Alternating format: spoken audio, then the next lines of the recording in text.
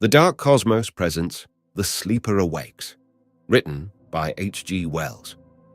This dark dystopian tale was first published in 1899. Sit back, relax, and unwind for the next several hours with this classic sci-fi story that features a protagonist named Graham who suffers from insomnia. Seeking treatment, he takes a drug that puts him into a deep, coma-like sleep. Astonishingly, Graham sleeps for over 2 centuries, awakening in the year 2100 to a vastly changed world. Are you ready, dear cosmonauts? Let's begin our dystopian journey. Chapter 1. Insomnia.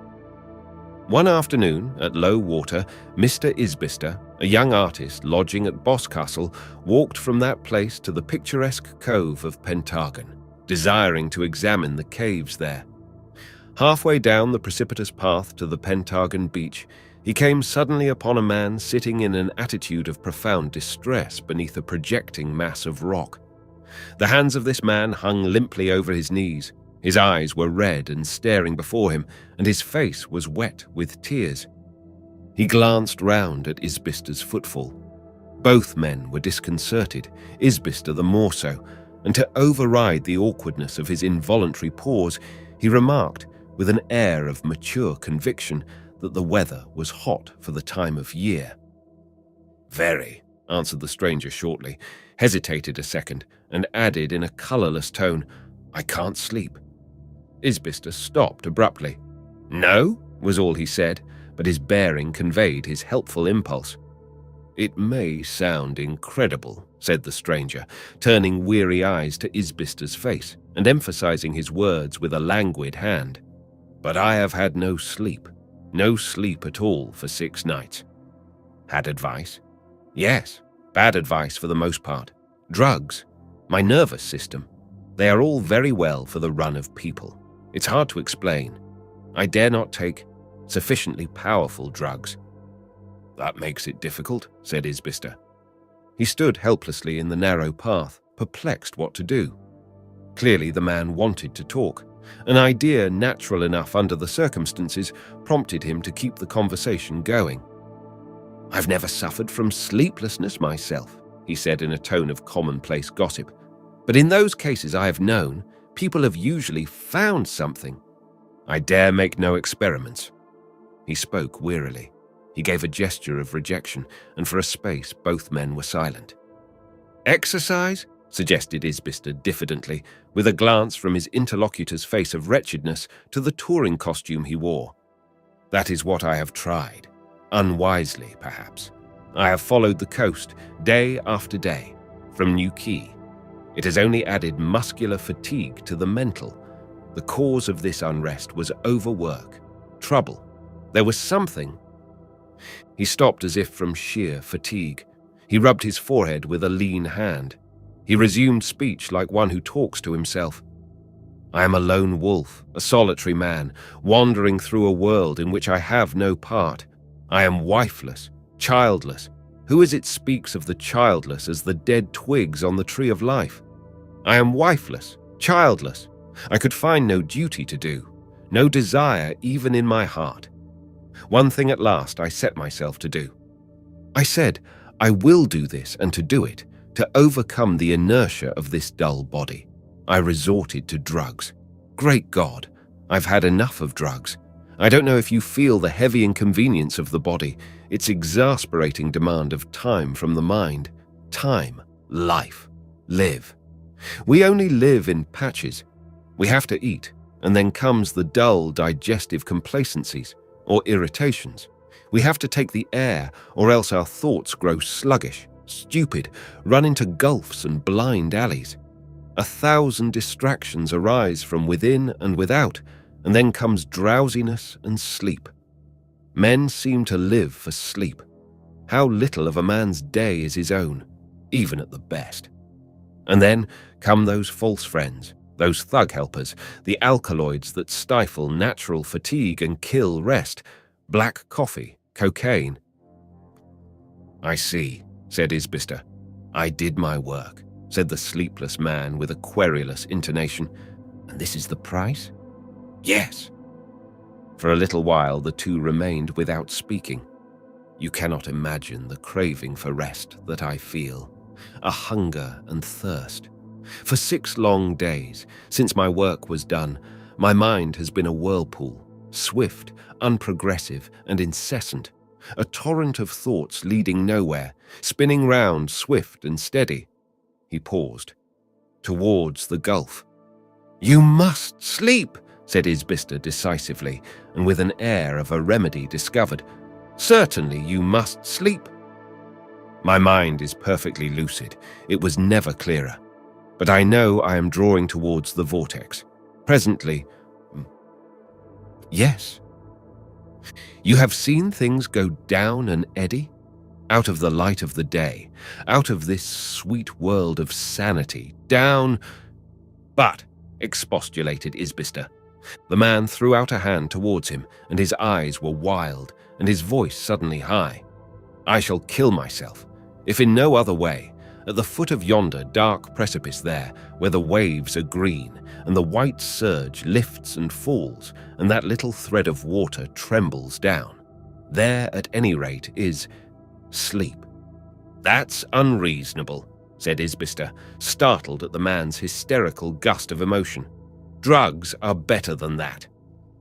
"There, at any rate, is sleep," repeated the stranger, not heeding him. Isbister looked at him. "It's not a cert, you know," he remarked.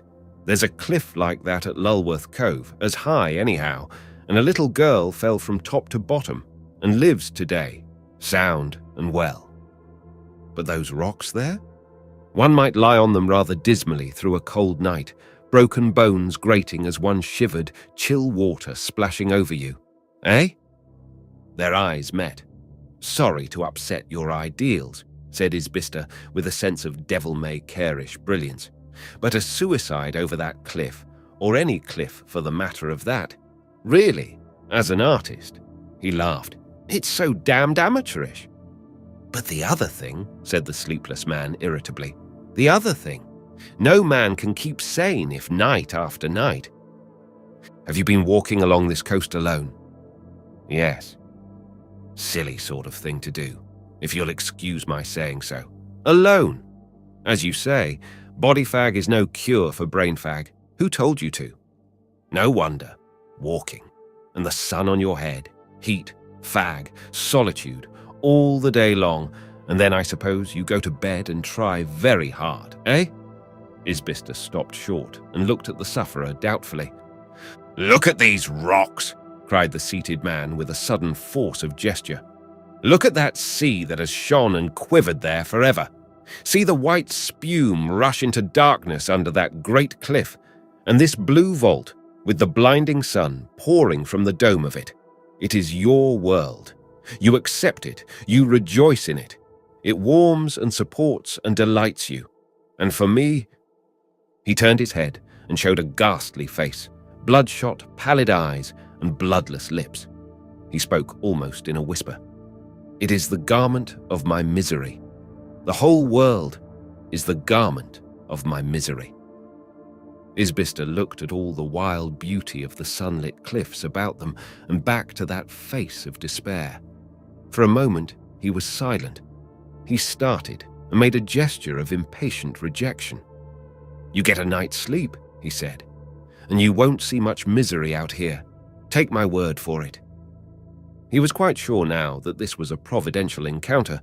Only half an hour ago he had been feeling horribly bored. Here was employment, the bare thought of which was righteous self-applause. He took possession forthwith. The first need of this exhausted being was companionship. He flung himself down on the steeply sloping turf beside the motionless seated figure and threw out a skirmishing line of gossip.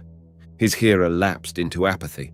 He stared dismally seaward and spoke only in answer to Isbister's direct questions, and not to all of those.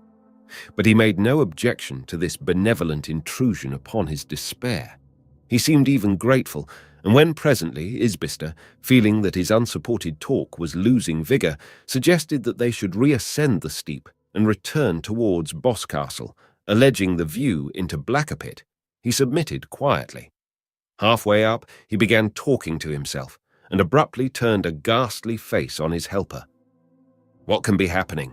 he asked with a gaunt, illustrative hand. "What can be happening? Spin, spin, spin, spin. It goes round and round, round and round forevermore." He stood with his hand circling. "It's all right, old chap," said Isbister with the air of an old friend. "Don't worry yourself. Trust to me." The man dropped his hand and turned again. They went over the brow and to the headland beyond Penally, with the sleepless man gesticulating ever and again and speaking fragmentary things concerning his whirling brain. At the headland, they stood by the seat that looks into the dark mysteries of Blackapit, and then he sat down. Isbister had resumed his talk whenever the path had widened sufficiently for them to walk abreast. He was enlarging upon the complex difficulty of making Boscastle harbour in bad weather, when suddenly, and quite irrelevantly, his companion interrupted him again. "My head is not like what it was," he said, gesticulating for want of expressive phrases. "It's not like what it was. There is a sort of oppression, a weight. No, not drowsiness, would God it were. It is like a shadow, a deep shadow falling suddenly and swiftly across something busy. Spin, spin into the darkness. The tumult of thought, the confusion, the eddy and eddy. I can't express it. I can hardly keep my mind on it, steadily enough to tell you." He stopped feebly. "Don't trouble, old chap," said Isbister. "I think I can understand. At any rate, it don't matter very much just at present about telling me, you know." The sleepless man thrust his knuckles into his eyes and rubbed them. Isbister talked for a while this rubbing continued, and then he had a fresh idea. "Come down to my room," he said, "and try a pipe. I can show you some sketches of this Blackapit, if you'd care." The other rose obediently and followed him down the steep. Several times Isbister heard him stumble as they came down, and his movements were slow and hesitating. "Come in with me," said Isbister, "and try some cigarettes and the blessed gift of alcohol, if you take alcohol." The stranger hesitated at the garden gate. He seemed no longer aware of his actions. "I don't drink," he said slowly, coming up the garden path, and after a moment's interval repeated absently, "No, I don't drink. It goes round. Spin, it goes. Spin." He stumbled at the doorstep and entered the room with the bearing of one who sees nothing. Then he sat down heavily in the easy chair, seemed almost to fall into it. He leant forward with his brows on his hands and became motionless. Presently, he made a faint sound in his throat. Isbister moved about the room with the nervousness of an inexperienced host, making little remarks that scarcely required answering. He crossed the room to his portfolio, placed it on the table, and noticed the mantel clock. "I don't know if you'd care to have supper with me," he said with an unlighted cigarette in his hand, his mind troubled with ideas of a furtive administration of chloral. "Only cold mutton, you know, but passing sweet. Welsh, and a tart, I believe." He repeated this after momentary silence. The seated man made no answer. Isbister stopped, match in hand, regarding him. The stillness lengthened. The match went out. The cigarette was put down unlit. The man was certainly very still. Isbister took up the portfolio, opened it, put it down, hesitated, seemed about to speak. "Perhaps," he whispered doubtfully. Presently he glanced at the door and back to the figure. Then he stole on tiptoe out of the room, glancing at his companion after each elaborate pace. He closed the door noiselessly. The house door was standing open, and he went out beyond the porch and stood where the monkshood rose at the corner of the garden bed. From this point, he could see the stranger through the open window, still and dim, sitting head on hand. He had not moved. A number of children going along the road stopped and regarded the artist curiously. A boatman exchanged civilities with him. He felt that possibly his circumspect attitude and position looked peculiar and unaccountable. Smoking, perhaps, might seem more natural. He drew pipe and pouch from his pocket, filled the pipe slowly. "I wonder," he said, with a scarcely perceptible loss of complacency. At any rate, one must give him a chance. He struck a match in the virile way and proceeded to light his pipe. He heard his landlady behind him coming with his lamp lit from the kitchen. He turned, gesticulating with his pipe, and stopped her at the door of his sitting room. He had some difficulty in explaining the situation in whispers, for she did not know he had a visitor. She retreated again with the lamp, still a little mystified to judge from her manner, and he resumed his hovering at the corner of the porch, flushed and less at his ease. Long after he had smoked out his pipe, and when the bats were abroad, curiosity dominated his complex hesitations, and he stole back into his darkling sitting room. He paused in the doorway. The stranger was still in the same attitude, dark against the window. Save for the singing of some sailors aboard one of the little slate-carrying ships in the harbour, the evening was very still. Outside, the spikes of monkshood and delphinium stood erect and motionless against the shadow of the hillside. Something flashed into Isbister's mind. He started, and leaning over the table, listened. An unpleasant suspicion grew stronger, became conviction. Astonishment seized him and became dread. No sound of breathing came from the seated figure. He crept slowly and noiselessly round the table, pausing twice to listen. At last he could lay his hand on the back of the armchair. He bent down until the two heads were ear to ear. Then he bent still lower to look up at his visitor's face. He started violently and uttered an exclamation. The eyes were void spaces of white. He looked again and saw that they were open and with the pupils rolled under the lids. He was afraid. He took the man by the shoulder and shook him. "Are you asleep?" he said, with his voice jumping, and again, "Are you asleep?" A conviction took possession of his mind that this man was dead. He became active and noisy, strode across the room, blundering against the table as he did so, and rang the bell. "Please bring a light at once," he said in the passage. "There is something wrong with my friend." He returned to the motionless seated figure, grasped the shoulder, shook it, shouted. The room was flooded with yellow glare as his landlady entered with the light. His face was white as he turned blinking towards her. "I must fetch a doctor," he said. "It is either death or a fit. Is there a doctor in the village? Where is a doctor to be found?" Chapter 2. The Trance.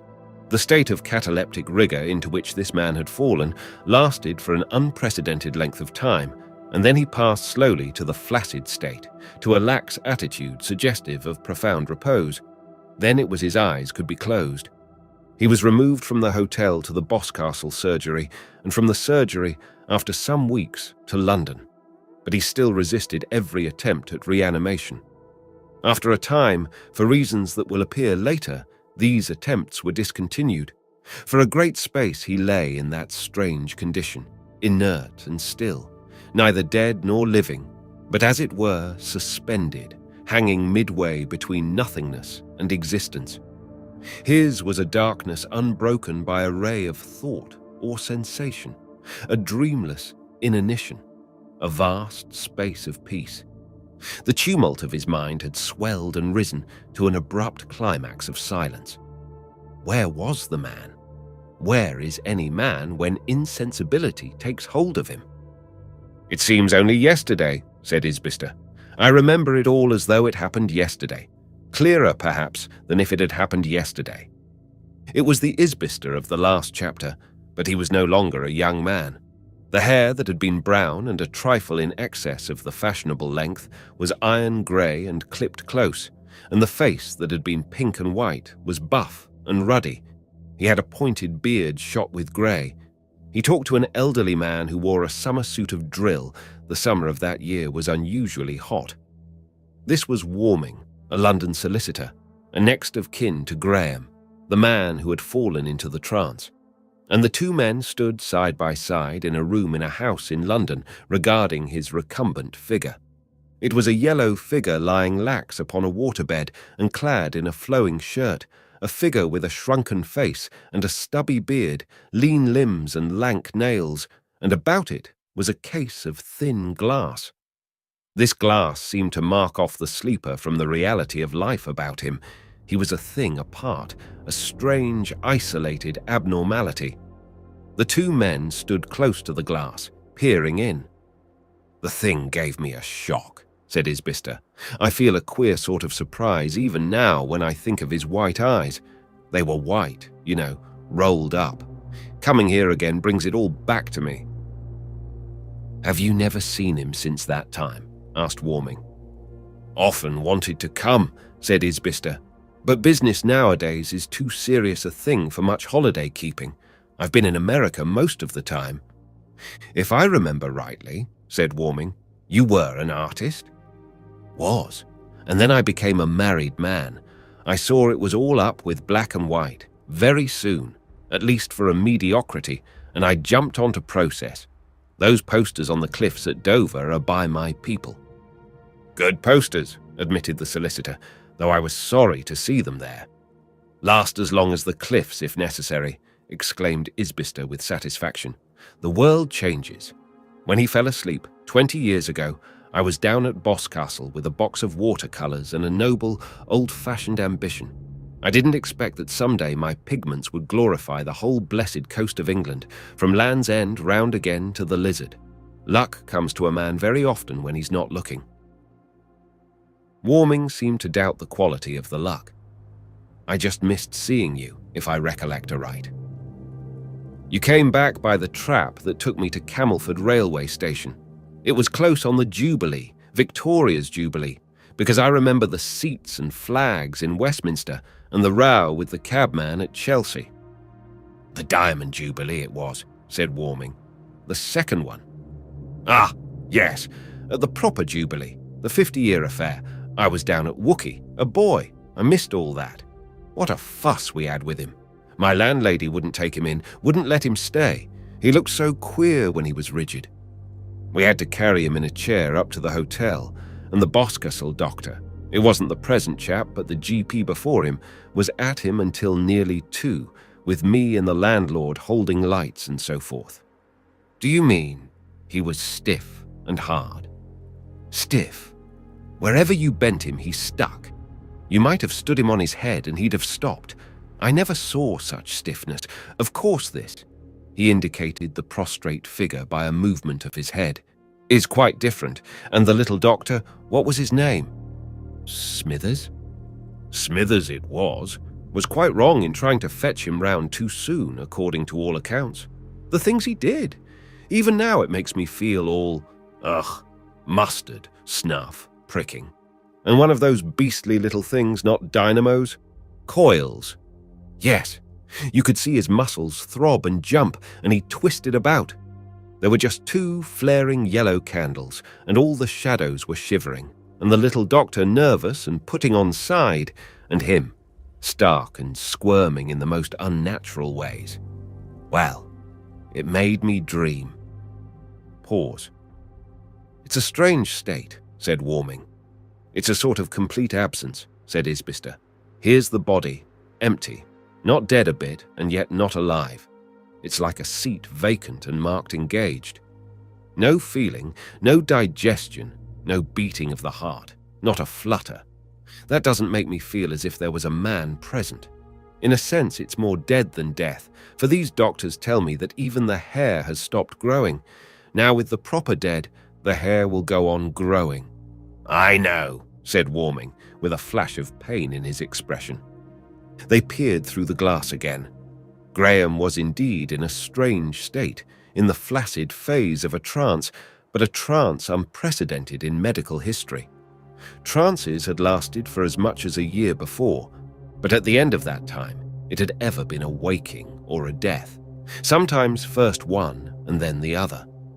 Isbister noted the marks the physicians had made in injecting nourishment, for that had been resorted to postpone collapse. He pointed them out to Warming, who had been trying not to see them. "And while he has been lying here," said Isbister, with the zest of a life freely spent, "I have changed my plans in life. Married, raised a family, my eldest lad, I hadn't begun to think of sons then, is an American citizen and looking forward to leaving Harvard. There's a touch of grey in my hair, and this man not a day older nor wiser, practically, than I was in my downy days. It's curious to think of." Warming turned. "And I have grown old too. I played cricket with him when I was still only a boy, and he looks a young man still, yellow perhaps, but that is a young man nevertheless." "And there's been the war," said Isbister, "from beginning to end. And these Martians."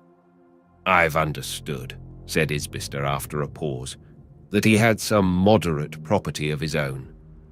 "That is so," said Warming. He coughed primly. "As it happens, I have charge of it." "Ah," Isbister thought, hesitated and spoke. "No doubt. His keep here is not expensive. No doubt it will have improved, accumulated." "It has. He will wake up very much better off, if he wakes, than when he slept." "As a businessman," said Isbister, "that thought has naturally been in my mind.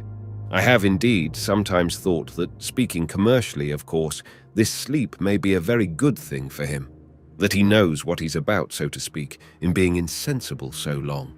If he had lived straight on—" "I doubt if he would have premeditated as much," said Warming.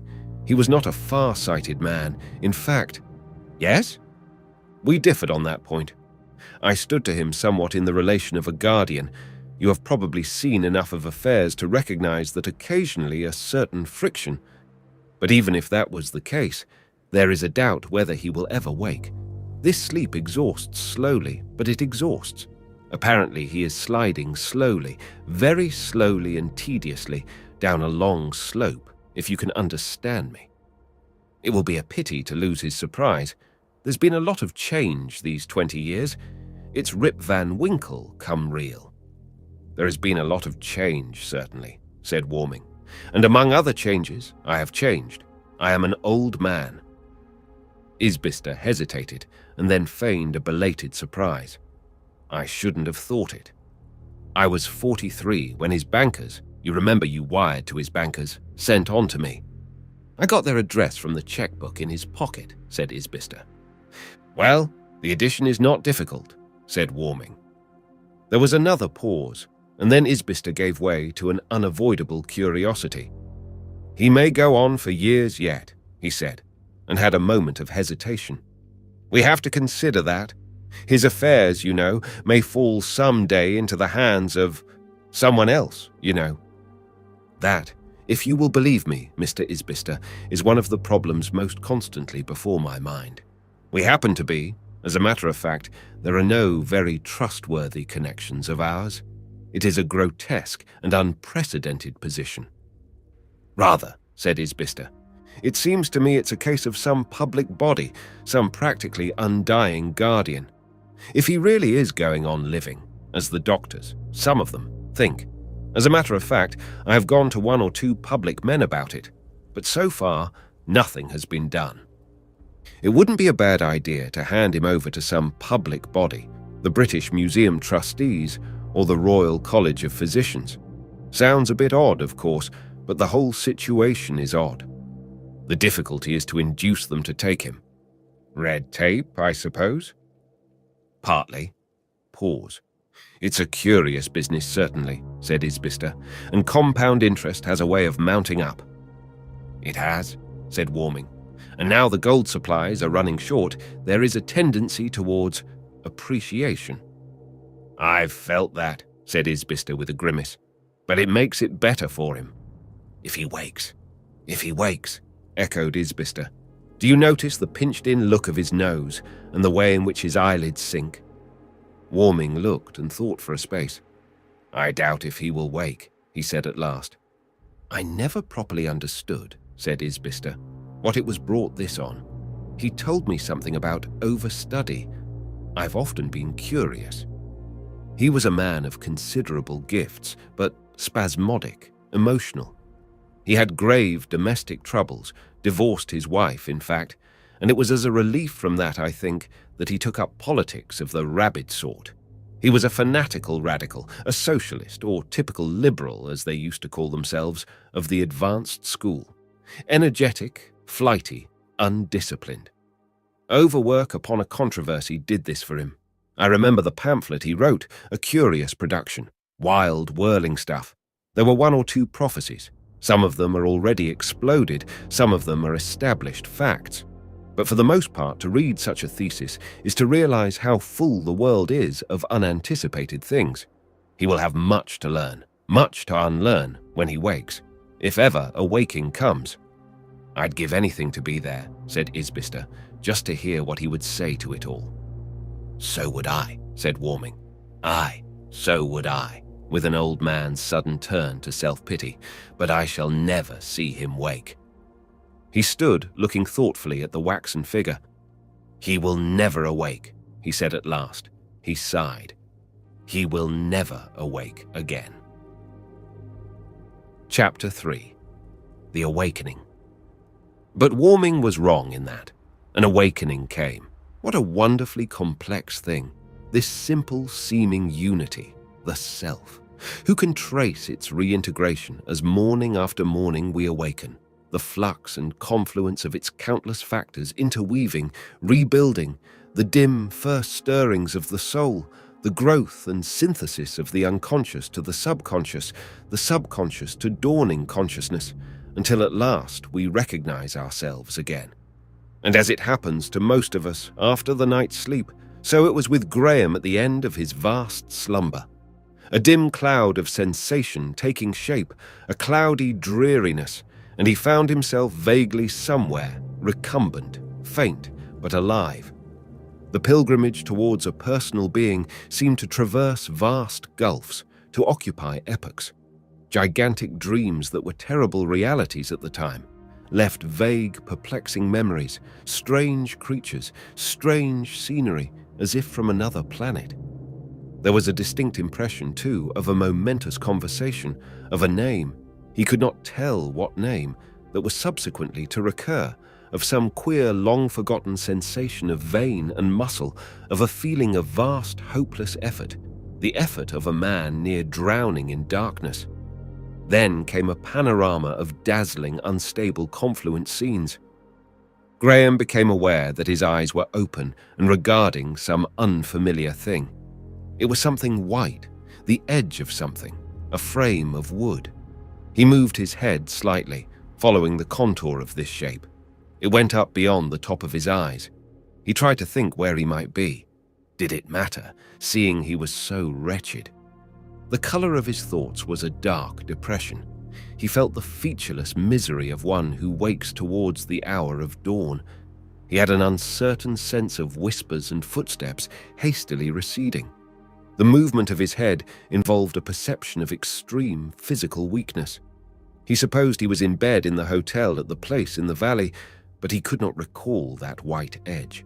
He must have slept. He remembered now that he had wanted to sleep. He recalled the cliff and waterfall again, and then recollected something about talking to a passerby. How long had he slept? What was that sound of pattering feet, and that rise and fall like the murmur of breakers on pebbles? He put out a languid hand to reach his watch from the chair, whereon it was his habit to place it, and touched some smooth, hard surface like glass. This was so unexpected that it startled him extremely. Quite suddenly he rolled over, stared for a moment, and struggled into a sitting position. The effort was unexpectedly difficult, and it left him giddy and weak and amazed. He rubbed his eyes. The riddle of his surroundings was confusing, but his mind was quite clear. Evidently his sleep had benefited him. He was not in a bed at all as he understood the word, but lying naked on a very soft and yielding mattress in a trough of dark glass. The mattress was partly transparent, a fact he observed with a sense of insecurity, and below it was a mirror reflecting him greyly. About his arm, and he saw with a shock that his skin was strangely dry and yellow, was bound a curious apparatus of rubber, bound so cunningly that it seemed to pass into his skin above and below. And this bed was placed in a case of greenish-coloured glass, as it seemed to him, a bar in the white framework of which had first arrested his attention. In the corner of the case was a stand of glittering and delicately made apparatus, for the most part quite strange appliances. though a maximum and minimum thermometer was recognizable. The slightly greenish tint of the glass-like substance which surrounded him on every hand obscured what lay behind, but he perceived it was a vast apartment of splendid appearance, and with a very large and simple white archway facing him. Close to the walls of the cage were articles of furniture, a table covered with a silvery cloth, silvery like the side of a fish, a couple of graceful chairs, and on the table a number of dishes with substances piled on them, a bottle and 2 glasses. He realized that he was intensely hungry. He could see no one, and after a period of hesitation, scrambled off the translucent mattress and tried to stand on the clean white floor of his little apartment. He had miscalculated his strength, however, and staggered and put his hand against the glass-like pane before him to steady himself. For a moment it resisted his hand, bending outward like a distended bladder. Then it broke with a slight report and vanished, a pricked bubble. He reeled out into the general space of the hall, greatly astonished. He caught at the table to save himself, knocking one of the glasses to the floor. It rang but did not break, and sat down in one of the armchairs. When he had a little recovered, he filled the remaining glass from the bottle and drank. A colourless liquid it was, but not water, with a pleasing, faint aroma and taste, and a quality of immediate support and stimulus. He put down the vessel and looked about him. The apartment lost none of its size and magnificence now that the greenish transparency that had intervened was removed. The archway he saw led to a flight of steps, going downward without the intermediation of a door to a spacious transverse passage. This passage ran between polished pillars of some white-veined substance of deep ultramarine, and along it came the sound of human movements and voices and a deep, undeviating, droning note. He sat, now fully awake, listening alertly, forgetting the viands in his attention. Then, with a shock, he remembered that he was naked, and casting about him for covering, saw a long black robe thrown on one of the chairs beside him. This he wrapped about him and sat down again, trembling. His mind was still a surging perplexity. Clearly he had slept and had been removed in his sleep. But where? And who were those people? The distant crowd beyond the deep blue pillars? Boscastle. He poured out and partially drank another glass of the colourless fluid. What was this place? This place that to his senses seemed subtly quivering like a thing alive. He looked about him at the clean and beautiful form of the apartment, unstained by ornament, and saw that the roof was broken in one place by a circular shaft full of light, and, as he looked, a steady, sweeping shadow blotted it out and passed, and came again and passed. Beat! Beat! That sweeping shadow had a note of its own in the subdued tumult that filled the air. He would have called out, but only a little sound came into his throat. Then he stood up, and with the uncertain steps of a drunkard, made his way towards the archway. He staggered down the steps, tripped on the corner of the black cloak he had wrapped about himself, and saved himself by catching at one of the blue pillars. The passage ran down a cool vista of blue and purple and ended remotely in a railed space like a balcony brightly lit and projecting into a space of haze, a space like the interior of some gigantic building. Beyond and remote were vast and vague architectural forms. The tumult of voices rose now loud and clear, and on the balcony and with their backs to him, gesticulating and apparently in animated conversation, were 3 figures, richly dressed in loose and easy garments of bright, soft colourings. The noise of a great multitude of people poured up over the balcony, and once it seemed the top of a banner passed, and once some brightly coloured object, a pale blue cap or garment thrown up into the air perhaps, flashed athwart the space and fell. The shouts sounded like English. There was a reiteration of "Wake!" He heard some indistinct, shrill cry, and abruptly these 3 men began laughing. "Ha ha ha ha ha ha!" laughed one, a red-haired man in a short purple robe. "When the sleeper wakes, when?" He turned his eyes full of merriment along the passage. His face changed, the whole man changed, became rigid. The other two turned swiftly at his exclamation and stood motionless. Their faces assumed an expression of consternation, an expression that deepened into awe. Suddenly, Graham's knees bent beneath him. His arm against the pillar collapsed limply. He staggered forward and fell upon his face. Chapter 4. The Sound of a Tumult. Graham's last impression before he fainted was of the ringing of bells. He learnt afterwards that he was insensible, hanging between life and death for the better part of an hour. When he recovered his senses, he was back on his translucent couch, and there was a stirring warmth at heart and throat. The dark apparatus, he perceived, had been removed from his arm, which was bandaged. The white framework was still about him, but the greenish transparent substance that had filled it was altogether gone. A man in a deep violet robe, one of those who had been on the balcony, was looking keenly into his face.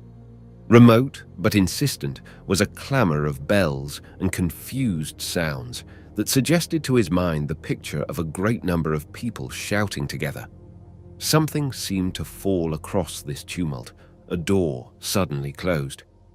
Graham moved his head. "What does this all mean?" he said slowly. "Where am I?" He saw the red-haired man who had been first to discover him. A voice seemed to be asking what he had said and was abruptly stilled.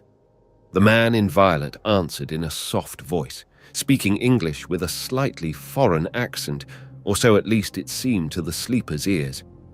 "You are quite safe. You were brought hither from where you fell asleep. It is quite safe. You have been here some time, sleeping, in a trance," he said, something further that Graham could not hear, and a little phial was handed across to him. Graham felt a cooling spray. A fragrant mist played over his forehead for a moment, and his sense of refreshment increased. He closed his eyes in satisfaction. "Better?" asked the man in violet as Graham's eyes reopened. He was a pleasant-faced man of 30, perhaps, with a pointed flaxen beard and a clasp of gold at the neck of his violet robe. "Yes," said Graham. "You have been asleep some time, in a cataleptic trance. You have heard? Catalepsy? It may seem strange to you at first, but I can assure you everything is well." Graham did not answer, but these words served their reassuring purpose. His eyes went from face to face of the three people about him. They were regarding him strangely. He knew he ought to be somewhere in Cornwall, but he could not square these things with that impression. A matter that had been in his mind during his last waking moments at Boscastle recurred, a thing resolved upon and somehow neglected. He cleared his throat. "Have you wired my cousin?" he asked. "E. Warming, 27, Chancery Lane." They were all assiduous to hear, but he had to repeat it. "What an odd blur in his accent," whispered the red-haired man. "Wire, sir?" said the young man with the flaxen beard, evidently puzzled. "He means send an electric telegram," volunteered the third, a pleasant-faced youth of 19 or 20. The flaxen-bearded man gave a cry of comprehension. "How stupid of me! You may be sure everything shall be done, sir," he said to Graham. "I am afraid it would be difficult to wire to your cousin. He is not in London now, but don't trouble about arrangements yet. You have been asleep a very long time, and the important thing is to get over that, sir." Graham concluded the word was sir, but this man pronounced it sire. "Oh," said Graham, and became quiet. It was all very puzzling, but apparently these people in unfamiliar dress knew what they were about, yet they were odd, and the room was odd. It seemed he was in some newly established place. He had a sudden flash of suspicion. Surely this wasn't some hall of public exhibition. If it was, he would give Warming a piece of his mind, but it scarcely had that character. And in a place of public exhibition, he would not have discovered himself naked. Then suddenly, quite abruptly, he realized what had happened. There was no perceptible interval of suspicion, no dawn to his knowledge. Abruptly, he knew that his trance had lasted for a vast interval. As if by some processes of thought-reading, he interpreted the awe in the faces that peered into his. He looked at them strangely, full of intense emotion. It seemed they read his eyes. He framed his lips to speak and could not. A queer impulse to hide his knowledge came into his mind almost at the moment of his discovery. He looked at his bare feet, regarding them silently. His impulse to speak passed. He was trembling exceedingly. They gave him some pink fluid with a greenish fluorescence and a meaty taste, and the assurance of returning strength grew. That makes me feel better," he said hoarsely, and there were murmurs of respectful approval. He knew now quite clearly. He made to speak again, and again he could not.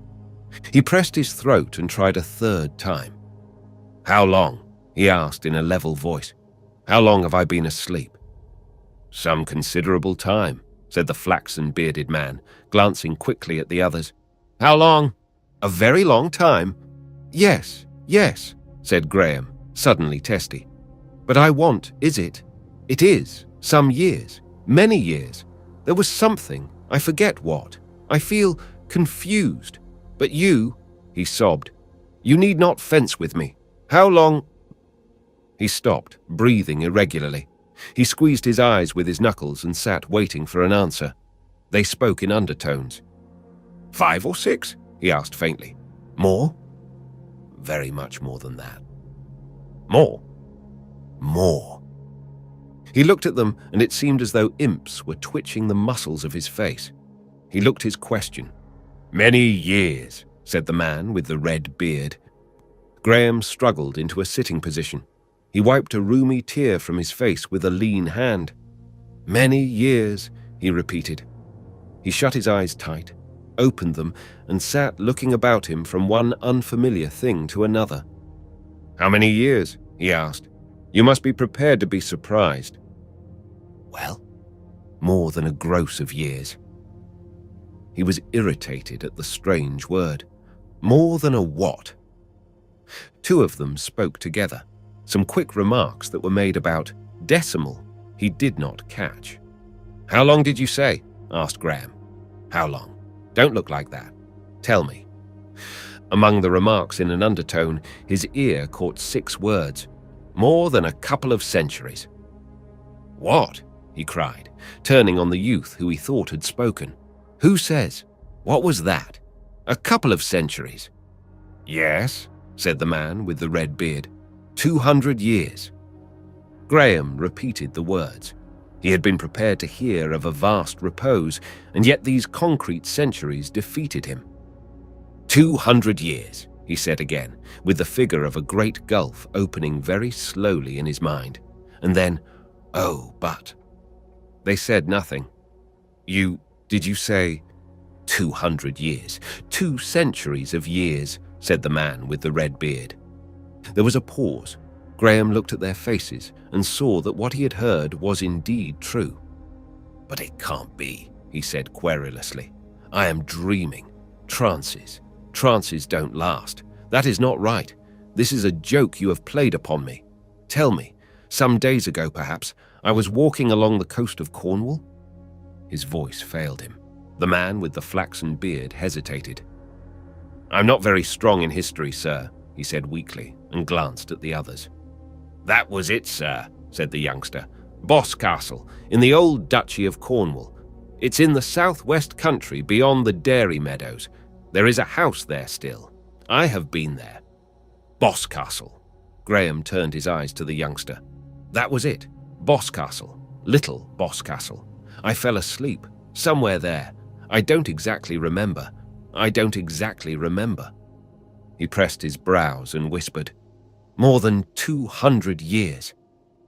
He began to speak quickly with a twitching face, but his heart was cold within him. "But if it is 200 years, every soul I know, every human being that ever I saw or spoke to before I went to sleep, must be dead." They did not answer him.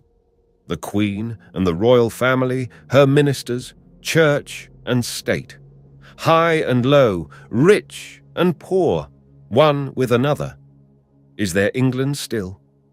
That's a comfort. Is there London? This is London, eh?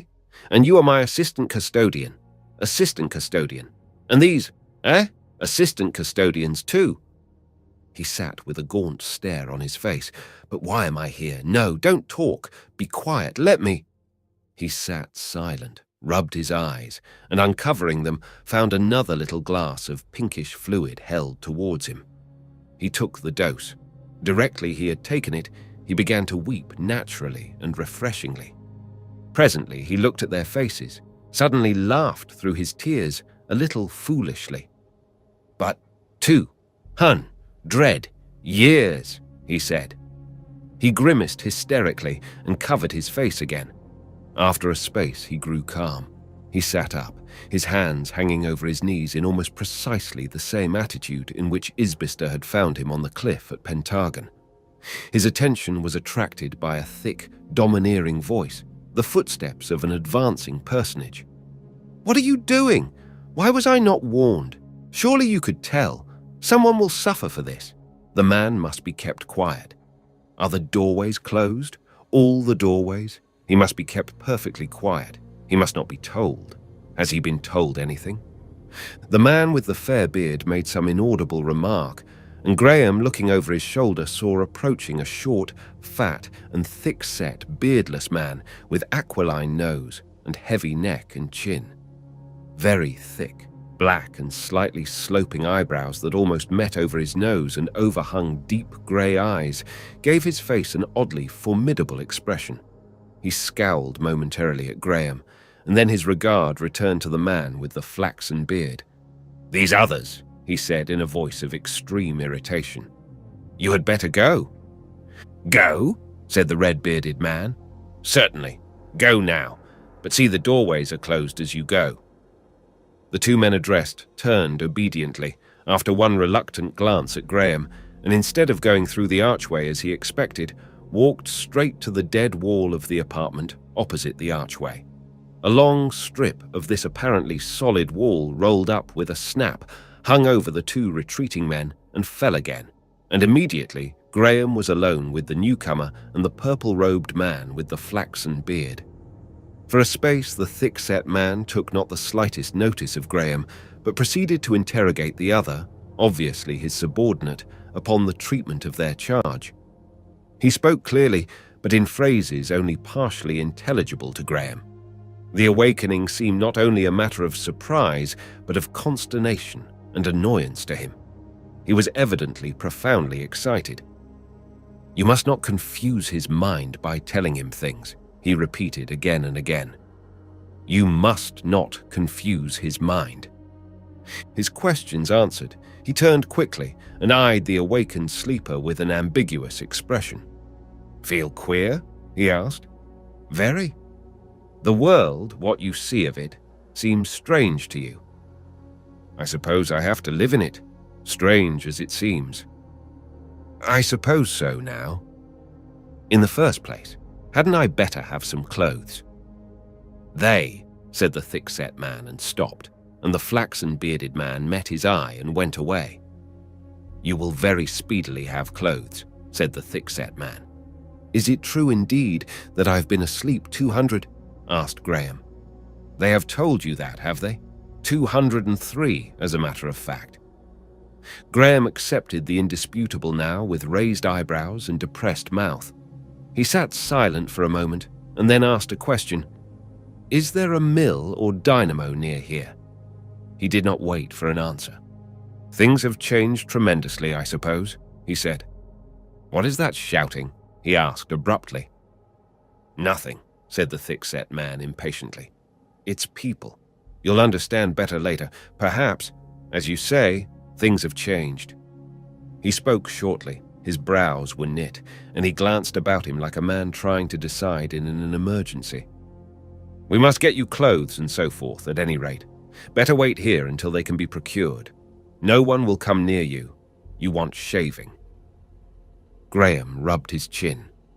The man with the flaxen beard came back towards them, turned suddenly, listened for a moment, lifted his eyebrows at the older man, and hurried off through the archway towards the balcony. The tumult of shouting grew louder, and the thick-set man turned and listened also. He cursed suddenly under his breath and turned his eyes upon Graham with an unfriendly expression.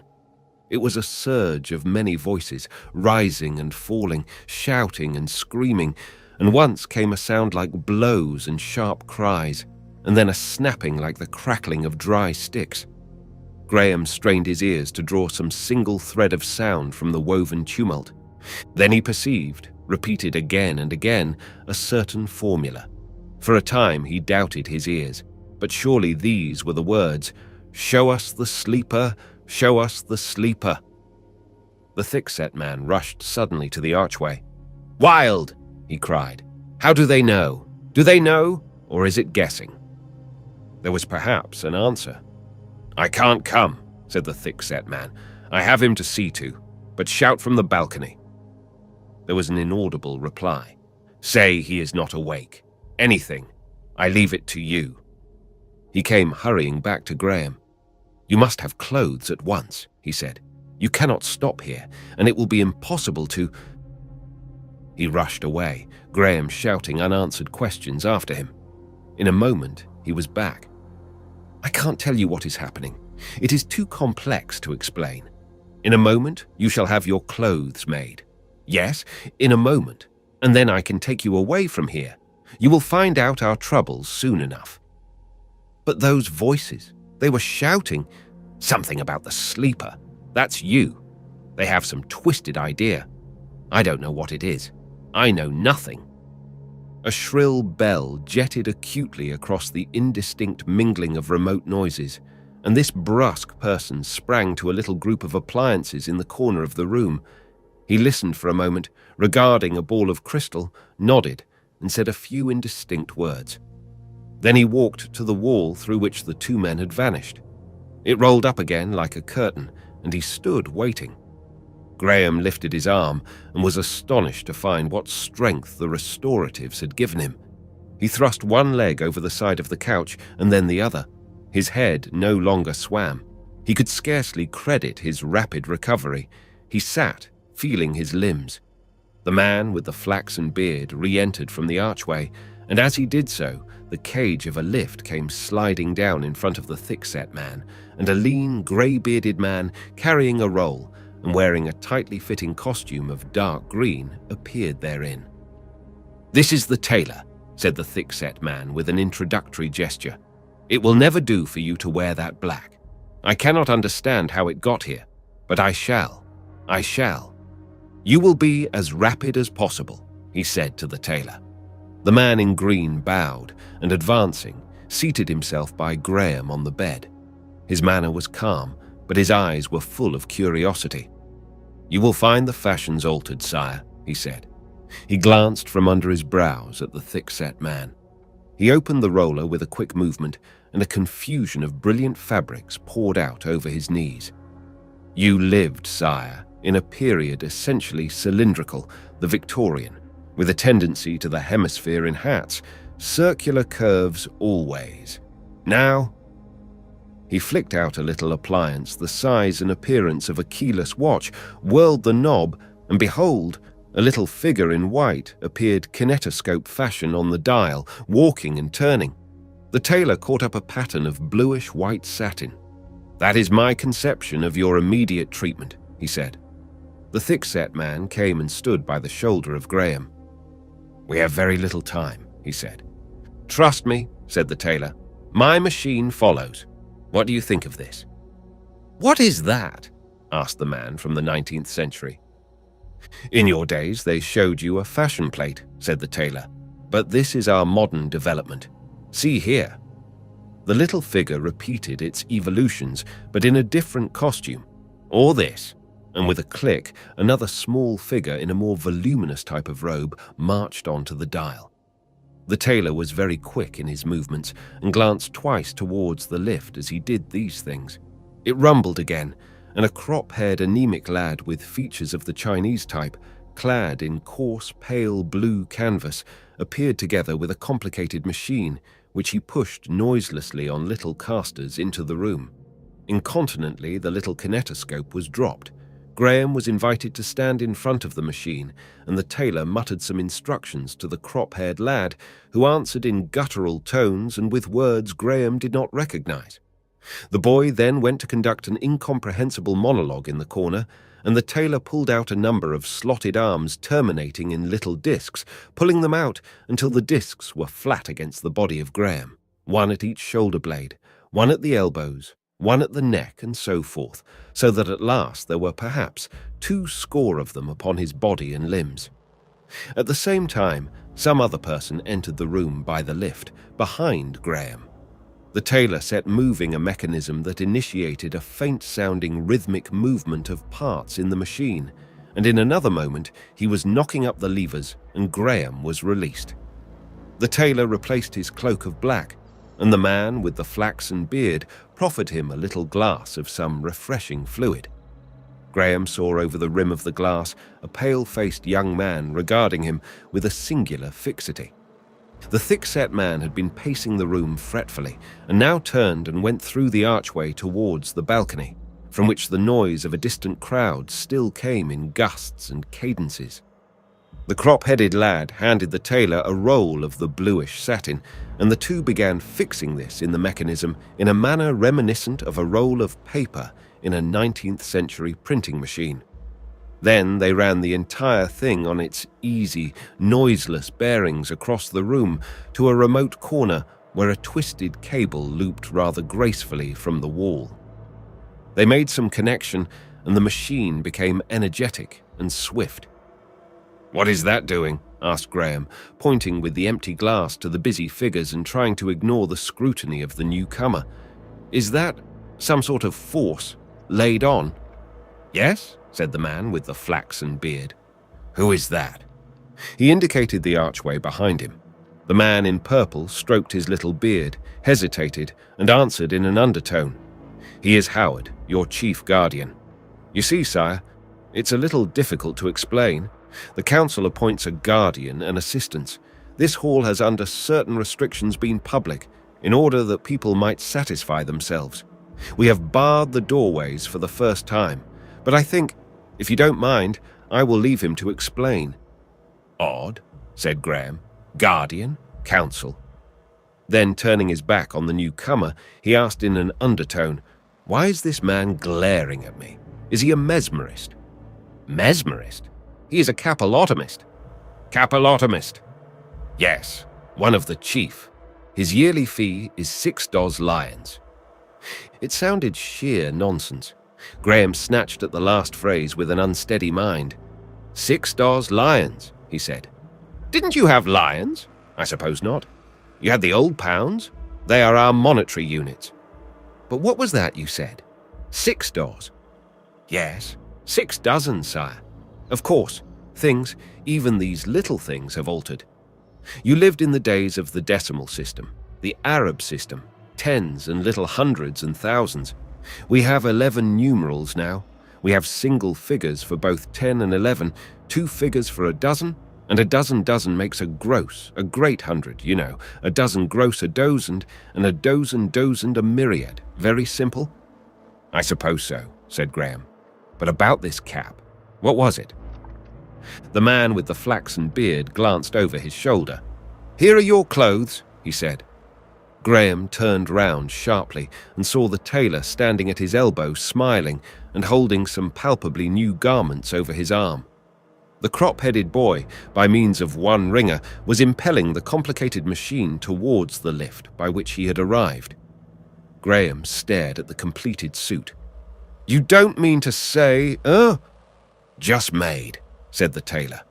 He dropped the garments at the feet of Graham, walked to the bed, on which Graham had so recently been lying, flung out the translucent mattress, and turned up the looking-glass. As he did so, a furious bell summoned the thick-set man to the corner. The man with the flaxen beard rushed across to him and then hurried out by the archway. The tailor was assisting Graham into a dark purple combination garment, stockings, vest, and pants in one, as the thick-set man came back from the corner to meet the man with the flaxen beard returning from the balcony. They began speaking quickly in an undertone. Their bearing had an unmistakable quality of anxiety. Over the purple undergarment came a complex garment of bluish white, and Graham was clothed in the fashion once more and saw himself, sallow-faced, unshaven and shaggy still, but at least naked no longer, and in some indefinable, unprecedented way graceful. "I must shave," he said, regarding himself in the glass. "In a moment," said Howard. The persistent stare ceased. The young man closed his eyes, reopened them, and with a lean hand extended, advanced on Graham. Then he stopped, with his hand slowly gesticulating, and looked about him. "A seat," said Howard impatiently. And in a moment the flaxen-bearded man had a chair behind Graham. "Sit down, please," said Howard. Graham hesitated, and in the other hand of the wild-eyed man he saw the glint of steel. "Don't you understand, sire?" cried the flaxen-bearded man with hurried politeness. "He is going to cut your hair." "Oh," cried Graham, enlightened. "But you called him—" "A capillotomist, precisely. He is one of the finest artists in the world." Graham sat down abruptly. The flaxen-bearded man disappeared. The capillotomist came forward, examined Graham's ears and surveyed him, felt the back of his head, and would have sat down again to regard him, but for Howard's audible impatience. Forthwith, with rapid movements and a succession of deftly handled implements, he shaved Graham's chin, clipped his moustache, and cut and arranged his hair. All this he did without a word, with something of the rapt air of a poet inspired. And as soon as he had finished, Graham was handed a pair of shoes. Suddenly, a loud voice shouted, it seemed from a piece of machinery in the corner, "At once? At once. The people know all over the city. Work is being stopped. Work is being stopped. Wait for nothing, but come." This shout appeared to perturb Howard exceedingly. By his gestures, it seemed to Graham that he hesitated between two directions. Abruptly, he went towards the corner where the apparatus stood about the little crystal ball. As he did so, the undertone of tumultuous shouting from the archway that had continued during all these occurrences rose to a mighty sound, roared as if it were sweeping past, and fell again as if receding swiftly. It drew Graham after it with an irresistible attraction. He glanced at the thick-set man and then obeyed his impulse. In 2 strides he was down the steps and in the passage, and in a score he was out upon the balcony upon which the 3 men had been standing. Chapter 5. The Moving Ways. He went to the railings of the balcony and stared upward. An exclamation of surprise at his appearance and the movements of a number of people came from the great area below. His first impression was of overwhelming architecture. The place into which he looked was an aisle of titanic buildings, curving spaciously in either direction. Overhead, mighty cantilevers sprang together across the huge width of the place, and a tracery of translucent material shut out the sky. Gigantic globes of cool white light shamed the pale sunbeams that filtered down through the girders and wires. Here and there, a gossamer suspension bridge dotted with foot passengers flung across the chasm, and the air was webbed with slender cables. A cliff of edifice hung above him, he perceived as he glanced upward, and the opposite fagade was grey and dim and broken by great archings, circular perforations, balconies, buttresses, turret projections, myriads of vast windows, and an intricate scheme of architectural relief. Athwart these ran inscriptions horizontally and obliquely in an unfamiliar lettering. Here and there, close to the roof, cables of a peculiar stoutness were fastened, and drooped in a steep curve to circular openings on the opposite side of the space. And even as Graham noted these, a remote and tiny figure of a man clad in pale blue arrested his attention. This little figure was far overhead across the space beside the higher fastening of one of these festoons, hanging forward from a little ledge of masonry and handling some well-nigh invisible strings dependent from the line. Then suddenly, with a swoop that sent Graham's heart into his mouth, this man had rushed down the curve and vanished through a round opening on the hither side of the way. Graham had been looking up as he came out upon the balcony, and the things he saw above and opposed to him had at first seized his attention to the exclusion of anything else. Then suddenly he discovered the roadway. It was not a roadway at all as Graham understood such things, for in the 19th century The only roads and streets were beaten tracks of motionless earth, jostling rivulets of vehicles between narrow footways. But this roadway was 300 feet across, and it moved. It moved, all save the middle, the lowest part. For a moment, the motion dazzled his mind. Then he understood. Under the balcony, this extraordinary roadway ran swiftly to Graham's right, an endless flow rushing along as fast as a 19th century express train, an endless platform of narrow transverse overlapping slats with little interspaces that permitted it to follow the curvatures of the street. Upon it were seats, and here and there little kiosks, but they swept by too swiftly for him to see what might be therein. From this nearest and swiftest platform, a series of others descended to the center of the space. Each moved to the right, each perceptibly slower than the one above it, but the difference in pace was small enough to permit anyone to step from any platform to the one adjacent, and so walk uninterruptedly from the swiftest to the motionless middle way. Beyond this middle way was another series of endless platforms rushing with varying pace to Graham's left, and seated in crowds upon the two widest and swiftest platforms, or stepping from one to another down the steps, or swarming over the central space, was an innumerable and wonderfully diversified multitude of people. "You must not stop here," shouted Howard suddenly at his side. "You must come away at once." Graham made no answer. He heard without hearing. The platforms ran with a roar, and the people were shouting. He perceived women and girls with flowing hair, beautifully robed, with bands crossing between the breasts. These first came out of the confusion. Then he perceived that the dominant note in that kaleidoscope of costume was the pale blue that the tailor's boy had worn. He became aware of cries of, "The sleeper! What has happened to the sleeper?" And it seemed as though the rushing platforms before him were suddenly spattered with the pale buff of human faces, and then still more thickly. He saw pointing fingers. He perceived that the motionless central area of this huge arcade just opposite to the balcony was densely crowded with blue-clad people. Some sort of struggle had sprung into life. People seemed to be pushed up the running platforms on either side and carried away against their will.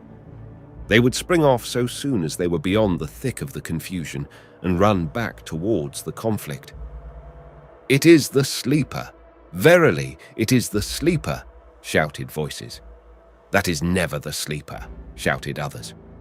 More and more faces were turned to him. At the intervals along this central area, Graham noted openings, pits, apparently the heads of staircases going down with people ascending out of them and descending into them. The struggle, it seemed, centered about the one of these nearest to him.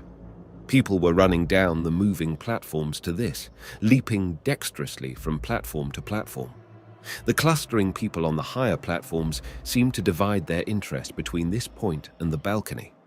A number of sturdy little figures clad in a uniform of bright red and working methodically together were employed, it seemed, in preventing access to this descending staircase.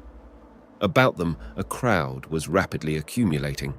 Their brilliant color contrasted vividly with the whitish blue of their antagonists, for the struggle was indisputable. He saw these things with Howard shouting in his ear and shaking his arm, and then suddenly Howard was gone, and he stood alone. He perceived that the cries of "the sleeper" grew in volume, and that the people on the nearer platform were standing up. The nearer platform, he perceived, was empty to the right of him, and far across the space the platform running in the opposite direction was coming crowded and passing away bare. With incredible swiftness, a vast crowd had gathered in the central space before his eyes, a dense, swaying mass of people, and the shouts grew from a fitful crying to a voluminous, incessant clamor. "The sleeper! The sleeper!" and yells and cheers, a waving of garments and cries of "Stop the ways!"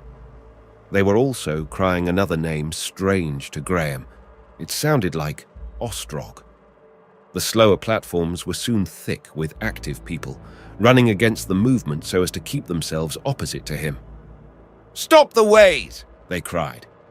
Agile figures ran up from the center to the swift road nearest to him, were borne rapidly past him, shouting strange, unintelligible things, and ran back obliquely to the central way. One thing he distinguished. "It is indeed the sleeper. It is indeed the sleeper," they testified. For a space, Graham stood motionless.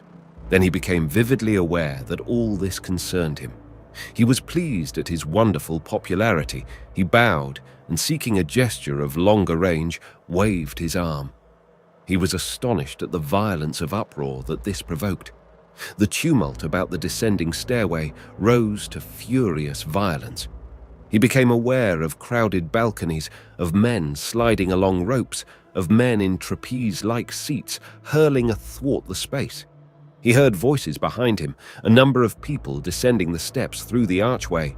He suddenly perceived that his guardian Howard was back again and gripping his arm painfully and shouting inaudibly in his ear.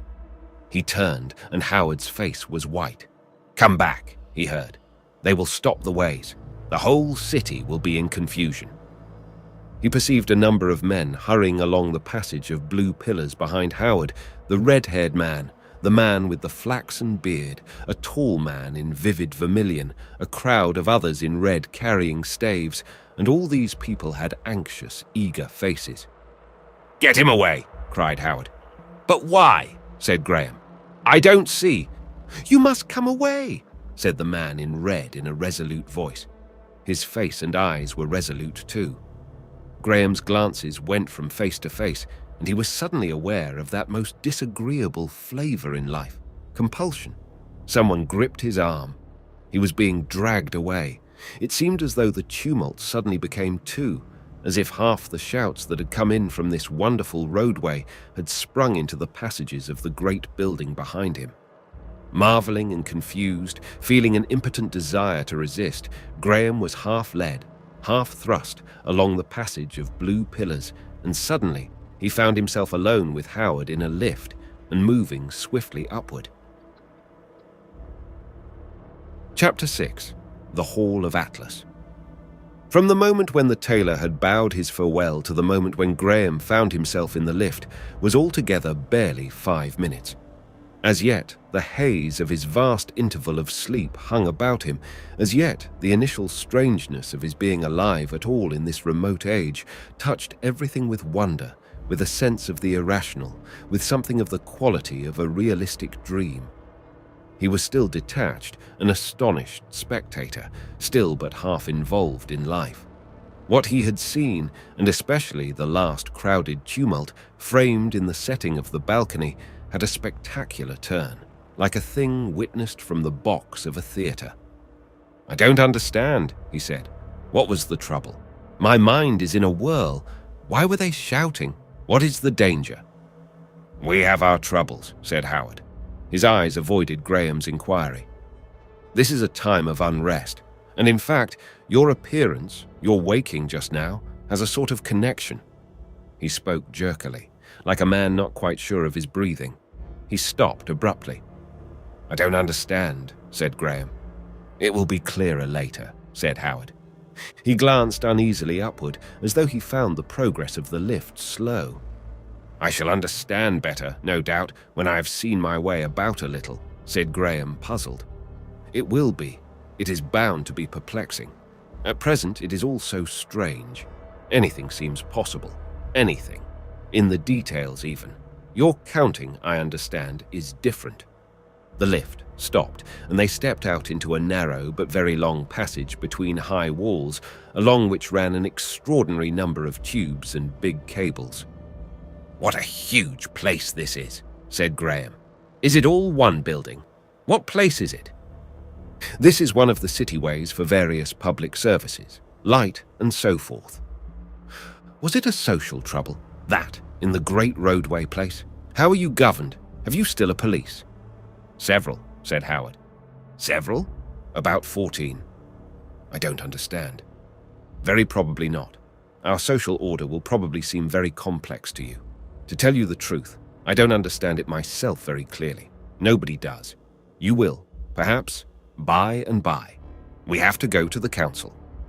Graham's attention was divided between the urgent necessity of his inquiries and the people in the passages and halls they were traversing. For a moment, his mind would be concentrated upon Howard and the halting answers he made, and then he would lose the thread in response to some vivid, unexpected impression. Along the passages, in the halls, half the people seemed to be men in the red uniform. The pale blue canvas that had been so abundant in the Isle of Moving Ways did not appear.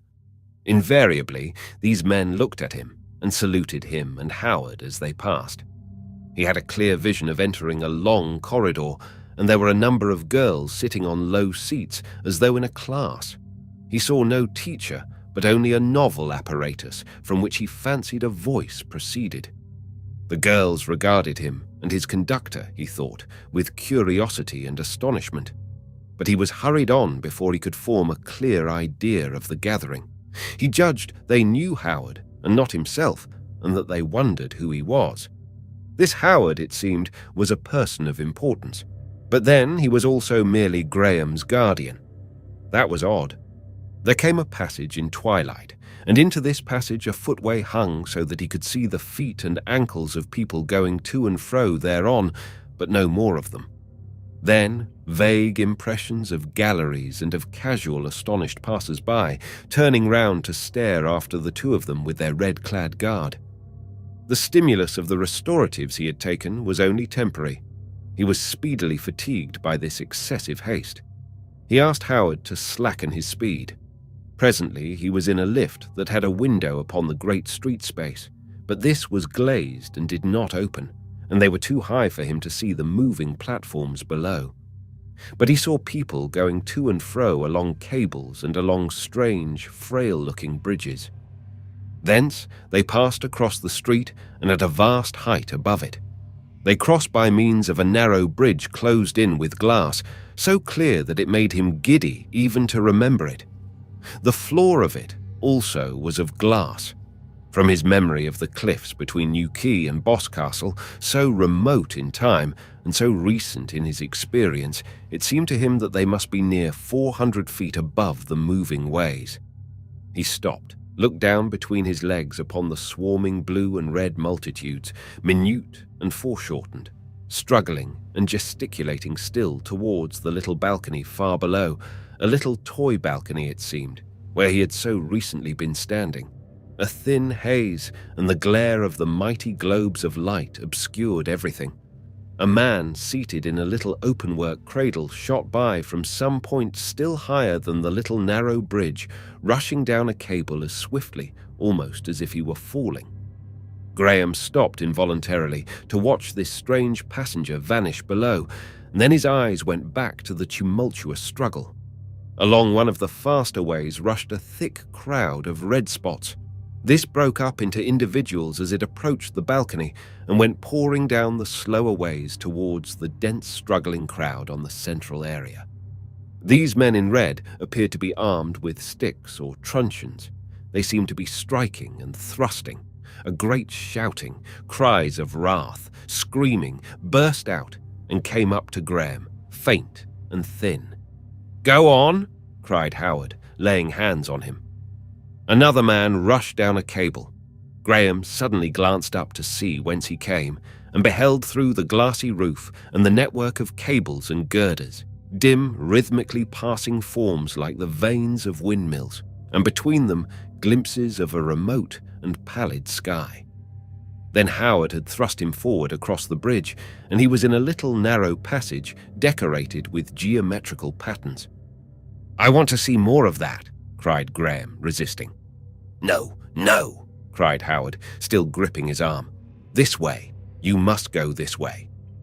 And the men in red following them seemed ready to enforce his orders. Some Negroes in a curious wasp-like uniform of black and yellow appeared down the passage, and one hastened to throw up a sliding shutter that had seemed a door to Graham and led the way through it. Graham found himself in a gallery overhanging the end of a great chamber. The attendant in black and yellow crossed this, thrust up a second shutter, and stood waiting. This place had the appearance of an anteroom. He saw a number of people in the central space, and at the opposite end, a large and imposing doorway at the top of a flight of steps, heavily curtained but giving a glimpse of some still larger hall beyond. He perceived white men in red and other Negroes in black and yellow standing stiffly about those portals. As they crossed the gallery, he heard a whisper from below, "The sleeper," and was aware of a turning of heads, a hum of observation. They entered another little passage in the wall of this antechamber, and then he found himself on an iron-railed gallery of metal that passed round the side of the great hall he had already seen through the curtains. He entered the place at the corner so that he received the fullest impression of its huge proportions. The black in the wasp uniform stood aside like a well-trained servant and closed the valve behind him. Compared with any of the places Graham had seen thus far, this second hall appeared to be decorated with extreme richness. On a pedestal at the remoter end, and more brilliantly lit than any other object, was a gigantic white figure of Atlas, strong and strenuous, the globe upon his bowed shoulders. It was the first thing to strike his attention. It was so vast, so patiently and painfully real, so white and simple. Save for this figure, and for a dais in the center, the wide floor of the place was a shining vacancy. The dais was remote in the greatness of the area. It would have looked a mere slab of metal had it not been for the group of 7 men who stood about a table on it and gave an inkling of its proportions. They were all dressed in white robes. They seemed to have arisen that moment from their seats, and they were regarding Graham steadfastly. At the end of the table, he perceived the glitter of some mechanical appliances. Howard led him along the end gallery until they were opposite this mighty, laboring figure. Then he stopped. The 2 men in red who had followed them into the gallery came and stood on either hand of Graham. "You must remain here," murmured Howard, for a few moments, and without waiting for a reply, hurried away along the gallery. "But why?" began Graham. He moved as if to follow Howard and found his path obstructed by one of the men in red. "You have to wait here, sire," said the man in red. "Why?" "Orders, sire." "Whose orders?" "Our orders, sire." Graham looked his exasperation. "What place is this?" he said presently. "Who are those men?" "They are the lords of the council, sire." "What council?" "The council." "Oh," said Graham, and after an equally ineffectual attempt at the other man, went to the railing and stared at the distant men in white who stood watching him and whispering together. The council? He perceived there were now 8, though how the newcomer had arrived he had not observed. They made no gestures of greeting. They stood regarding him as in the 19th century a group of men might have stood in the street regarding a distant balloon that had suddenly floated into view. What council could it be that gathered there, that little body of men beneath the significant white atlas, secluded from every eavesdropper in this impressive spaciousness? And why should he be brought to them and be looked at strangely and spoken of inaudibly? Howard appeared beneath, walking quickly across the polished floor towards them. As he drew near, he bowed and performed certain peculiar movements, apparently of a ceremonious nature. Then he ascended the steps of the dais and stood by the apparatus at the end of the table. Graham watched that visible, inaudible conversation. Occasionally, one of the white-robed men would glance towards him. He strained his ears in vain. The gesticulation of 2 of the speakers became animated. He glanced from them to the passive faces of his attendants. When he looked again, Howard was extending his hands and moving his head like a man who protests. He was interrupted, it seemed, by one of the white-robed men rapping the table. The conversation lasted an interminable time to Graham's sense. His eyes rose to the still giant at whose feet the council sat. Thence they wandered to the walls of the hall. It was decorated in long painted panels of a quasi-Japanese type, many of them very beautiful. These panels were grouped in a great and elaborate framing of dark metal, which passed into the metallic caryatidae of the galleries and the great structural lines of the interior. The facile grace of these panels enhanced the mighty white effort that labored in the center of the scheme. Graham's eyes came back to the council, and Howard was descending the steps. As he drew nearer, his features could be distinguished, and Graham saw that he was flushed and blowing out his cheeks. His countenance was still disturbed when presently he reappeared along the gallery. "This way," he said concisely, and they went on in silence to a little door that opened at their approach. The two men in red stopped on either side of this door. Howard and Graham passed in, and Graham, glancing back, saw the white-robed counsel still standing in a close group and looking at him. Then the door closed behind him with a heavy thud, and for the first time since his awakening, he was in silence. The floor, even, was noiseless to his feet. Howard opened another door, and they were in the first of two contiguous chambers furnished in white and green. "What counsel was that?" began Graham. "What were they discussing? What have they to do with me?" Howard closed the door carefully, heaved a huge sigh, and said something in an undertone. He walked slanting ways across the room and turned, blowing out his cheeks again. "Ugh," he grunted, a man relieved. Graham stood regarding him. "You must understand," began Howard abruptly, avoiding Graham's eyes, "that our social order is very complex. A half explanation, a bare, unqualified statement would give you false impressions. As a matter of fact, it is a case of compound interest, partly your small fortune and the fortune of your cousin Warming, which was left to you, and certain other beginnings, have become very considerable. And in other ways that will be hard for you to understand. You have become a person of significance, of very considerable significance, involved in the world's affairs." He stopped. "Yes," said Graham. "We have grave social troubles." "Yes?" "Things have come to such a pass that, in fact, it is advisable to seclude you here." "Keep me prisoner," exclaimed Graham. "Well, to ask you to keep in seclusion." Graham turned on him. "This is strange," he said. "No harm will be done you. No harm. But you must be kept here. While I learn my position, I presume." "Precisely." "Very well then. Begin. Why harm?" "Not now." "Why not?" "It is too long a story, sire. All the more reason I should begin at once. You say I am a person of importance. What was that shouting I heard? Why is a great multitude shouting and excited because my trance is over, and who are the men in white in that huge council chamber?" "All in good time, sire," said Howard. "But not crudely, not crudely. This is one of those flimsy times when no man has a settled mind. You're awakening. No one expected your awakening. The council is consulting." "What council?" "The council you saw." Graham made a petulant movement. "This is not right," he said. "I should be told what is happening." "You must wait. Really, you must wait." Graham sat down abruptly. "I suppose, since I have waited so long to resume life," he said, "that I must wait a little longer." "That is better," said Howard. "Yes, that is much better, and I must leave you alone, for a space. While I attend the discussion in the council, I am sorry." He went towards the noiseless door, hesitated, and vanished.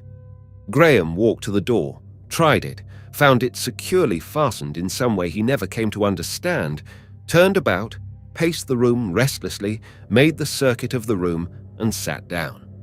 He remained sitting for some time with folded arms and knitted brow, biting his fingernails and trying to piece together the kaleidoscopic impressions of this first hour of awakened life. The vast mechanical spaces, the endless series of chambers and passages, the great struggle that roared and splashed through these strange ways, the little group of remote, unsympathetic men beneath the colossal atlas, Howard's mysterious behavior. There was an inkling of some vast inheritance already in his mind, a vast inheritance perhaps misapplied, of some unprecedented importance and opportunity. What had he to do? And this room's secluded silence was eloquent of imprisonment.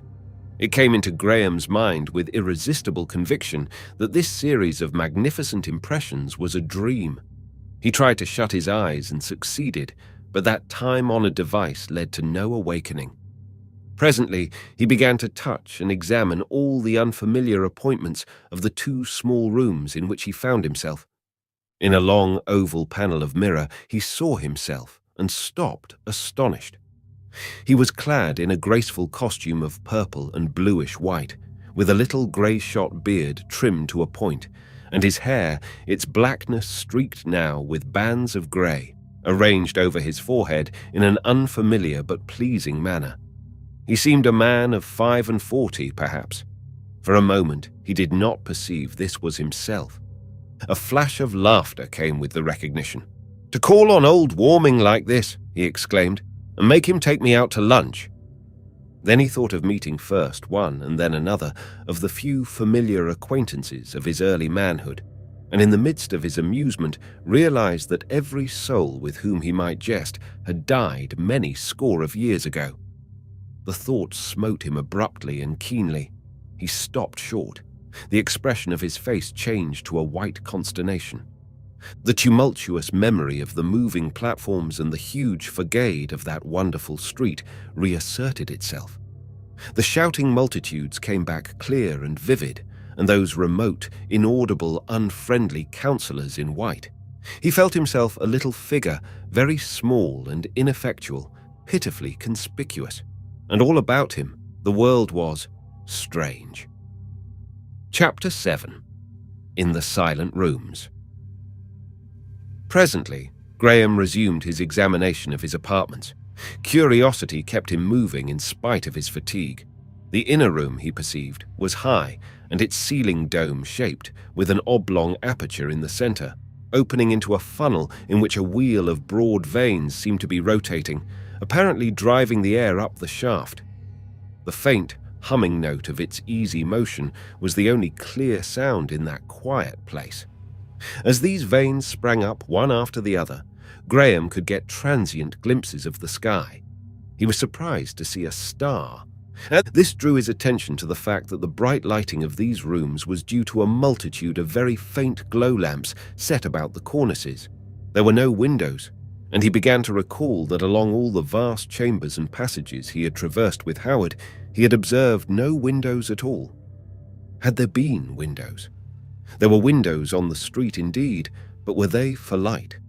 Or was the whole city lit day and night for evermore, so that there was no night there? And another thing dawned upon him. There was no fireplace in either room.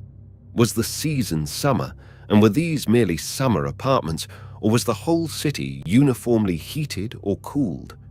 He became interested in these questions, began examining the smooth texture of the walls, the simply constructed bed, the ingenious arrangements by which the labor of bedroom service was practically abolished, and over everything was a curious absence of deliberate ornament, a bare grace of form and color that he found very pleasing to the eye.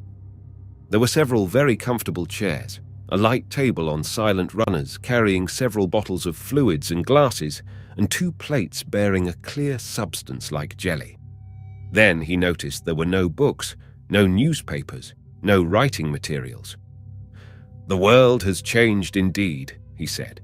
He observed one entire side of the outer room was set with rows of peculiar double cylinders inscribed with green lettering on white that harmonized with the decorative scheme of the room, and in the center of this side projected a little apparatus about a yard square and having a white, smooth face to the room.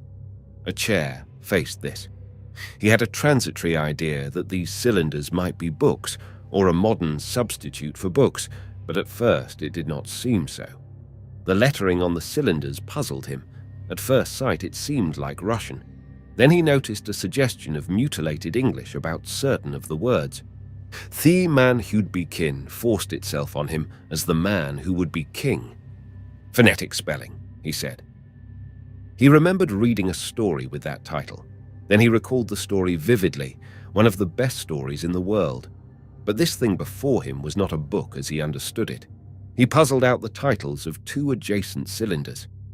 The Heart of Darkness he had never heard of before, nor The Madonna of the Future. No doubt if they were indeed stories, they were by post-Victorian authors. He puzzled over this peculiar cylinder for some time and replaced it. Then he turned to the square apparatus and examined that. He opened a sort of lid and found one of the double cylinders within, and on the upper edge a little stud like the stud of an electric bell. He pressed this, and a rapid clicking began and ceased. He became aware of voices and music and noticed a play of color on the smooth front face. He suddenly realized what this might be and stepped back to regard it. On the flat surface was now a little picture, very vividly colored, and in this picture were figures that moved. Not only did they move, but they were conversing in clear, small voices. It was exactly like reality viewed through an inverted opera glass and heard through a long tube. His interest was seized at once by the situation, which presented a man pacing up and down and vociferating angry things to a pretty but petulant woman. Both were in the picturesque costume that seemed so strange to Graham. "I have worked," said the man. "But what have you been doing?"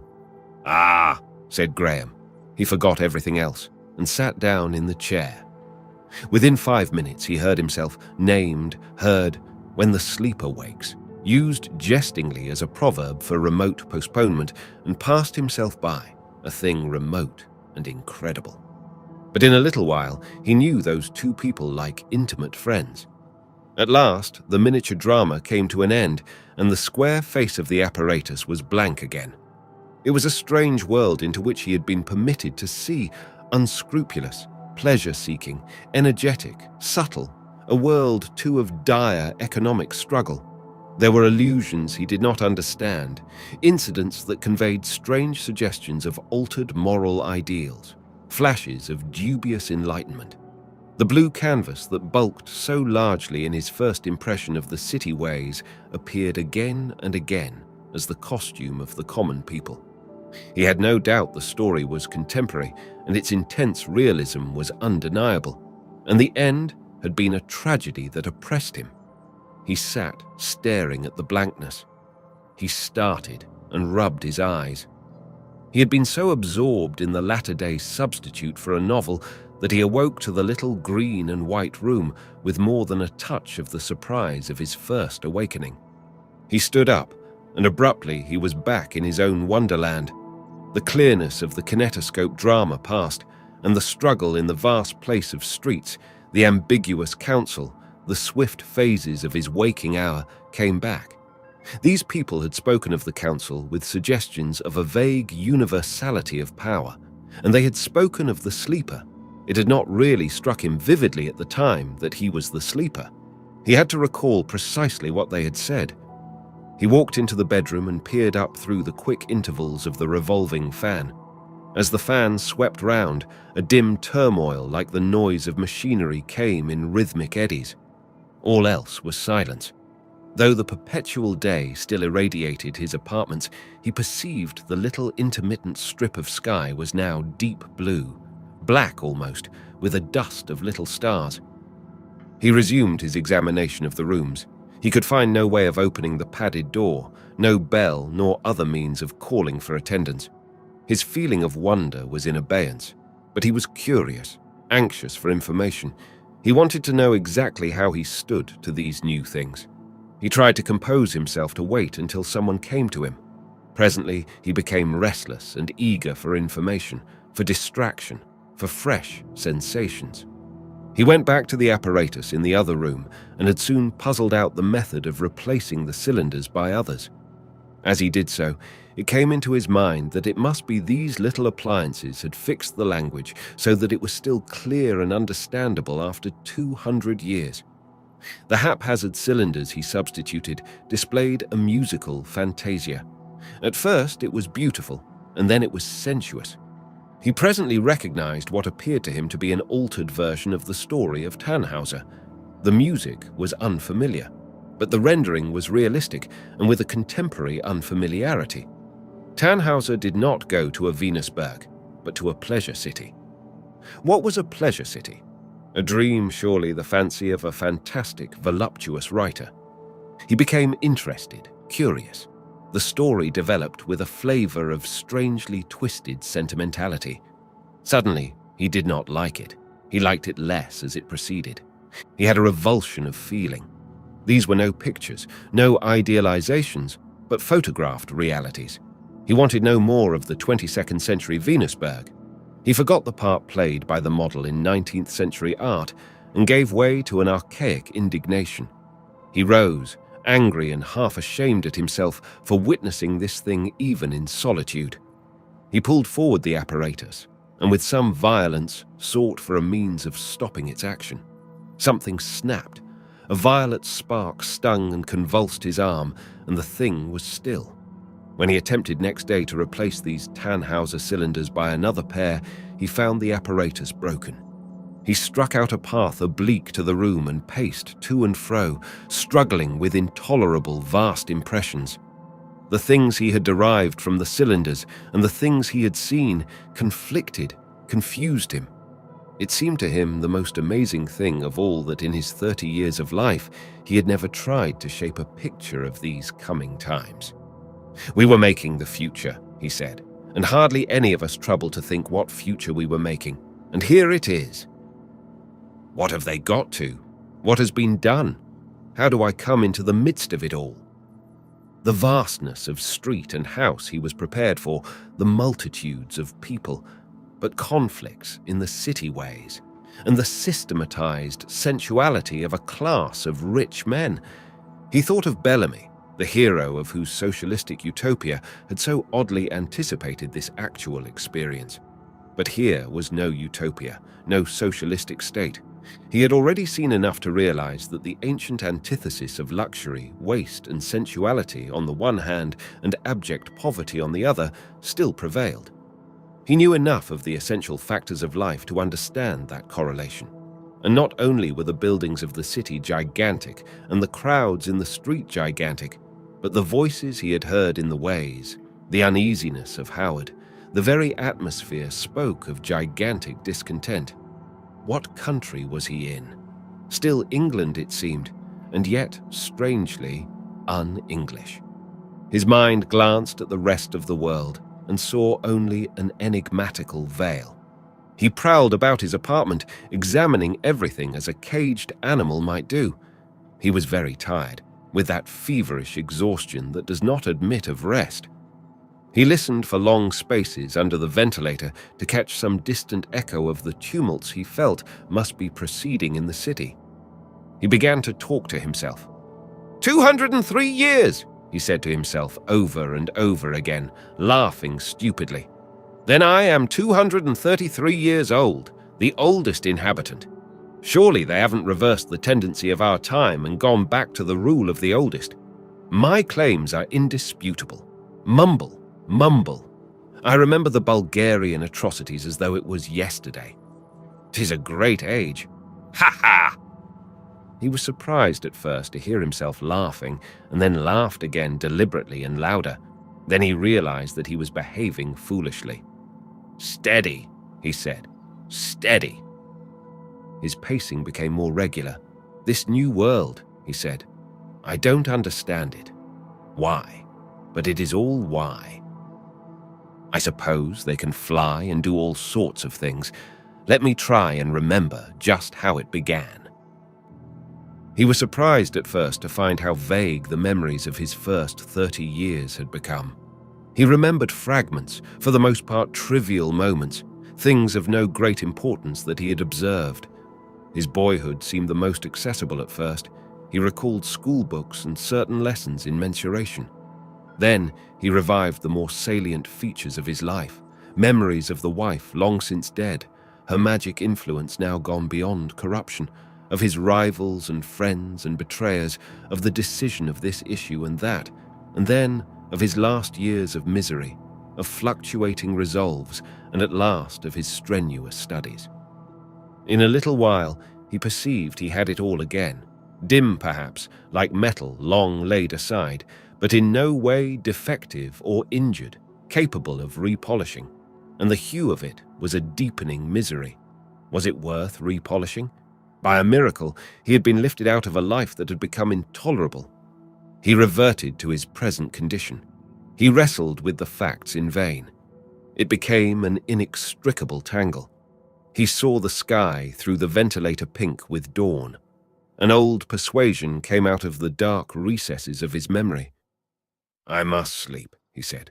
It appeared as a delightful relief from this mental distress and from the growing pain and heaviness of his limbs.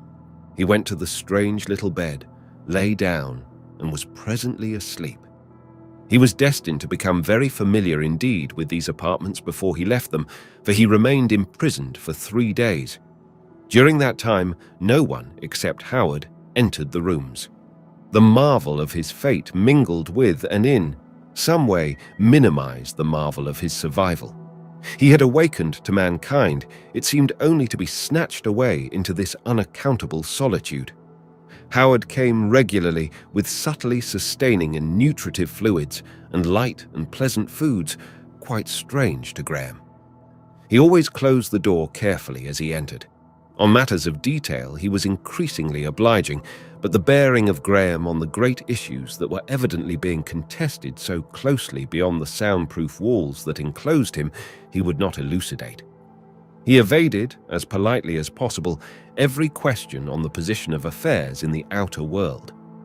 And in those 3 days, Graham's incessant thoughts went far and wide. All that he had seen, all this elaborate contrivance to prevent him seeing, worked together in his mind. Almost every possible interpretation of his position he debated, even as it chanced, the right interpretation. Things that presently happened to him came to him at last credible by virtue of this seclusion. When at length the moment of his release arrived, it found him prepared. Howard's bearing went far to deepen Graham's impression of his own strange importance. The door between its opening and closing seemed to admit with him a breath of momentous happening. His inquiries became more definite and searching. Howard retreated through protests and difficulties. The awakening was unforeseen, he repeated. It happened to have fallen in with the trend of a social convulsion. To explain it, I must tell you the history of a gross and a half of years, protested Howard. The thing is this, said Graham. You are afraid of something I shall do. In some way, I am arbitrator. I might be arbitrator.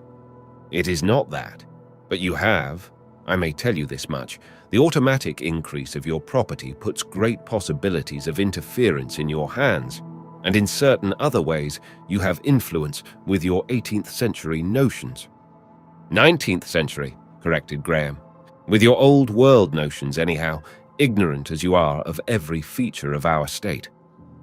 Am I a fool? Certainly not. Do I seem to be the sort of man who would act rashly? You were never expected to act at all. No one counted on your awakening. No one dreamt you would ever awake. The council had surrounded you with antiseptic conditions. As a matter of fact, we thought that you were dead, a mere arrest of decay. But it is too complex. We dare not suddenly, while you are still half awake. It won't do, said Graham. Suppose it is as you say. Why am I not being crammed night and day with facts and warnings and all the wisdom of the time to fit me for my responsibilities? Am I any wiser now than 2 days ago, if it is 2 days when I awoke? Howard pulled his lip. I am beginning to feel, every hour I feel more clearly, a system of concealment of which you are the face. Is this council or committee, or whatever they are, cooking the accounts of my estate? Is that it? That note of suspicion, said Howard. Ugh, said Graham. Now mark my words. It will be ill for those who have put me here. It will be ill. I'm alive. Make no doubt of it. I am alive. Every day my pulse is stronger and my mind clearer and more vigorous. No more quiescence. I am a man come back to life, and I want to live. Live. Howard's face lit with an idea. He came towards Graham and spoke in an easy, confidential tone. The council secludes you here for your good. You are restless, naturally, an energetic man. You find it dull here, but we are anxious that everything you may desire, every sort of desire. There may be something. Is there any sort of company? He paused meaningly. Yes, said Graham thoughtfully. There is. Ah, now, we have treated you neglectfully. The crowds in yonder streets of yours. That, said Howard. I am afraid. Graham began pacing the room. Howard stood near the door, watching him. The implication of Howard's suggestion was only half evident to Graham. Company? Suppose he were to accept the proposal, demand some sort of company. Would there be any possibilities of gathering from the conversation of this additional person some vague inkling of the struggle that had broken out so vividly at his waking moment? He meditated again, and the suggestion took color. He turned on Howard abruptly. "What do you mean by company?" Howard raised his eyes and shrugged his shoulders. "Human beings," he said, with a curious smile on his heavy face. "Our social ideas," he said, "have a certain increased liberality, perhaps, in comparison with your times. If a man wishes to relieve such a tedium as this, by feminine society, for instance, we think it no scandal. We have cleared our minds of formulae. There is in our city a class, a necessary class, no longer despised, discreet." Graham stopped dead. "It would pass the time," said Howard. "It is a thing I should perhaps have thought of before, but as a matter of fact, so much is happening." He indicated the exterior world. Graham hesitated. For a moment, the figure of a possible woman dominated his mind with an intense attraction. Then he flashed into anger. "No!" he shouted. He began striding rapidly up and down the room. "Everything you say, everything you do, convinces me of some great issue in which I am concerned. I do not want to pass the time, as you call it. Yes, I know, desire and indulgence are life in a sense, and death, extinction. In my life, before I slept, I had worked out that pitiful question. I will not begin again. There is a city, a multitude, and meanwhile I am here like a rabbit in a bag." His rage surged high. He choked for a moment and began to wave his clenched fists. He gave way to an anger fit. He swore archaic curses. His gestures had the quality of physical threats. "I do not know who your party may be. I am in the dark, and you keep me in the dark.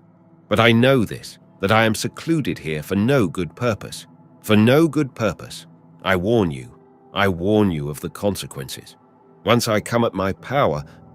He realized that to threaten thus might be a danger to himself. He stopped. Howard stood regarding him with a curious expression. "I take it, this is a message to the council," said Howard. Graham had a momentary impulse to leap upon the man, fell, or stun him. It must have shown upon his face.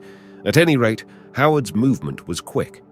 In a second, the noiseless door had closed again, and the man from the 19th century was alone.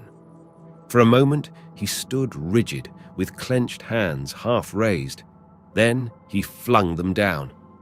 "What a fool I have been," he said, and gave way to his anger again, stamping about the room and shouting curses. For a long time, he kept himself in a sort of frenzy, raging at his position, at his own folly, at the knaves who had imprisoned him. He did this because he did not want to look calmly at his position. He clung to his anger because he was afraid of fear. Presently, he found himself reasoning with himself. This imprisonment was unaccountable, but no doubt the legal forms, new legal forms, of the time permitted it. It must, of course, be legal. These people were 200 years further on in the march of civilization than the Victorian generation. It was not likely they would be less humane. Yet they had cleared their minds of formulae. Was humanity a formula as well as chastity? His imagination set to work to suggest things that might be done to him. The attempts of his reason to dispose of these suggestions, though for the most part logically valid, were quite unavailing. Why should anything be done to me? "If the worst comes to the worst," he found himself saying at last, "I can give up what they want. But what do they want? And why don't they ask me for it, instead of cooping me up?" He returned to his former preoccupation with the council's possible intentions. He began to reconsider the details of Howard's behavior, sinister glances, inexplicable hesitations. Then, for a time, his mind circled about the idea of escaping from these rooms, but whither could he escape into this vast, crowded world? He would be worse off than a Saxon yeoman suddenly dropped into 19th century London. And besides, how could anyone escape from these rooms? How can it benefit anyone if harm should happen to me? He thought of the tumult, the great social trouble of which he was so unaccountably the axis. A text, irrelevant enough, and yet curiously insistent, came floating up out of the darkness of his memory. This also a council had said, "It is expedient for us that one man should die for the people." Chapter 8. The Roof Spaces. As the fans in the circular aperture of the inner room rotated and permitted glimpses of the night, dim sounds drifted in thereby. And Graham, standing underneath, was startled by the sound of a voice. He peered up and saw in the intervals of the rotation, dark and dim, the face and shoulders of a man regarding him. Then a dark hand was extended. The swift vein struck it, swung round and beat on with a little brownish patch on the edge of its thin blade, and something began to fall there from upon the floor, dripping silently. Graham looked down, and there were spots of blood at his feet. He looked up again in a strange excitement. The figure had gone. He remained motionless, his every sense intent upon the flickering patch of darkness. He became aware of some faint, remote, dark specks floating lightly through the outer air. They came down towards him, fitfully, eddyingly, and passed aside out of the uprush from the fan. A gleam of light flickered, the specks flashed white, and then the darkness came again. Warmed and lit as he was, he perceived that it was snowing within a few feet of him. Graham walked across the room and came back to the ventilator again. He saw the head of a man pass near. There was a sound of whispering, then a smart blow on some metallic substance, effort, voices, and the veins stopped. A gust of snowflakes whirled into the room and vanished before they touched the floor. "Don't be afraid," said a voice. Graham stood under the vein. "Who are you?" he whispered. For a moment there was nothing but a swaying of the fan, and then the head of a man was thrust cautiously into the opening. His face appeared nearly inverted to Graham. His dark hair was wet with dissolving flakes of snow upon it. His arm went up into the darkness, holding something unseen. He had a youthful face and bright eyes, and the veins of his forehead were swollen. He seemed to be exerting himself to maintain his position. For several seconds, neither he nor Graham spoke. "You were the sleeper," said the stranger at last. "Yes," said Graham. "What do you want with me?" "I come from Ostrog, sire." "Ostrog?" The man in the ventilator twisted his head round so that his profile was towards Graham. He appeared to be listening. Suddenly, there was a hasty exclamation, and the intruder sprang back just in time to escape the sweep of the released fan. And when Graham peered up, there was nothing visible but the slowly falling snow. It was perhaps a quarter of an hour before anything returned to the ventilator. But at last came the same metallic interference again. The fans stopped, and the face reappeared. Graham had remained all this time in the same place, alert and tremulously excited. "Who are you? What do you want?" he said. "We want to speak to you, sire," said the intruder. I can't hold the thing. We have been trying to find a way to you. These 3 days." "Is it rescue?" whispered Graham. "Escape?" "Yes, sire, if you will." "You are my party, the party of the sleeper?" "Yes, sire." "What am I to do?" said Graham. There was a struggle. The stranger's arm appeared, and his hand was bleeding. His knees came into view over the edge of the funnel. "Stand away from me," he said, and he dropped rather heavily on his hands and one shoulder at Graham's feet. The released ventilator whirled noisily. The stranger rolled over, sprang up nimbly, and stood panting, hand to a bruised shoulder, and with his bright eyes on Graham. "You are indeed the sleeper," he said. "I saw you asleep, when it was the law that anyone might see you." "I am the man who was in the trance," said Graham. "They have imprisoned me here. I have been here since I awoke, at least 3 days." The intruder seemed about to speak, heard something, glanced swiftly at the door, and suddenly left Graham and ran towards it, shouting quick, incoherent words. A bright wedge of steel flashed in his hand, and he began tap, tap, a quick succession of blows upon the hinges. "Mind!" cried a voice. "Oh!" The voice came from above. Graham glanced up, saw the soles of 2 feet, ducked, was struck on the shoulder by one of them, and a heavy weight bore him to the earth. He fell on his knees and forward, and the weight went over his head. He knelt up and saw a second man from above seated before him. "I did not see you, sire," panted the man. He rose and assisted Graham to rise. "Are you hurt, sire?" he panted. A succession of heavy blows on the ventilator began. Something fell close to Graham's face, and a shivering edge of white metal danced, fell over, and lay fiat upon the floor. "What is this?" cried Graham, confused and looking at the ventilator. "Who are you? What are you going to do? Remember, I understand nothing." "Stand back," said the stranger, and drew him from under the ventilator as another fragment of metal fell heavily.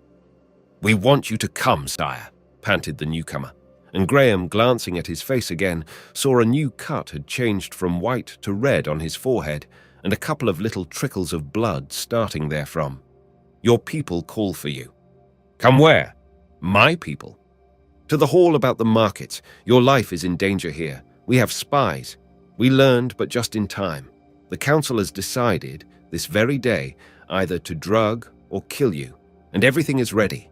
The people are drilled, the Windvane police, the engineers, and half the waygearers are with us. We have the halls crowded, shouting. The whole city shouts against the council. We have arms." He wiped the blood with his hand. "Your life here is not worth—" "But why arms?" "The people have risen to protect you, sire." "What?" He turned quickly as the man who had first come down made a hissing with his teeth. Graham saw the latter start back, gesticulate to them to conceal themselves, and move as if to hide behind the opening door. As he did so, Howard appeared, a little tray in one hand and his heavy face downcast. He started, looked up, the door slammed behind him, the tray tilted sideways, and the steel wedge struck him behind the ear. He went down like a felled tree, and lay as he fell athwart the floor of the outer room. The man who had struck him bent hastily, studied his face for a moment, rose, and returned to his work at the door. "You're poison," said a voice in Graham's ear. Then abruptly they were in darkness. The innumerable cornice lights had been extinguished. Graham saw the aperture of the ventilator with ghostly snow whirling above it and dark figures moving hastily. 3 knelt on the vane. Some dim thing, a ladder, was being lowered through the opening, and a hand appeared holding a fitful yellow light.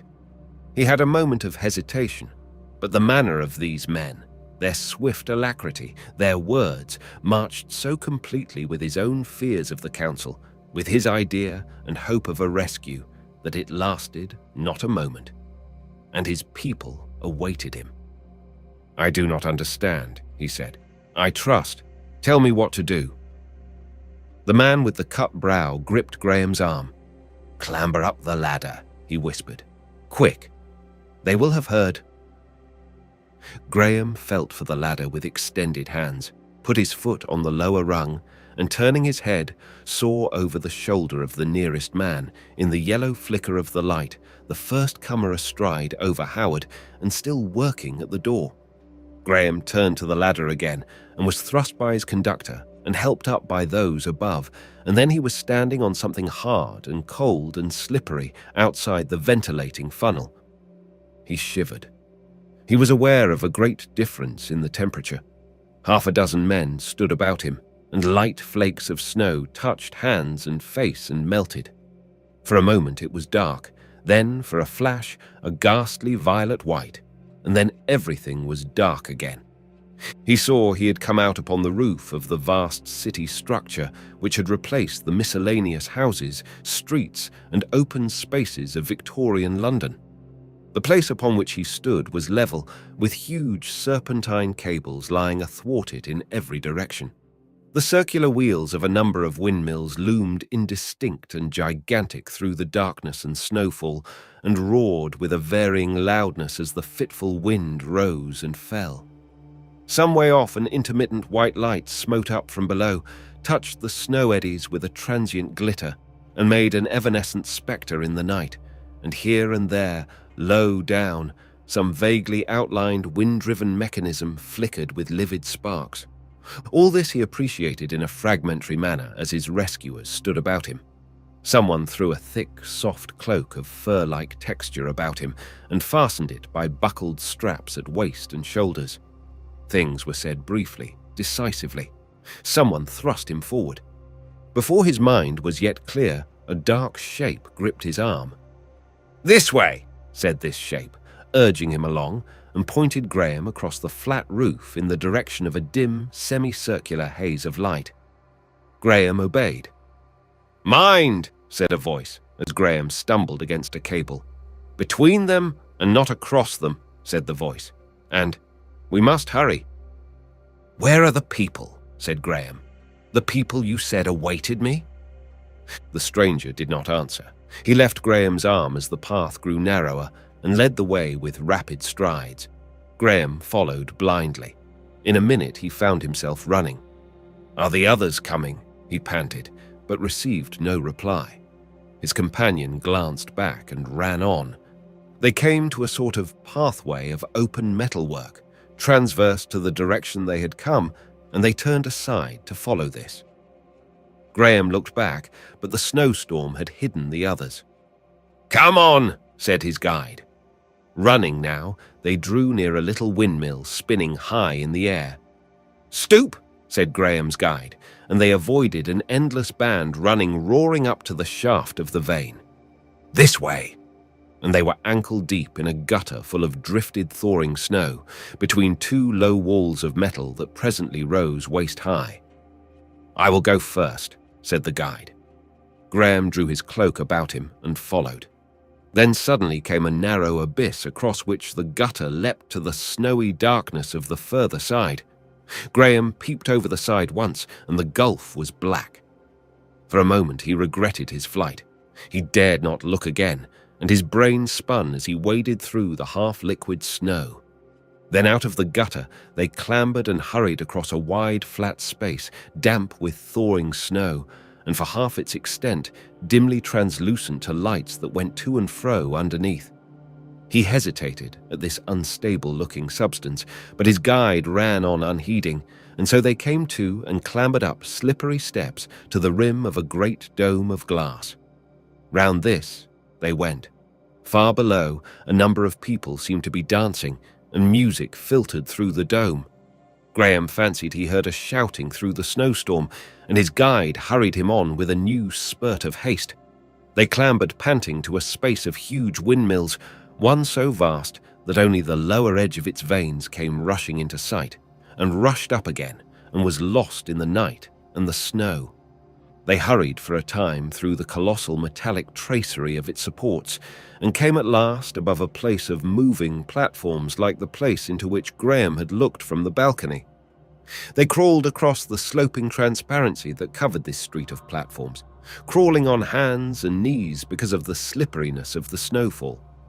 For the most part the glass was bedewed, and Graham saw only hazy suggestions of the forms below, but near the pitch of the transparent roof the glass was clear, and he found himself looking sheerly down upon it all. For a while, in spite of the urgency of his guide, he gave way to vertigo and lay spread-eagled on the glass, sick and paralyzed. Far below, mere stirring specks and dots, went the people of the unsleeping city in their perpetual daylight, and the moving platforms ran on their incessant journey.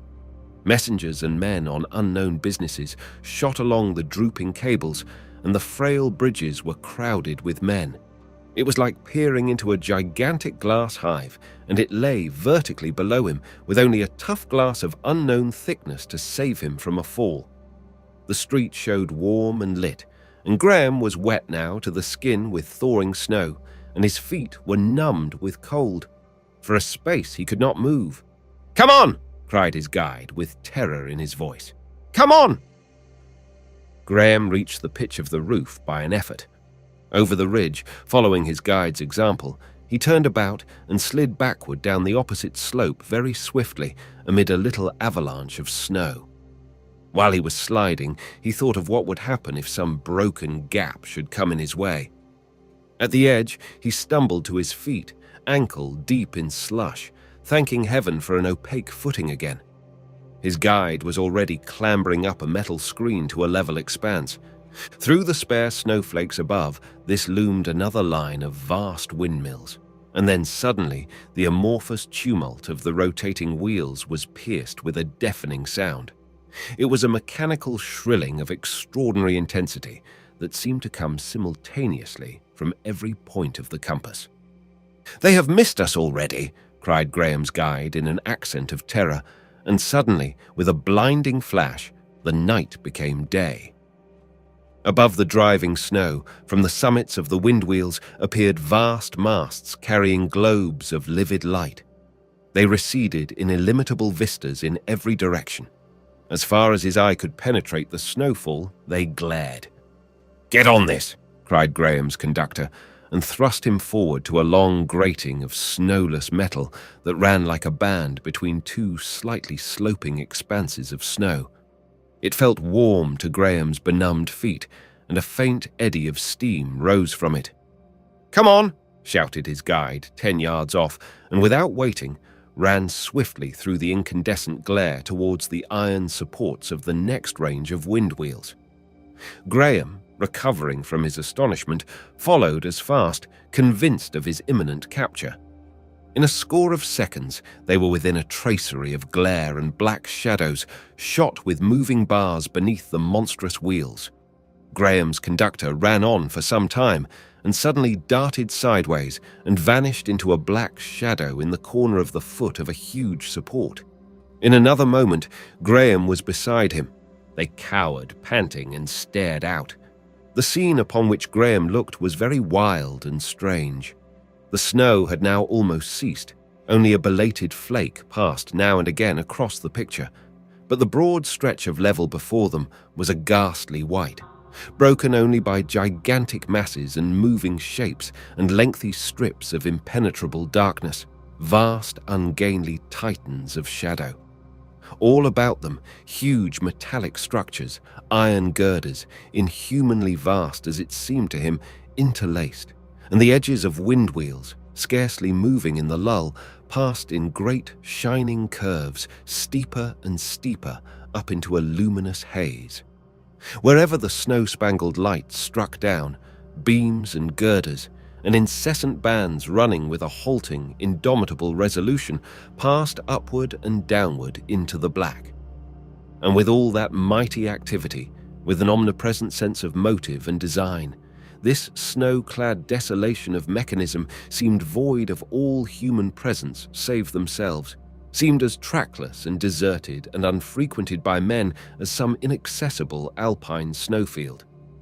"They will be chasing us," cried the leader. "We are scarcely halfway there yet. Cold as it is, we must hide here for a space, at least until it snows more thickly again." His teeth chattered in his head. "Where are the markets?" asked Graham, staring out. "Where are all the people?" The other made no answer. "Look!" whispered Graham, crouched close, and became very still. The snow had suddenly become thick again, and sliding with the whirling eddies out of the black pit of the sky came something, vague and large and very swift. It came down in a steep curve and swept round, wide wings extended, and a trail of white condensing steam behind it rose with an easy swiftness, and went gliding up the air, swept horizontally forward in a wide curve, and vanished again in the steaming specks of snow. And, through the ribs of its body, Graham saw two little men, very minute and active, searching the snowy areas about him, as it seemed to him, with field glasses. For a second, they were clear, then hazy through a thick whirl of snow, then small and distant, and in a minute they were gone. "Now!" cried his companion. "Come!" He pulled Graham's sleeve, and incontinently the two were running headlong down the arcade of ironwork beneath the windwheels. Graham, running blindly, collided with his leader, who had turned back on him suddenly. He found himself within a dozen yards of a black chasm. It extended as far as he could see right and left. It seemed to cut off their progress in either direction. "Do as I do," whispered his guide. He lay down and crawled to the edge, thrust his head over and twisted until one leg hung. He seemed to feel for something with his foot, found it, and went sliding over the edge into the gulf. His head reappeared. "It is a ledge," he whispered. "In the dark all the way along. Do as I did." Graham hesitated, went down upon all fours, crawled to the edge, and peered into a velvety blackness. For a sickly moment, he had courage neither to go on nor retreat. Then he sat and hung his leg down, felt his guide's hands pulling at him, had a horrible sensation of sliding over the edge into the unfathomable, splashed, and felt himself in a slushy gutter, impenetrably dark. "This way," whispered the voice, and he began crawling along the gutter through the trickling thaw, pressing himself against the wall. They continued along it for some minutes. He seemed to pass through 100 stages of misery, to pass minute after minute through 100 degrees of cold, damp, and exhaustion. In a little while, he ceased to feel his hands and feet. The gutter sloped downwards. He observed that they were now many feet below the edge of the buildings. Rows of spectral white shapes, like the ghosts of blind-drawn windows, rose above them. They came to the end of a cable fastened above one of these white windows, dimly visible and dropping into impenetrable shadows. Suddenly, his hand came against his guide's. "Still," whispered the latter very softly. He looked up with a start and saw the huge wings of the flying machine gliding slowly and noiselessly overhead, athwart the broad band of snow-flecked grey-blue sky. In a moment, it was hidden again. "Keep still. They were just turning." For a while, both were motionless. Then Graham's companion stood up and, reaching towards the fastenings of the cable, fumbled with some indistinct tackle. "What is that?" asked Graham. The only answer was a faint cry. The man crouched motionless. Graham peered and saw his face dimly. He was staring down the long ribbon of sky, and Graham, following his eyes, saw the flying machine small and faint and remote. Then he saw that the wings spread on either side, that it headed towards them, that every moment it grew larger. It was following the edge of the chasm towards them. The man's movements became convulsive. He thrust 2 crossbars into Graham's hand. Graham could not see them. He ascertained their form by feeling. They were slung by thin cords to the cable. On the cord were hand grips of some soft, elastic substance.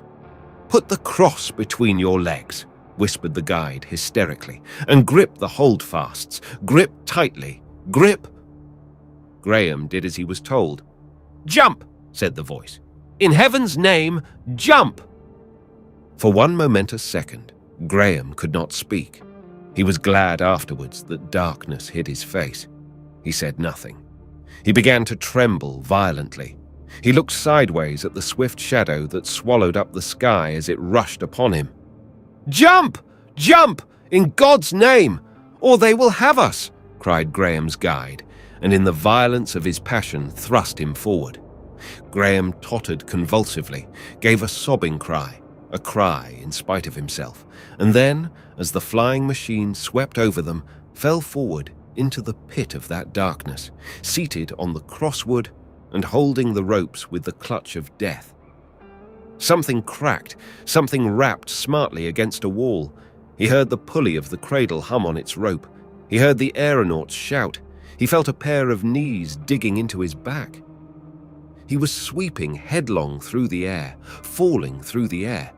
All his strength was in his hands. He would have screamed, but he had no breath. He shot into a blinding light that made him grip the tighter. He recognized the great passage with the running ways, the hanging lights and interlacing girders.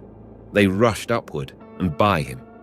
He had a momentary impression of a great round mouth yawning to swallow him up.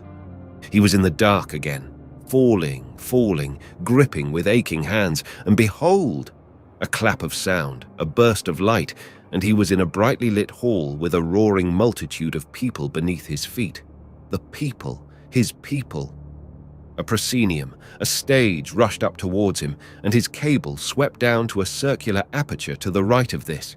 He felt he was traveling slower, and suddenly very much slower. He distinguished shouts of, "Saved! The master! He is safe!" The stage rushed up towards him with rapidly diminishing swiftness. Then he heard the man clinging behind him shout as if suddenly terrified, and this shout was echoed by a shout from below. He felt that he was no longer gliding along the cable, but falling with it. There was a tumult of yells, screams, and cries. He felt something soft against his extended hand and the impact of a broken fall quivering through his arm.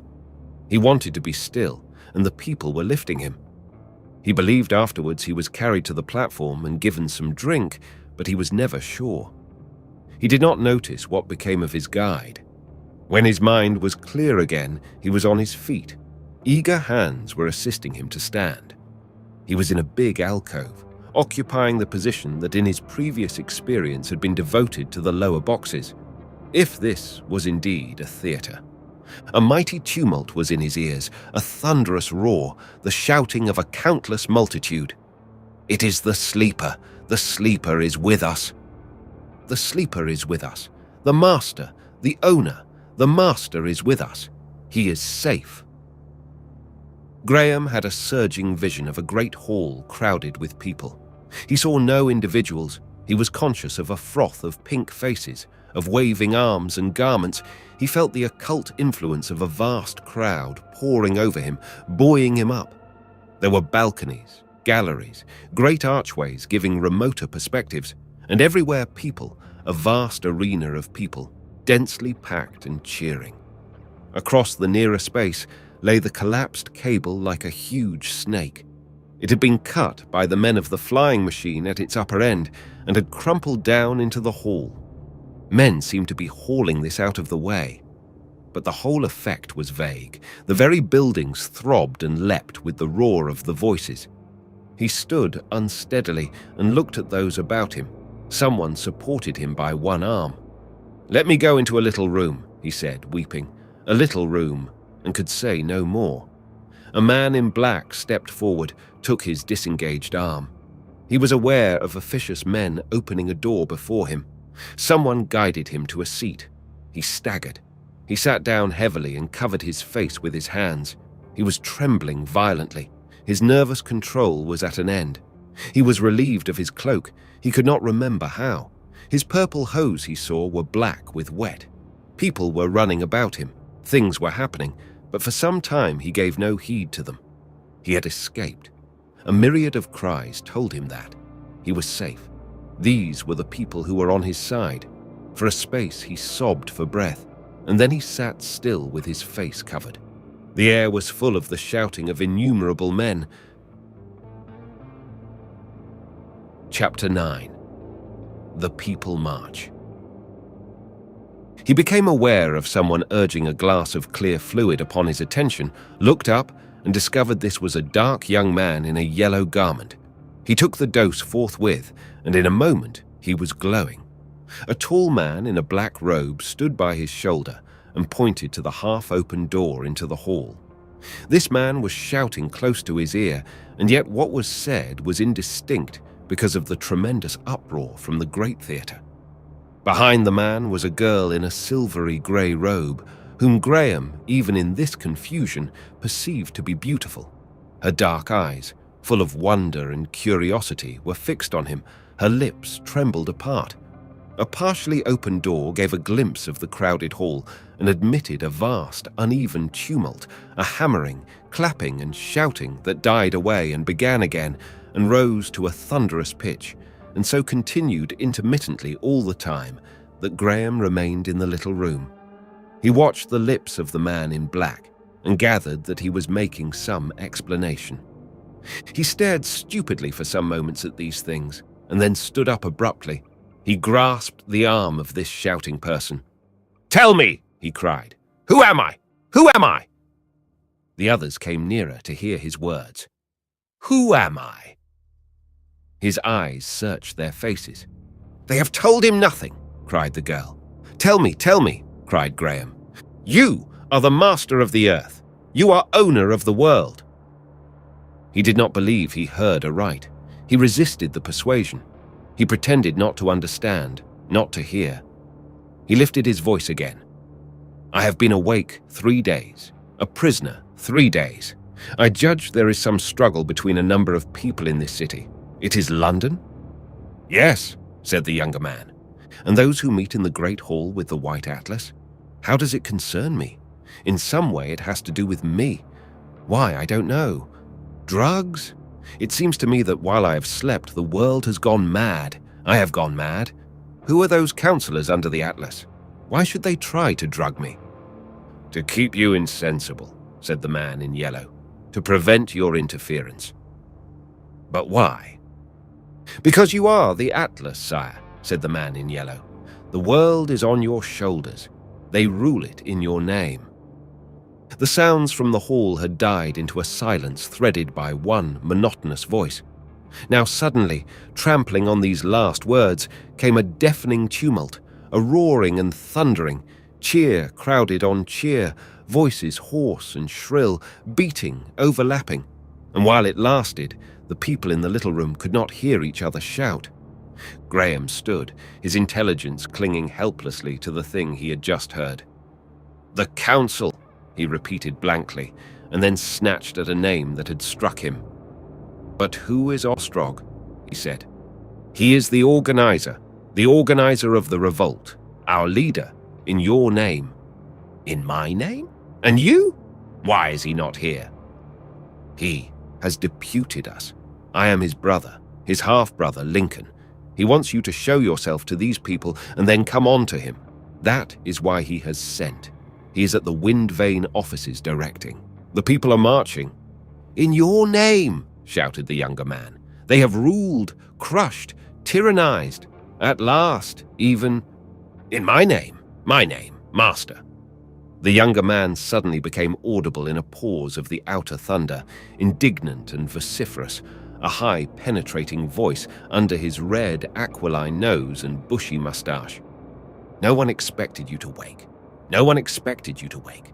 They were cunning, damned tyrants, but they were taken by surprise. They did not know whether to drug you, hypnotize you, kill you." Again, the hall dominated everything. "Ostrog is at the Wind Vane offices ready. Even now there is a rumor of fighting beginning." The man who had called himself Lincoln came close to him. "Ostrog has it planned. Trust him. We have our organizations ready. We shall seize the flying stages.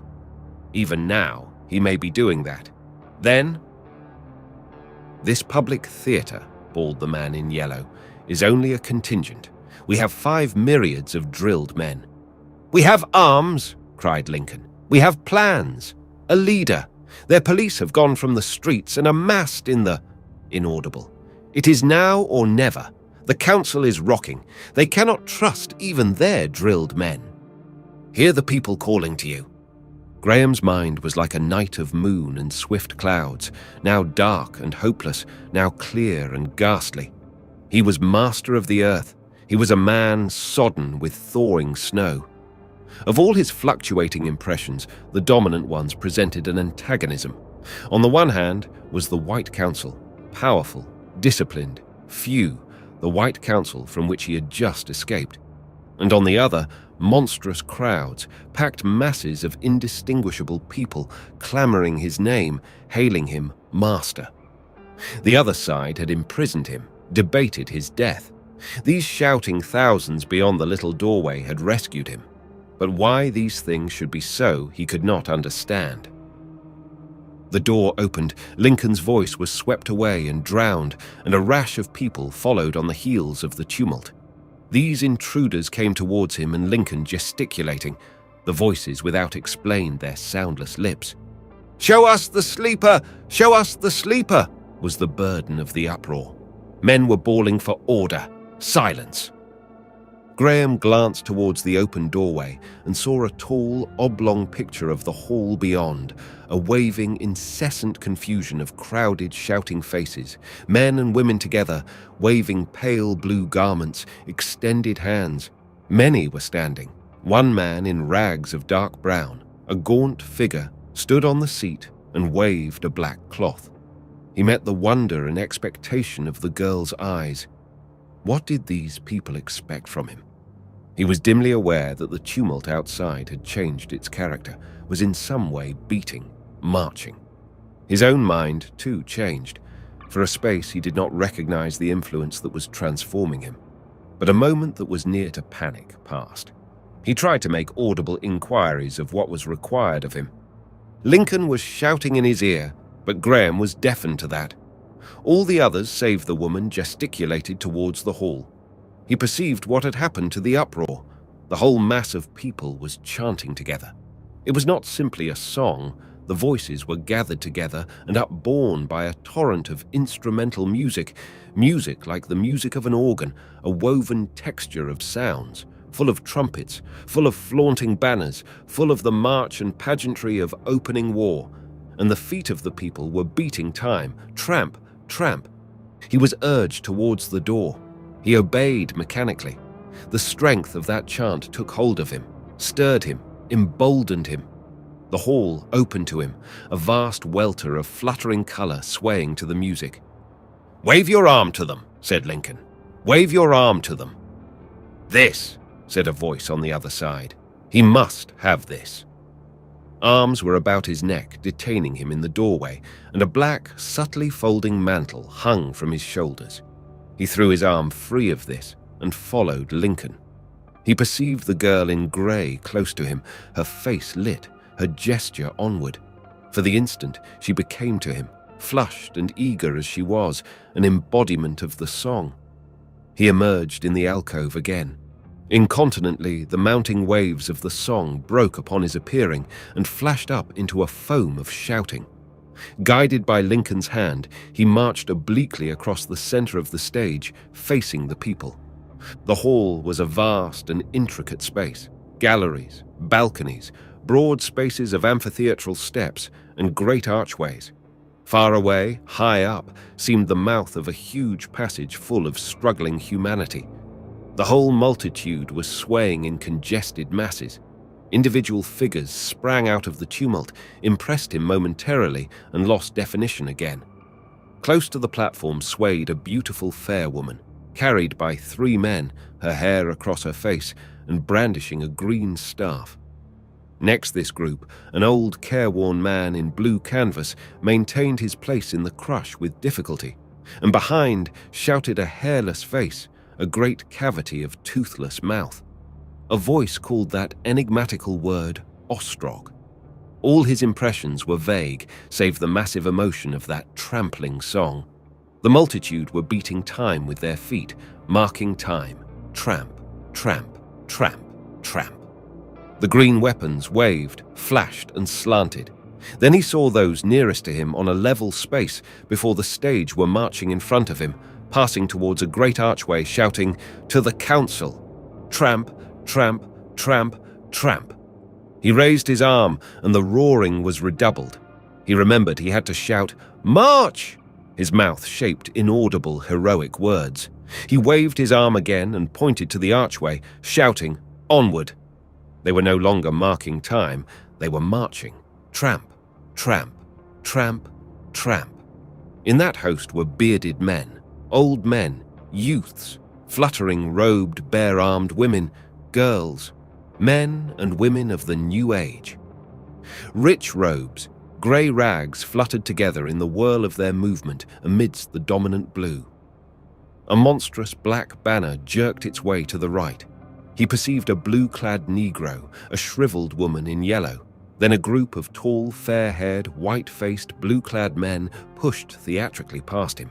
He noted 2 Chinamen, a tall, sallow, dark-haired, shining-eyed youth, white-clad from top to toe, clambered up towards the platform shouting loyally, and sprang down again and receded, looking backward. Heads, shoulders, hands clutching weapons, all were swinging with those marching cadences. Faces came out of the confusion to him as he stood there, eyes met his and passed and vanished. Men gesticulated to him, shouted inaudible personal things. Most of the faces were flushed, but many were ghastly white. And disease was there, and many a hand that waved to him was gaunt and lean. Men and women of the new age, strange and incredible meeting. As the broad stream passed before him to the right, tributary gangways from the remote uplands of the hall thrust downward in an incessant replacement of people. Tramp, tramp, tramp, tramp. The unison of the song was enriched and complicated by the massive echoes of arches and passages. Men and women mingled in the ranks. Tramp, tramp, tramp, tramp. The whole world seemed marching. Tramp, tramp, tramp, tramp. His brain was tramping. The garments waved onward. The faces poured by more abundantly. Tramp, tramp, tramp, tramp. At Lincoln's pressure, he turned towards the archway, walking unconsciously in that rhythm, scarcely noticing his movement for the melody and stir of it.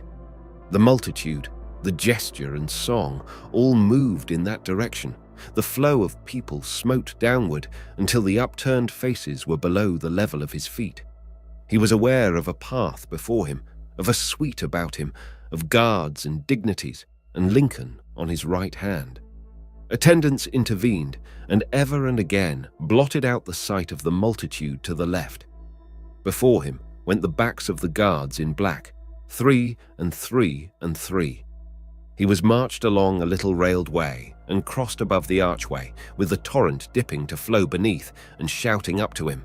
He did not know whither he went. He did not want to know. He glanced back across a flaming spaciousness of hall. Tramp, tramp, tramp, tramp. Chapter 10. The Battle of the Darkness. He was no longer in the hall. He was marching along a gallery overhanging one of the great streets of the moving platforms that traversed the city. Before him and behind him tramped his guards. The whole concave of the moving ways below was a congested mass of people marching, tramping to the left, shouting, waving hands and arms, pouring along a huge vista, shouting as they came into view, shouting as they passed, shouting as they receded, until the globes of electric light receding in perspective dropped down, it seemed, and hid the swarming bare heads. Tramp, tramp, tramp, tramp.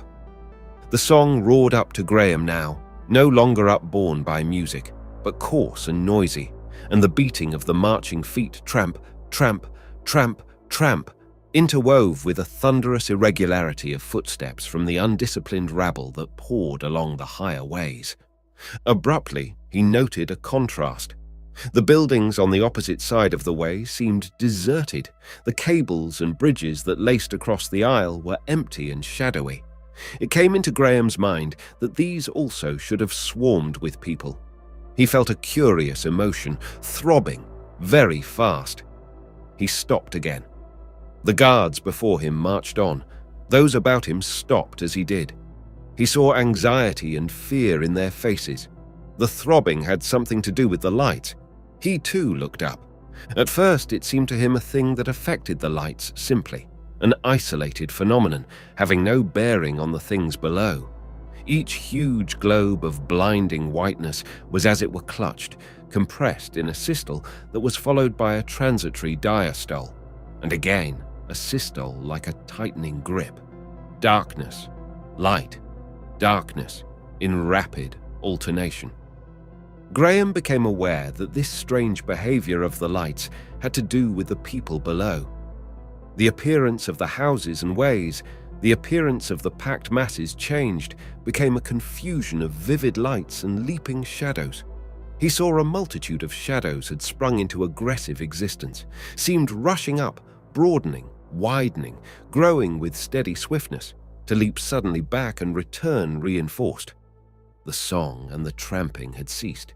The unanimous march, he discovered, was arrested. There were eddies, a flow sideways, shouts of "the lights." Voices were crying together one thing. "The lights!" cried these voices. "The lights!" He looked down. In this dancing death of the lights, the area of the street had suddenly become a monstrous struggle. The huge white globes became purple-white, purple with a reddish glow, flickered faster and faster, fluttered between light and extinction, ceased to flicker, and became mere fading specks of glowing red in a vast obscurity. In 10 seconds the extinction was accomplished, and there was only this roaring darkness, a black monstrosity that had suddenly swallowed up those glittering myriads of men. He felt invisible forms about him. His arms were gripped. Something rapped sharply against his shin. A voice bawled in his ear, "It is all right, all right." Graham shook off the paralysis of his first astonishment. He struck his forehead against Lincoln's and bawled, "What is this darkness?" "The council has cut the currents that light the city. We must wait. Stop. The people will go on. They will—" His voice was drowned. Voices were shouting, "Save the sleeper. Take care of the sleeper." A guard stumbled against Graham and hurt his hand by an inadvertent blow of his weapon. A wild tumult tossed and whirled about him, growing, as it seemed, louder, denser, more furious each moment. Fragments of recognizable sounds drove towards him, were whirled away from him as his mind reached out to grasp them. Voices seemed to be shouting conflicting orders.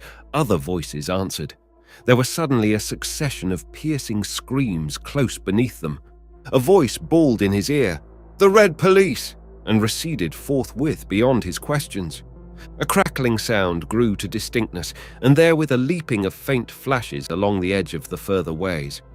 By their light, Graham saw the heads and bodies of a number of men, armed with weapons like those of his guards, leap into an instant's dim visibility. The whole area began to crackle, to flash with little instantaneous streaks of light, and abruptly the darkness rolled back like a curtain. A glare of light dazzled his eyes. A vast, seething expanse of struggling men confused his mind.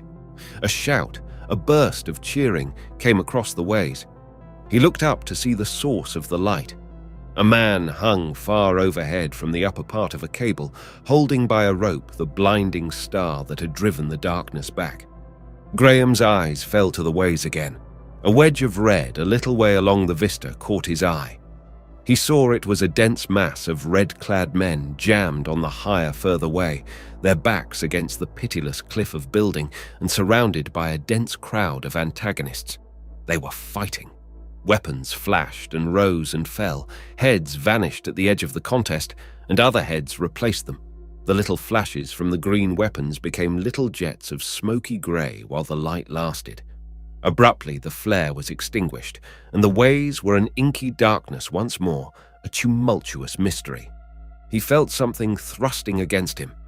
He was being pushed along the gallery. Someone was shouting. It might be at him. He was too confused to hear. He was thrust against the wall, and a number of people blundered past him. It seemed to him that his guards were struggling with one another.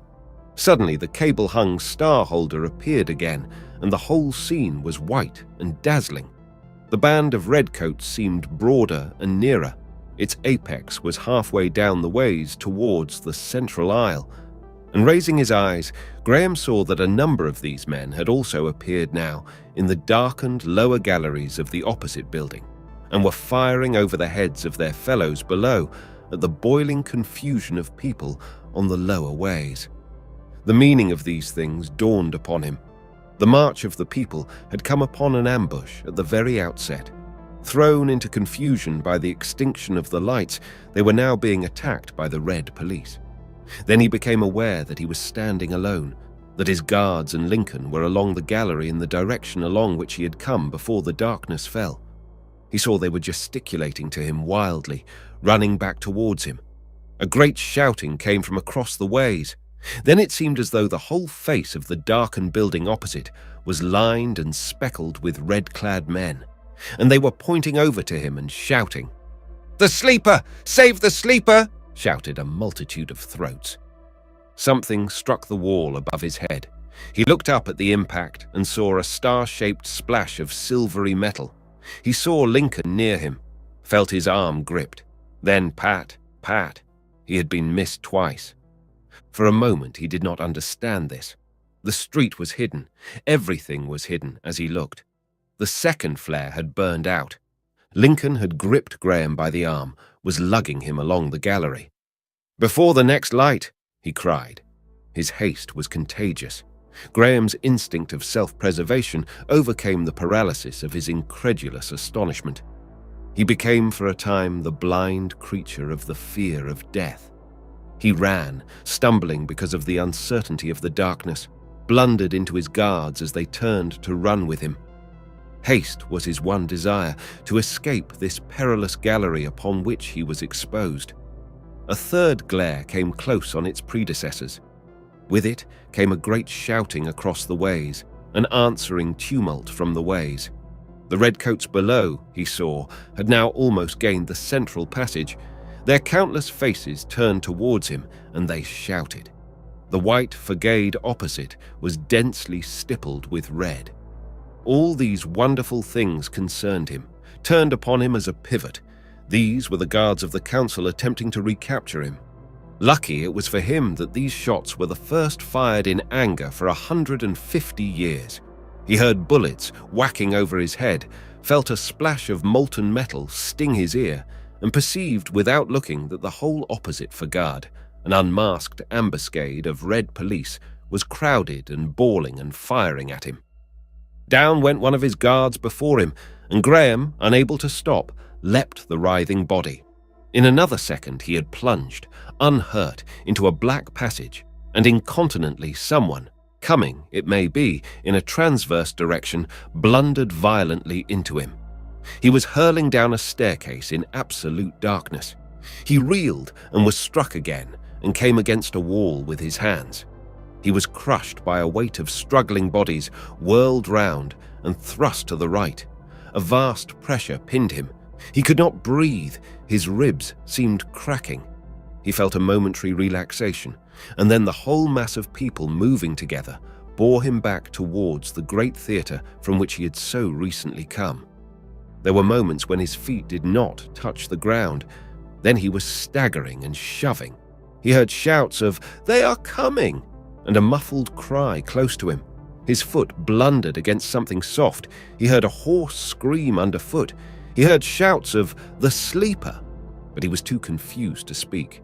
He heard the green weapons crackling. For a space he lost his individual will, became an atom in a panic, blind, unthinking, mechanical. He thrust and pressed back and writhed in the pressure, kicked presently against a step, and found himself ascending a slope. And abruptly the faces all about him leapt out of the black, visible, ghastly white, and astonished, terrified, perspiring in a livid glare. One face, a young man's, was very near to him, not 20 inches away. At the time it was but a passing incident of no emotional value, but afterwards it came back to him in his dreams. For this young man, wedged upright in the crowd for a time, had been shot and was already dead. A fourth white star must have been lit by the man on the cable. Its light came glaring in through vast windows and arches and showed Graham that he was now one of a dense mass of flying black figures pressed back across the lower area of the great theatre. This time the picture was livid and fragmentary, slashed and barred with black shadows. He saw that quite near to him the red guards were fighting their way through the people. He could not tell whether they saw him. He looked for Lincoln and his guards. He saw Lincoln near the stage of the theatre, surrounded in a crowd of black-badged revolutionaries, lifted up and staring to and fro as if seeking him. Graham perceived that he himself was near the opposite edge of the crowd, that behind him, separated by a barrier, sloped the now vacant seats of the theatre. A sudden idea came to him, and he began fighting his way towards the barrier. As he reached it, the glare came to an end. In a moment, he had thrown off the great cloak that not only impeded his movements, but made him conspicuous, and had slipped it from his shoulders. He heard someone trip in its folds. In another, he was scaling the barrier and had dropped into the blackness on the further side. Then, feeling his way, he came to the lower end of an ascending gangway. In the darkness, the sound of firing ceased, and the roar of feet and voices lulled. Then suddenly he came to an unexpected step and tripped and fell. As he did so, pools and islands amidst the darkness about him leapt to vivid light again. The uproar surged louder, and the glare of the fifth white star shone through the vast fenestrations of the theatre walls. He rolled over among some seats, heard a shouting and the whirring rattle of weapons, struggled up and was knocked back again, perceived that a number of black-badged men were all about him, firing at the Reds below, leaping from seat to seat, crouching among the seats to reload.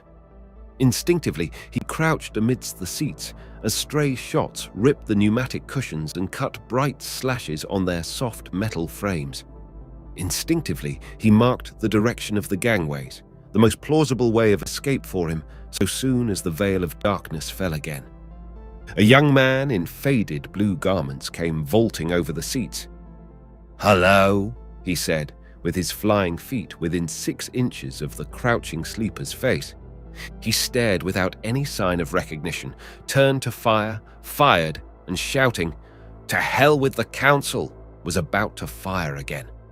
Then it seemed to Graham that the half of this man's neck had vanished. A drop of moisture fell on Graham's cheek. The green weapon stopped half raised.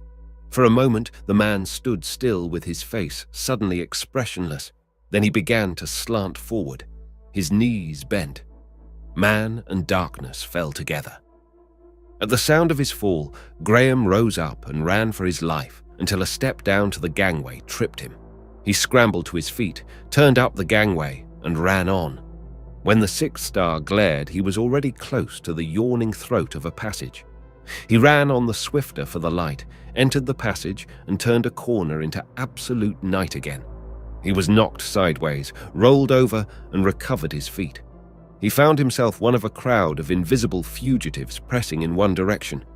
His one thought now was their thought also, to escape out of this fighting. He thrust and struck, staggered, ran, was wedged tightly, lost ground, and then was clear again.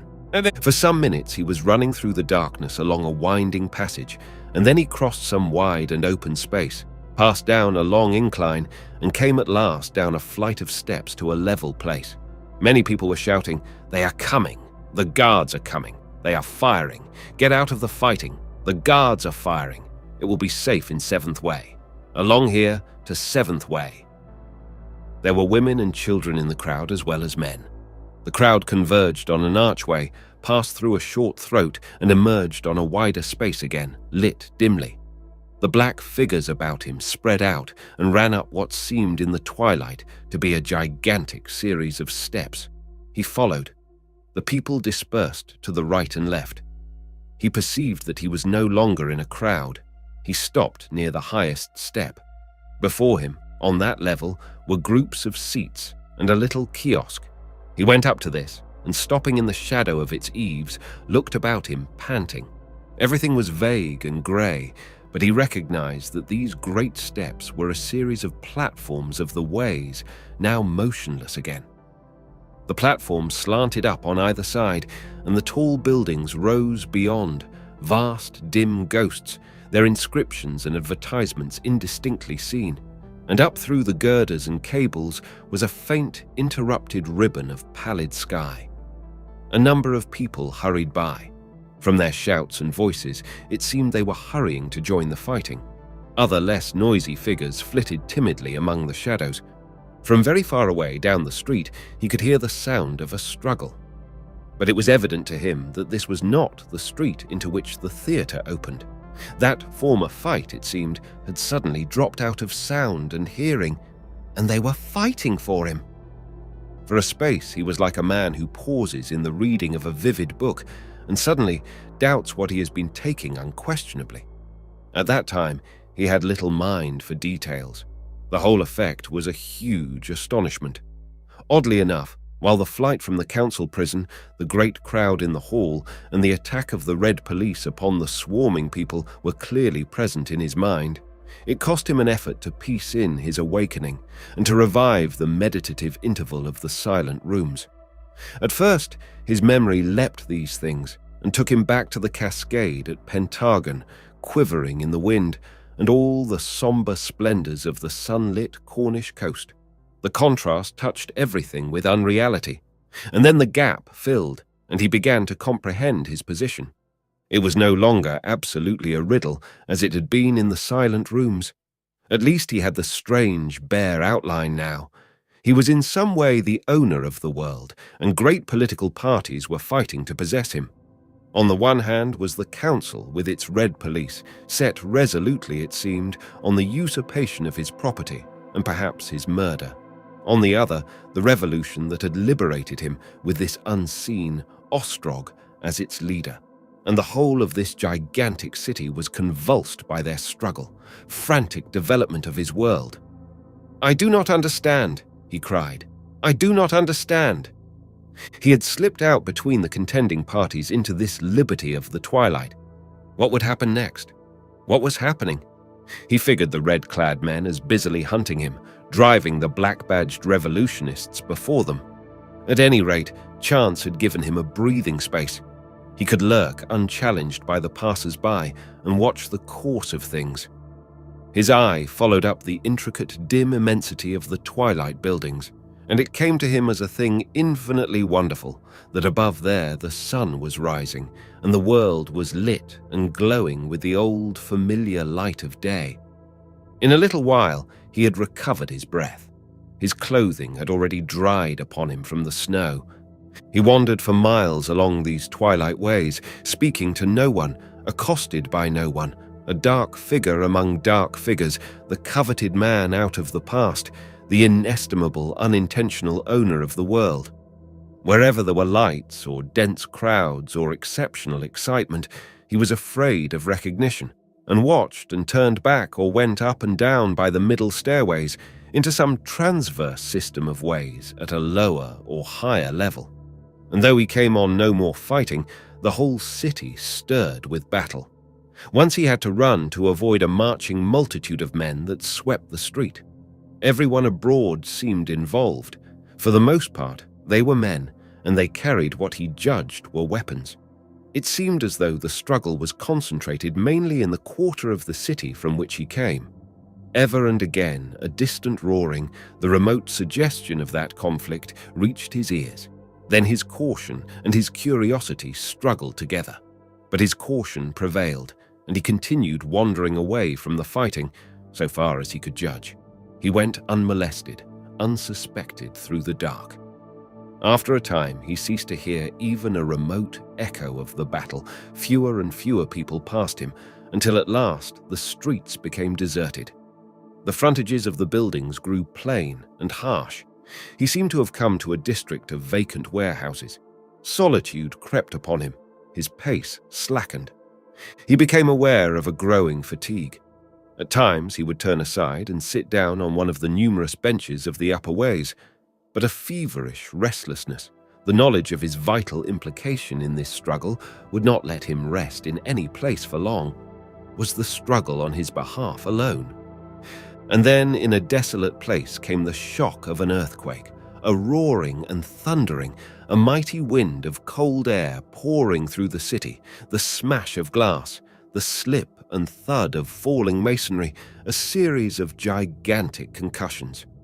A mass of glass and ironwork fell from the remote roofs into the middle gallery, not 100 yards away from him, and in the distance were shouts and running. He too was startled to an aimless activity, and ran first one way and then as aimlessly back. A man came running towards him. His self-control returned. "What have they blown up?" asked the man breathlessly. That was an explosion, and before Graham could speak, he had hurried on. The great buildings rose dimly, veiled by a perplexing twilight, albeit the rivulet of sky above was now bright with day. He noted many strange features, understanding none at the time. He even spelt out many of the inscriptions in phonetic lettering. But what profit is it to decipher a confusion of odd-looking letters resolving itself, after painful strain of eye and mind, into "Here is Edomite" or "Labor Bureau, Littleside"? Grotesque thought that all these cliff-like houses were his. The perversity of his experience came to him vividly. In actual fact, he had made such a leap in time as romancers have imagined again and again, and that fact realized he had been prepared.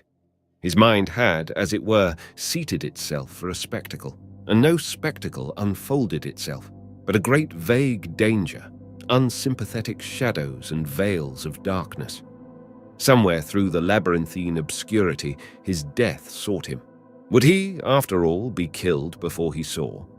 It might be that even at the next corner, his destruction ambushed.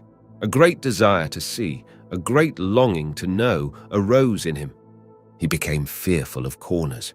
It seemed to him that there was safety in concealment. Where could he hide to be inconspicuous when the lights returned? At last he sat down upon a seat in a recess on one of the higher ways, conceiving he was alone there. He squeezed his knuckles into his weary eyes. Suppose when he looked again, he found the dark trough of parallel ways and that intolerable altitude of edifice gone. Suppose he were to discover the whole story of these last few days, the awakening, the shouting multitudes, the darkness and the fighting, a phantasmagoria, a new, a more vivid sort of dream. It must be a dream. It was so inconsecutive, so reasonless. Why were the people fighting for him? Why should this saner world regard him as owner and master? So he thought, sitting blinded, and then he looked again, half hoping in spite of his ears to see some familiar aspect of the life of the 19th century, to see, perhaps, the little harbour of Boscastle about him, the cliffs of Pentargon, or the bedroom of his home. But fact takes no heed of human hopes. A squad of men with a black banner tramped athwart the nearer shadows, intent on conflict, and beyond rose that giddy wall of frontage, vast and dark, with the dim, incomprehensible lettering showing faintly on its face. "It is no dream," he said, "no dream." And he bowed his face upon his hands. Chapter 11. The Old Man Who Knew Everything. He was startled by a cough close at hand. He turned sharply and, peering, saw a small, hunched-up figure sitting a couple of yards off in the shadow of the enclosure. "Have you any news?" asked the high-pitched, wheezy voice of a very old man. Graham hesitated. "None," he said. "I stay here till the lights come again," said the old man. "These blue scoundrels are everywhere, everywhere." Graham's answer was inarticulate assent. He tried to see the old man, but the darkness hid his face. He wanted very much to respond, to talk, but he did not know how to begin. "Dark and damnable," said the old man suddenly. "Dark and damnable. Turned out of my room among all these dangers." "That's hard," ventured Graham. "That's hard on you." Darkness. An old man lost in the darkness, and all the world gone mad. War and fighting. The police beaten and rogues abroad. Why don't they bring some Negroes to protect us? No more dark passages for me. I fell over a dead man. "You're safer with company," said the old man, "if it's company of the right sort," and peered frankly. He rose suddenly and came towards Graham. Apparently the scrutiny was satisfactory. The old man sat down as if relieved to be no longer alone. "Eh," he said, "but this is a terrible time. War and fighting and the dead lying there. Men, strong men, dying in the dark. Sons. I have 3 sons. God knows where they are tonight." The voice ceased, then repeated, quavering, "God knows where they are tonight." Graham stood revolving a question that should not betray his ignorance. Again, the old man's voice ended the pause. "This Ostrog will win," he said. "He will win. And what the world will be like under him no one can tell. My sons are under the wind vanes, all 3. One of my daughters-in-law was his mistress for a while. His mistress. We're not common people. Though they've sent me to wander tonight and take my chance. I knew what was going on, before most people. But this darkness, and to fall over a dead body suddenly in the dark." His wheezy breathing could be heard. "Ostrog," said Graham. "The greatest boss the world has ever seen," said the voice. Graham ransacked his mind. The council has few friends among the people, he hazarded. Few friends, and poor ones at that. They've had their time. They should have kept to the clever ones. But twice they held election. And Ostrog. And now it has burst out, and nothing can stay it. Nothing can stay it. Twice they rejected Ostrog. Ostrog the boss. I heard of his rages at the time. He was terrible. Heaven save them. For nothing on earth can now he has raised the labour companies upon them. No one else would have dared. All the blue canvas armed and marching. He will go through with it. He will go through. He was silent for a little while. "This sleeper," he said, and stopped. "Yes," said Graham. "Well?" The senile voice sank to a confidential whisper. The dim, pale face came close. "The real sleeper." "Yes," said Graham. "Died years ago." "What?" said Graham sharply. "Years ago. Died years ago." "You don't say so," said Graham. I do say so. He died. This sleeper who's woke up. They changed in the night. A poor, drugged, insensible creature. But I mustn't tell all I know. I mustn't tell all I know. For a little while he muttered inaudibly. His secret was too much for him. "I don't know the ones that put him to sleep. That was before my time. But I know the man who injected the stimulants and woke him again. It was 10 to 1. Wake or kill. Wake or kill. Ostrog's way." Graham was so astonished at these things that he had to interrupt, to make the old man repeat his words, to re-question vaguely before he was sure of the meaning and folly of what he heard. And his awakening had not been natural. Was that an old man's senile superstition too, or had it any truth in it? Feeling in the dark corners of his memory, he presently came on something that might conceivably be an impression of some such stimulating effect. It dawned upon him that he had happened upon a lucky encounter, that at last he might learn something of the new age. The old man wheezed a while and spat, and then the piping, reminiscent voice resumed. "The first time they rejected him. I've followed it all." "Rejected whom?" said Graham. "The sleeper?" "Sleeper? No, Ostrog. He was terrible, terrible. And he was promised then, promised certainly the next time. Fools they were, not to be more afraid of him. Now all the city's his millstone, and such as we dust ground upon it. Dust ground upon it. Until he set to work, the workers cut each other's throats, and murdered a Chinaman or a labour policeman at times, and left the rest of us in peace. Dead bodies. Robbing. Darkness. Such a thing hasn't been this gross of years. But 'tis ill on small folks when the great fallout. It's ill. Did you say there had not been, what, for a gross of years? Said the old man. The old man said something about clipping his words and made him repeat this a third time. Fighting and slaying and weapons in hand and fools bawling freedom and the like, said the old man. Not in all my life has there been that. These are like the old days, for sure, when the Paris people broke out. 3 gross of years ago. That's what I mean hasn't been. But it's the world's way. It had to come back. I know. This 5 years Ostrog has been working, and there has been trouble, and hunger, and threats, and high talk, and arms. Blue canvas and murmurs. No one's safe. Everything's sliding and slipping. And now here we are. Revolt and fighting, and the council come to its end. You are rather well informed on these things, said Graham. I know what I hear. It isn't all babble machine with me. No, said Graham, wondering what babble machine might be. And you are certain this Ostrog?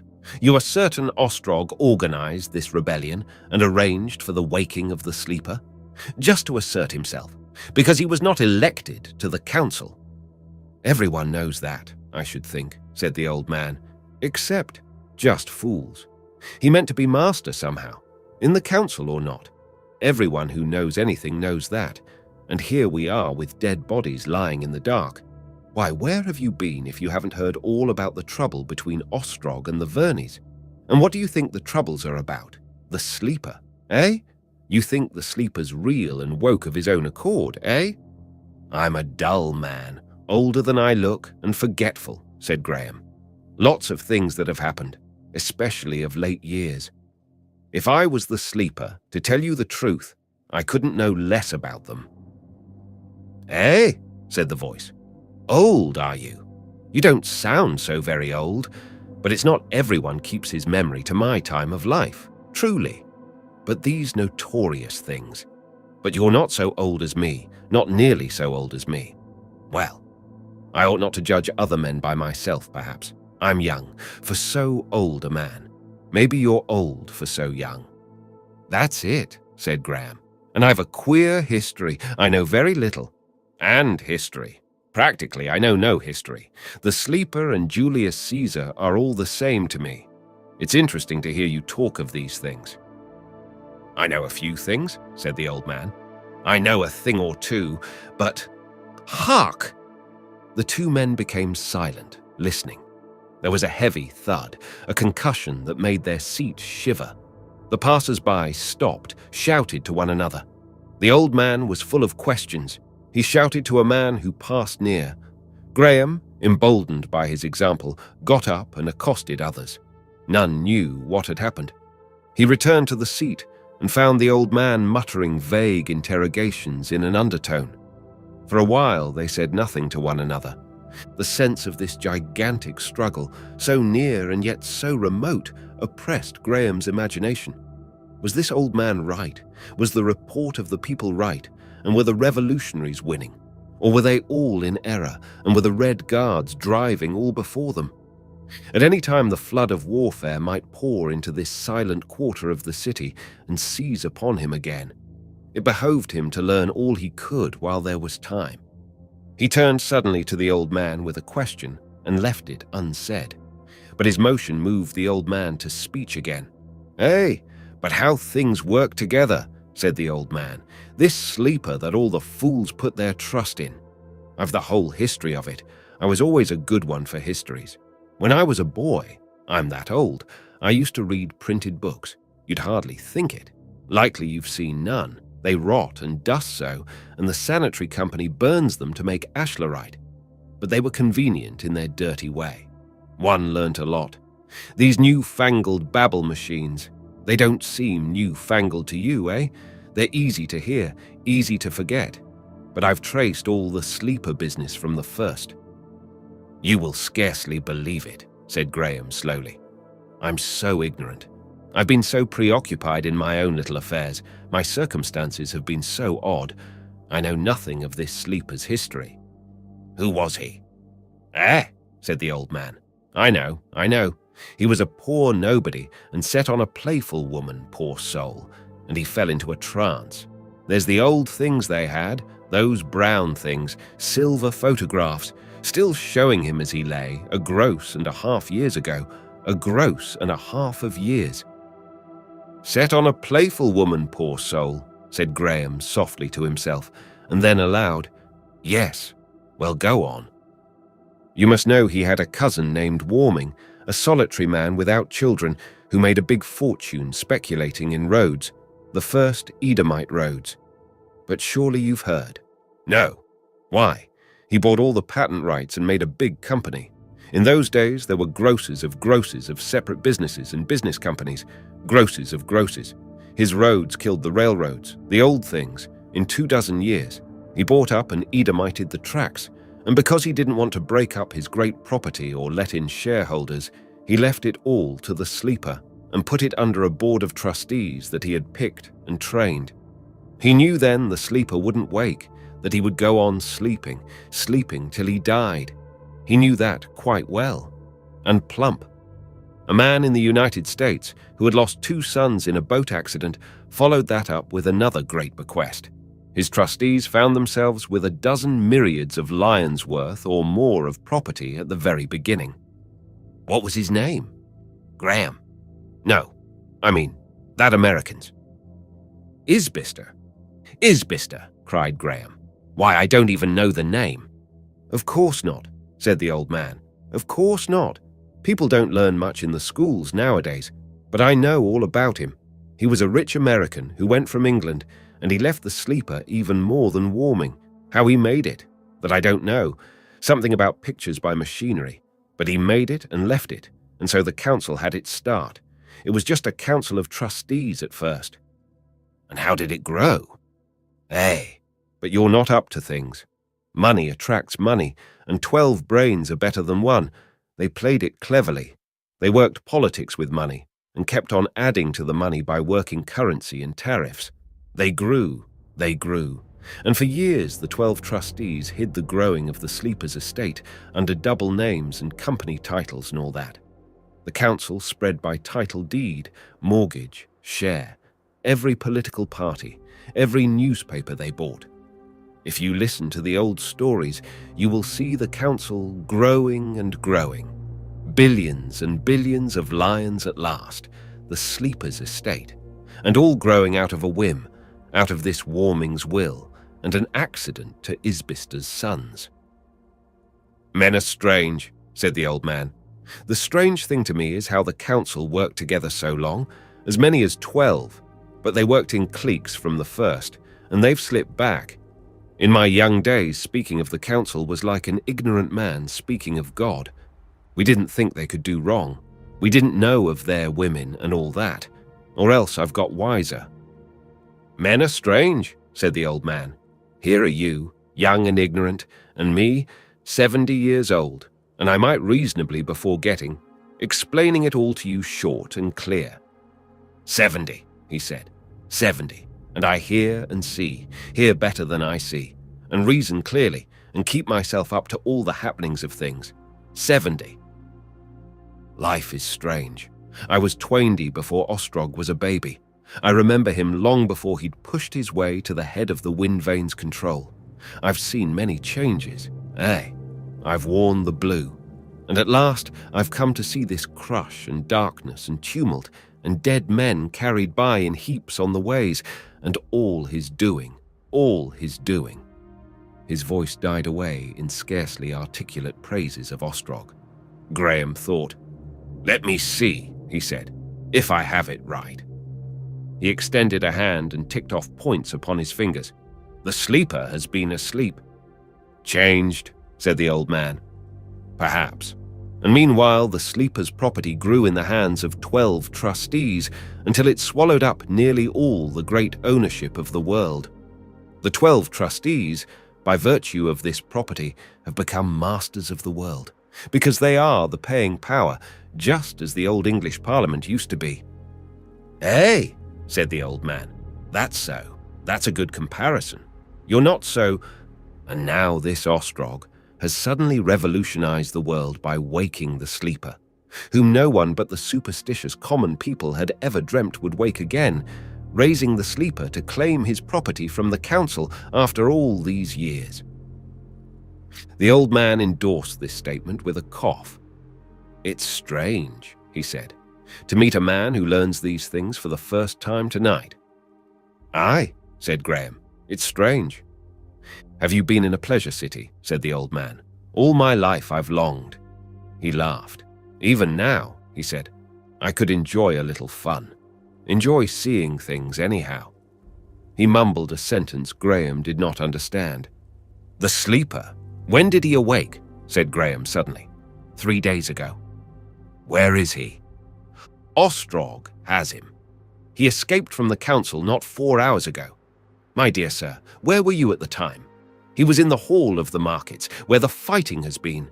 All the city was screaming about it. All the babble machines, everywhere it was, shouted. Even the fools who speak for the council were admitting it. Everyone was rushing off to see him. Everyone was getting arms. Were you drunk or asleep? And even then. But you're joking. Surely you're pretending. It was to stop the shouting of the babble machines and prevent the people gathering that they turned off the electricity and put this damned darkness upon us. Do you mean to say... I had heard the sleeper was rescued, said Graham. But to come back a minute, are you sure Ostrog has him? He won't let him go, said the old man. And the sleeper, are you sure he is not genuine? I have never heard. So all the fools think. So they think, as if there wasn't 1,000 things that were never heard. I know Ostrog too well for that. Did I tell you? In a way, I'm a sort of relation of Ostrog's, a sort of relation through my daughter-in-law. I suppose. Well? I suppose there's no chance of this sleeper asserting himself. I suppose he's certain to be a puppet, in Ostrog's hands or the council's, as soon as the struggle is over. In Ostrog's hands, certainly. Why shouldn't he be a puppet? Look at his position. Everything done for him, every pleasure possible. Why should he want to assert himself? What are these pleasure cities? Said Graham abruptly. The old man made him repeat the question. When at last he was assured of Graham's words, he nudged him violently. That's too much, said he. You're poking fun at an old man. I've been suspecting you know more than you pretend. Perhaps I do, said Graham. But no. Why should I go on acting? No, I do not know what a pleasure city is. The old man laughed in an intimate way. What is more, I do not know how to read your letters. I do not know what money you use. I do not know what foreign countries there are. I do not know where I am. I cannot count. I do not know where to get food, nor drink, nor shelter. Come, come, said the old man. If you had a glass of drink now, would you put it in your ear or your eye? I want you to tell me all these things. Hey. Well, gentlemen who dress in silk must have their fun. A withered hand caressed Graham's arm for a moment. Silk, well, but all the same, I wish I was the man who was put up as the sleeper. He'll have a fine time of it, all the pomp and pleasure. He's a queer-looking face. When they used to let anyone go to see him, I've got tickets and been. The image of the real one, as the photographs show him, this substitute used to be. Yellow, but he'll get fed up. It's a queer world. Think of the luck of it. The luck of it. I expect he'll be sent to Capri. It's the best fun for a greener. His cough overtook him again. Then he began mumbling enviously of pleasures and strange delights. The luck of it. The luck of it. All my life I've been in London, hoping to get my chance. But you don't know that the sleeper died, said Graham suddenly. The old man made him repeat his words. Men don't live beyond 10 dozen. It's not in the order of things, said the old man. I'm not a fool. Fools may believe it, but not me. Graham became angry with the old man's assurance. Whether you are a fool or not, he said, it happens you are wrong about the sleeper. Eh? You are wrong about the sleeper. I haven't told you before, but I will tell you now. You are wrong about the sleeper. How do you know?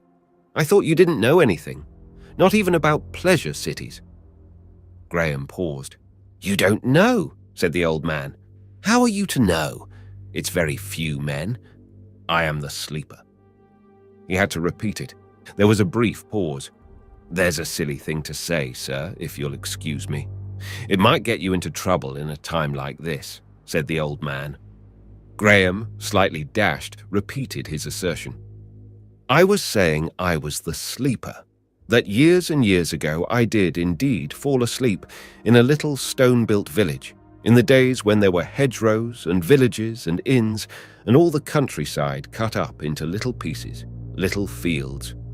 Have you never heard of those days? And it is I who speak to you, who awakened again these 4 days since. 4 days since. The sleeper. But they've got the sleeper. They have him and they won't let him go. Nonsense. You've been talking sensibly enough up to now. I can see it as though I was there. There will be Lincoln like a keeper just behind him. They won't let him go about alone. Trust them. You're a queer fellow, one of these fun pokers. I see now why you have been clipping your words so oddly, but...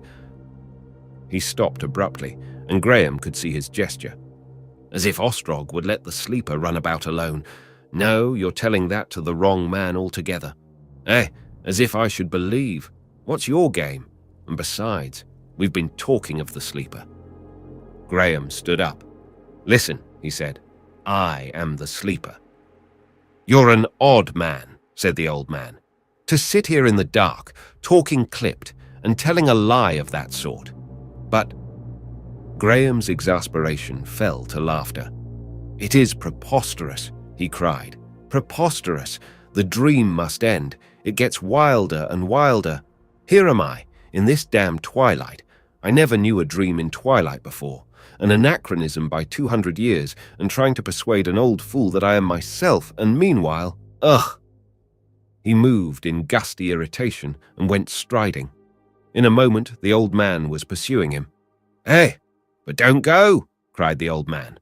"I'm an old fool, I know. Don't go! Don't leave me in all this darkness." Graham hesitated, stopped.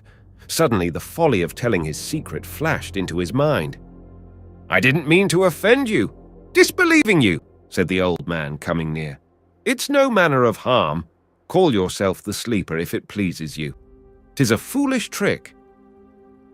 Graham hesitated, turned abruptly, and went on his way. For a time he heard the old man's hobbling pursuit and his wheezy cries receding, but at last the darkness swallowed him, and Graham saw him no more. Chapter 12. Ostrog. Graham could now take a clearer view of his position. For a long time yet he wandered, but after the talk of the old man, his discovery of this Ostrog was clear in his mind as the final, inevitable decision. One thing was evident: those who were at the headquarters of the revolt had succeeded very admirably in suppressing the fact of his disappearance. But every moment he expected to hear the report of his death or of his recapture by the council. Presently, a man stopped before him. "Have you heard?" he said. "No," said Graham, starting. "Near a dozen," said the man. "A dozen men," and hurried on. A number of men and a girl passed in the darkness, gesticulating and shouting, "Capitulated! Given up! A dozen of men! 2 dozen of men! Ostrog, hurrah! Ostrog, hurrah!" These cries receded, became indistinct. Other shouting men followed. For a time his attention was absorbed in the fragments of speech he heard. He had a doubt whether all were speaking English. Scraps floated to him, scraps like pidgin English, like nigger dialect, blurred and mangled distortions. He dared accost no one with questions. The impression the people gave him jarred altogether with his preconceptions of the struggle and confirmed the old man's faith in Ostrog. It was only slowly he could bring himself to believe that all these people were rejoicing at the defeat of the council, that the council which had pursued him with such power and vigor was after all the weaker of the two sides in conflict. And if that was so, how did it affect him? Several times he hesitated on the verge of fundamental questions. Once he turned and walked for a long way after a little man of rotund, inviting outline, but he was unable to master confidence to address him. It was only slowly that it came to him that he might ask for the Wind Vane offices, whatever the Wind Vane offices might be. His first inquiry simply resulted in a direction to go on towards Westminster. His second led to the discovery of a shortcut in which he was speedily lost. He was told to leave the ways to which he had hitherto confined himself, knowing no other means of transit, and to plunge down one of the middle staircases into the blackness of a crossway. Thereupon came some trivial adventures, chief of these an ambiguous encounter with a gruff-voiced, invisible creature speaking in a strange dialect that seemed at first a strange tongue, a thick flow of speech with the drifting corpses of English words therein, the dialect of the latter-day vile. Then another voice drew near, a girl's voice singing, "Tra-la-la, tra-la-la." She spoke to Graham, her English touched with something of the same quality. She professed to have lost her sister. She blundered needlessly into him, he thought, caught hold of him and laughed. But a word of vague remonstrance sent her into the unseen again. The sounds about him increased. Stumbling people passed him, speaking excitedly. "They have surrendered. The council. Surely not the council. They are saying so in the ways." The passage seemed wider. Suddenly the wall fell away. He was in a great space, and people were stirring remotely. He inquired his way of an indistinct figure. "Strike straight across," said a woman's voice. He left his guiding wall, and in a moment had stumbled against a little table on which were utensils of glass. Graham's eyes, now attuned to darkness, made out a long vista with tables on either side. He went down this. At one or two of the tables he heard a clang of glass and a sound of eating. There were people then cool enough to dine, or daring enough to steal a meal in spite of social convulsion and darkness. Far off and high up, he presently saw a pallid light of a semicircular shape. As he approached this, a black edge came up and hid it. He stumbled at steps and found himself in a gallery. He heard a sobbing and found two scared little girls crouched by a railing. These children became silent at the near sound of feet. He tried to console them, but they were very still until he left them. Then, as he receded, he could hear them sobbing again. Presently, he found himself at the foot of a staircase and near a wide opening. He saw a dim twilight above this and ascended out of the blackness into a street of moving ways again. Along this, a disorderly swarm of people marched, shouting. They were singing snatches of the song of the revolt, most of them out of tune. Here and there, torches flared, creating brief, hysterical shadows. He asked his way and was twice puzzled by that same thick dialect. His third attempt won an answer he could understand. He was 2 miles from the Wind Vane offices in Westminster, but the way was easy to follow. When at last he did approach the district of the Wind Vane offices, it seemed to him, from the cheering processions that came marching along the ways, from the tumult of rejoicing, and finally from the restoration of the lighting of the city, that the overthrow of the council must already be accomplished. And still, no news of his absence came to his ears. The re-illumination of the city came with startling abruptness. Suddenly, he stood blinking. All about him, men halted, dazzled, and the world was incandescent. The light found him already upon the outskirts of the excited crowds that choked the ways near the Wind Vane offices, and the sense of visibility and exposure that came with it turned his colourless intention of joining Ostrog to a keen anxiety. For a time he was jostled, obstructed, and endangered by men hoarse and weary with cheering his name, some of them bandaged and bloody in his cause. The frontage of the Wind Vane offices was illuminated by some moving picture, but what it was he could not see, because in spite of his strenuous attempts, the density of the crowd prevented his approaching it. From the fragments of speech he caught, he judged it conveyed news of the fighting about the council house. Ignorance and indecision made him slow and ineffective in his movements. For a time he could not conceive how he was to get within the unbroken facade of this place. He made his way slowly into the midst of this mass of people until he realized that the descending staircase of the central way led to the interior of the buildings. This gave him a goal, but the crowding in the central path was so dense that it was long before he could reach it.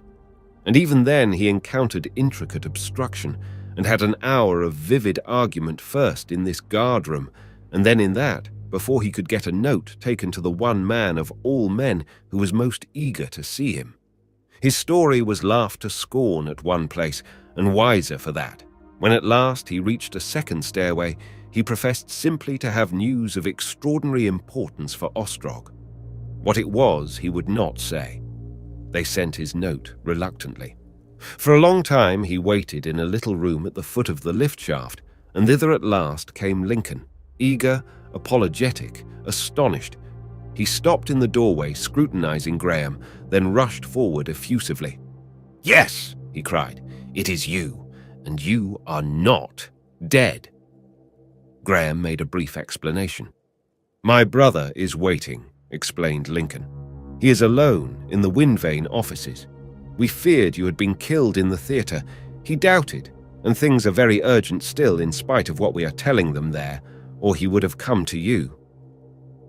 They ascended a lift, passed along a narrow passage, crossed a great hall, empty save for 2 hurrying messengers, and entered a comparatively little room, whose only furniture was a long settee and a large oval disc of cloudy, shifting grey, hung by cables from the wall. There, Lincoln left Graham for a space, and he remained alone without understanding the smoky shapes that drove slowly across this disc. His attention was arrested by a sound that began abruptly. It was cheering, the frantic cheering of a vast but very remote crowd, a roaring exultation. This ended as sharply as it had begun, like a sound heard between the opening and shutting of a door. In the outer room was a noise of hurrying steps and a melodious clinking, as if a loose chain was running over the teeth of a wheel. Then he heard the voice of a woman, the rustle of unseen garments. "It is Ostrog," he heard her say. A little bell rang fitfully, and then everything was still again. Presently came voices, footsteps, and movement without. The footsteps of some one person detached itself from the other sounds and drew near, firm, evenly measured steps. The curtain lifted slowly. A tall, white-haired man, clad in garments of cream-colored silk, appeared, regarding Graham from under his raised arm. For a moment, the white form remained holding the curtain, then dropped it and stood before it. Graham's first impression was of a very broad forehead, very pale blue eyes, deep sunken under white brows, an aquiline nose, and a heavily lined, resolute mouth. The folds of flesh over the eyes, the drooping of the corners of the mouth, contradicted the upright bearing, and said the man was old. Graham rose to his feet instinctively, and for a moment the two men stood in silence, regarding each other. "You are Ostrog," said Graham. "I am Ostrog." "The boss?" "So I am called." Graham felt the inconvenience of the silence. "I have to thank you chiefly, I understand, for my safety," he said presently. "We were afraid you were killed," said Ostrog, "or sent to sleep again, forever. We've been doing everything to keep our secret, the secret of your disappearance. Where have you been? How did you get here?" Graham told him briefly. Ostrog listened in silence. He smiled faintly. "Do you know what I was doing when they came to tell me you had come?" "How can I guess?" "Preparing your double." "My double." "A man as like you as we could find. We were going to hypnotize him, to save him the difficulty of acting. It was imperative. The whole of this revolt depends on the idea that you are awake, alive, and with us. Even now, a great multitude of people has gathered in the theater clamoring to see you. They do not trust. You know, of course, something of your position?" "Very little," said Graham. "It is like this." Ostrog walked a pace or two into the room and turned. "You're absolute owner," he said, "of the world. You're king of the earth. Your powers are limited in many intricate ways, but you are the figurehead, the popular symbol of government. This White Council, the Council of Trustees as it is called. I have heard the vague outline of these things." I wondered. "I came upon a garrulous old man." "I see. Our masses, the word comes from your days. You know, of course, that we still have masses, regard you as our actual ruler, just as a great number of people in your days regarded the crown as the ruler. They are discontented, the masses all over the earth, with the rule of your trustees.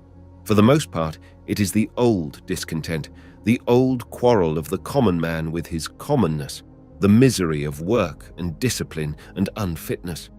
But your trustees have ruled ill. In certain matters, in the administration of the labor companies, for example, they have been unwise. They have given endless opportunities.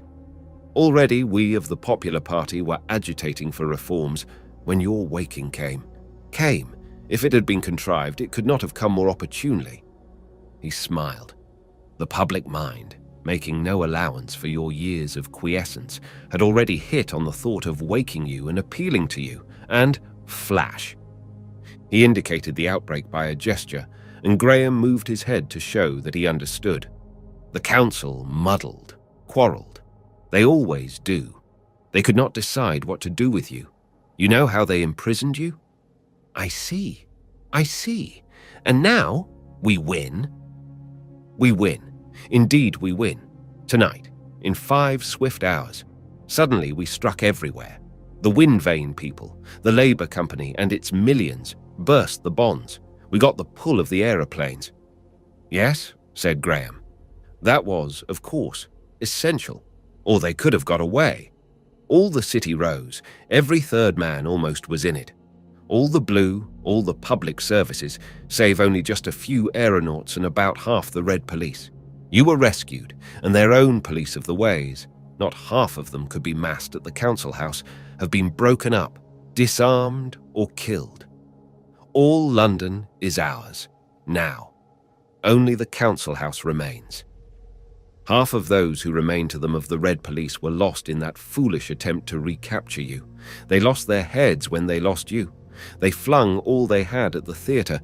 We cut them off from the council house there. Truly tonight has been a night of victory. Everywhere your star has blazed. A day ago, the White Council ruled as it has ruled for a gross of years, for a century and a half of years, and then, with only a little whispering, a covert arming here and there, suddenly, so.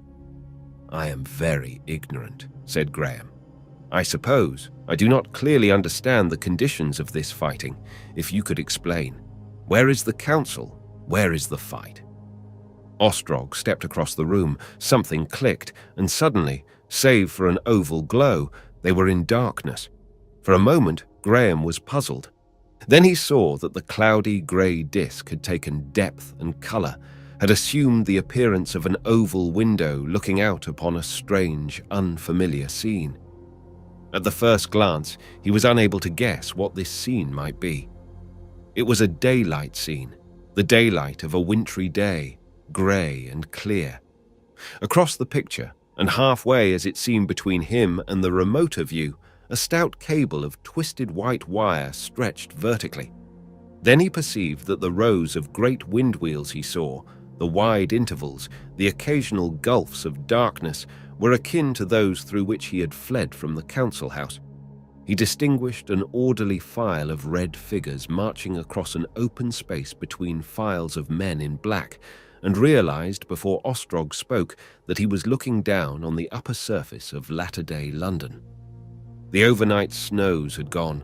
He judged that this mirror was some modern replacement of the camera obscura, but that matter was not explained to him. He saw that though the file of red figures was trotting from left to right, yet they were passing out of the picture to the left. He wondered momentarily, and then saw that the picture was passing slowly, panorama fashion, across the oval. "In a moment you will see the fighting," said Ostrog at his elbow. "Those fellows in red you notice are prisoners. This is the roof space of London. All the houses are practically continuous now. The streets and public squares are covered in. The gaps and chasms of your time have disappeared." Something out of focus obliterated half the picture. Its form suggested a man. There was a gleam of metal, a flash, something that swept across the oval as the eyelid of a bird sweeps across its eye, and the picture was clear again. And now Graham beheld men running down among the wind wheels, pointing weapons from which jetted out little smoky flashes. They swarmed thicker and thicker to the right, gesticulating. It might be they were shouting, but of that the picture told nothing. They and the wind wheels passed slowly and steadily across the field of the mirror. "Now," said Ostrog, "comes the council house." And slowly a black edge crept into view and gathered Graham's attention. Soon it was no longer an edge, but a cavity, a huge blackened space amidst the clustering edifices, and from it thin spires of smoke rose into the pallid winter sky. Gaunt, ruinous masses of the building, mighty truncated piers and girders, rose dismally out of this cavernous darkness. And over these vestiges of some splendid place, countless minute men were clambering, leaping, swarming. "This is the council house," said Ostrog, "their last stronghold. And the fools wasted enough ammunition to hold out for a month in blowing up the buildings all about them to stop our attack. You heard the smash? It shattered half the brittle glass in the city." And while he spoke, Graham saw that beyond this area of ruins, overhanging it and rising to a great height, was a ragged mass of white building. This mass had been isolated by the ruthless destruction of its surroundings. Black gaps marked the passages the disaster had torn apart. Big halls had been slashed open, and the decoration of their interiors showed dismally in the wintry dawn. and down the jagged walls hung festoons of divided cables and twisted ends of lines and metallic rods. And amidst all the vast details moved little red specks, the red-clothed defenders of the council. Every now and then, faint flashes illuminated the bleak shadows. At the first sight, it seemed to Graham that an attack upon this isolated white building was in progress, but then he perceived that the party of the revolt was not advancing, but sheltered amidst the colossal wreckage that encircled this last ragged stronghold of the red-garbed men, was keeping up a fitful firing. And not 10 hours ago, he had stood beneath the ventilating fans in a little chamber within that remote building, wondering what was happening in the world. Looking more attentively as this warlike episode moved silently across the center of the mirror, Graham saw that the white building was surrounded on every side by ruins, and Ostrog proceeded to describe in concise phrases how its defenders had sought by such destruction to isolate themselves from a storm. He spoke of the loss of men that huge downfall had entailed in an indifferent tone. He indicated an improvised mortuary among the wreckage, showed ambulances swarming like cheese mites along a ruinous groove that had once been a street of moving ways. He was more interested in pointing out the parts of the council house, the distribution of the besiegers. In a little while, the civil contest that had convulsed London was no longer a mystery to Graham. It was no tumultuous revolt had occurred that night, no equal warfare, but a splendidly organized coup d'etat. Ostrog's grasp of details was astonishing. He seemed to know the business of even the smallest knot of black and red specks that crawled amidst these places. He stretched a huge black arm across the luminous picture and showed the room whence Graham had escaped, and across the chasm of ruins the course of his flight. Graham recognized the gulf across which the gutter ran and the wind wheels where he had crouched from the flying machine. The rest of his path had succumbed to the explosion. He looked again at the council house, and it was already half hidden, and on the right, a hillside with a cluster of domes and pinnacles, hazy, dim and distant, was gliding into view. "And the council is really overthrown?" he said. "Overthrown," said Ostrog. "And is it indeed true that I—" "You are master of the world. But that white flag—" "That is the flag of the council, the flag of the rule of the world. It will fall. The fight is over. Their attack on the theatre was their last frantic struggle. They have only 1,000 men or so, and some of these men will be disloyal. They have little ammunition, and we are reviving the ancient arts. We are casting guns. But help! Is this city the world? Practically, this is all they have left to them of their empire. Abroad, the cities have either revolted with us or wait the issue. Your awakening has perplexed them, paralyzed them. But haven't the council flying machines? Why is there no fighting with them? They had, but the greater part of the aeronauts were in the revolt with us. They wouldn't take the risk of fighting on our side, but they would not stir against us. We had to get a pull with the aeronauts. Quite half were with us, and the others knew it. Directly they knew you had got away, those looking for you dropped. We killed the man who shot at you an hour ago, and we occupied the flying stages at the outset in every city we could, and so stopped and captured the greater aeroplanes, and as for the little flying machines that turned out, for some did, we kept up too straight and steady a fire for them to get near the council house. If they dropped, they couldn't rise again, because there's no clear space about there for them to get up. Several we have smashed, several others have dropped and surrendered, the rest have gone off to the continent to find a friendly city if they can before their fuel runs out. Most of these men were only too glad to be taken prisoner and kept out of harm's way. Upsetting in a flying machine isn't a very attractive prospect. There's no chance for the council that way.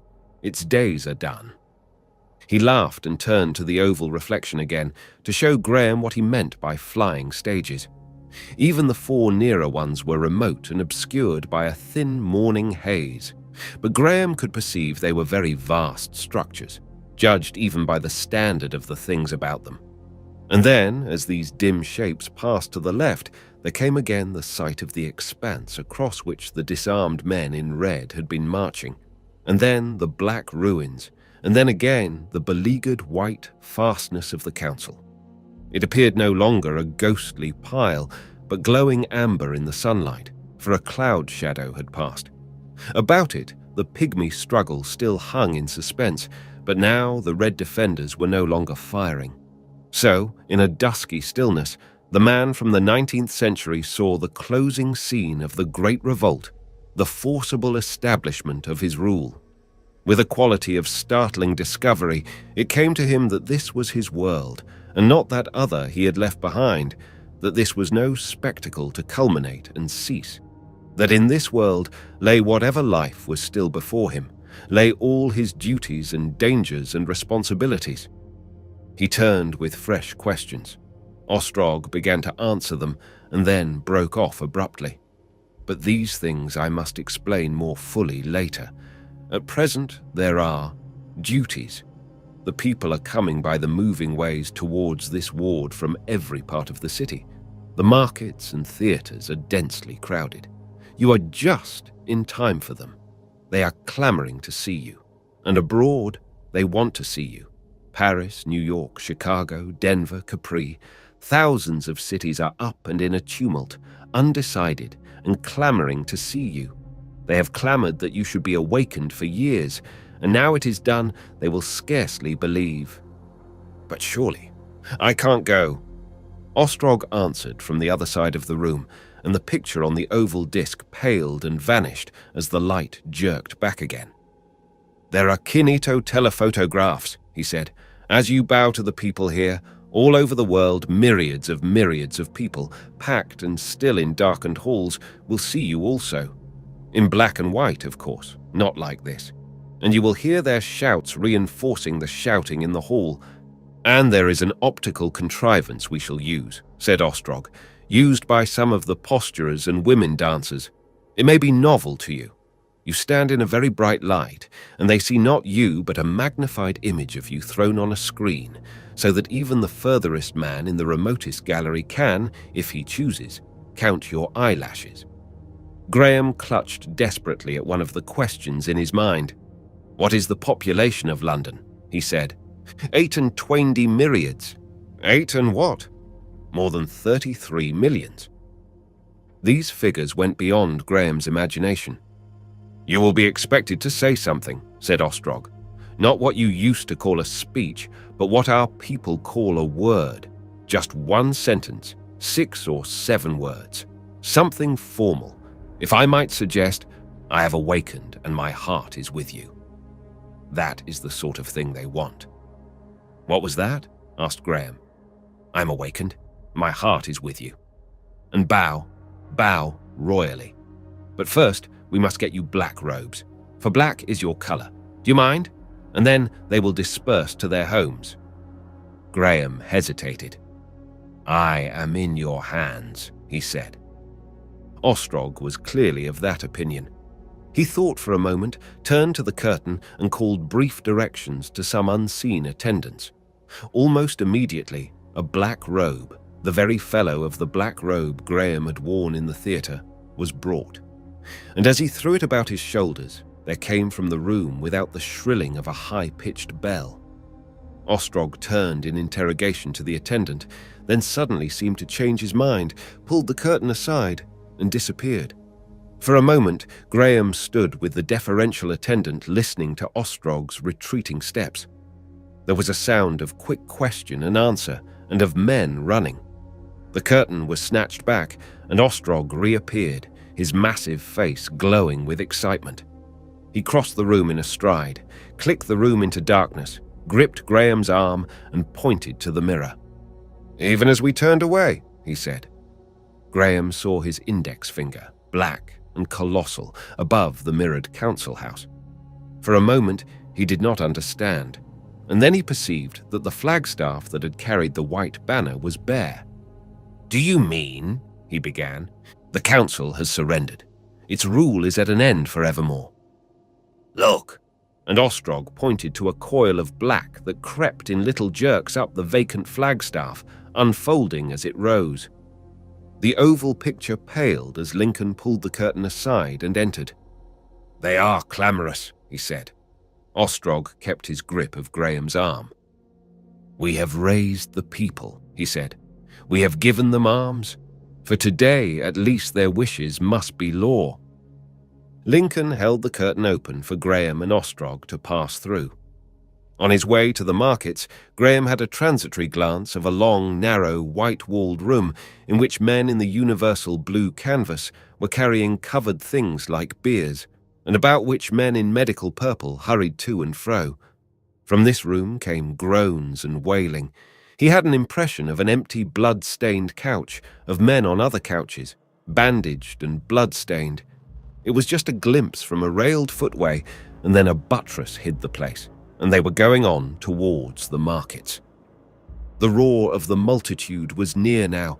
It leapt to thunder, and arresting his attention, a fluttering of black banners, the waving of blue canvas and brown rags, and the swarming vastness of the theatre near the public markets came into view down a long passage. The picture opened out. He perceived they were entering the great theatre of his first appearance, the great theatre he had last seen as a checkerwork of glare and blackness in his flight from the Red Police. This time, he entered it along a gallery at a level high above the stage. The place was now brilliantly lit again.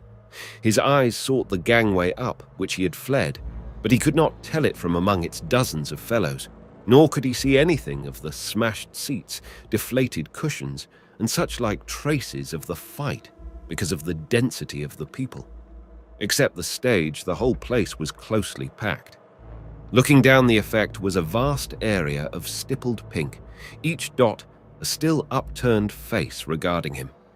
At his appearance with Ostrog, the cheering died away, the singing died away. A common interest stilled and unified the disorder. It seemed as though every individual of those myriads was watching him. Chapter 13. The End of the Old Order. So far as Graham was able to judge, it was near midday when the white banner of the council fell.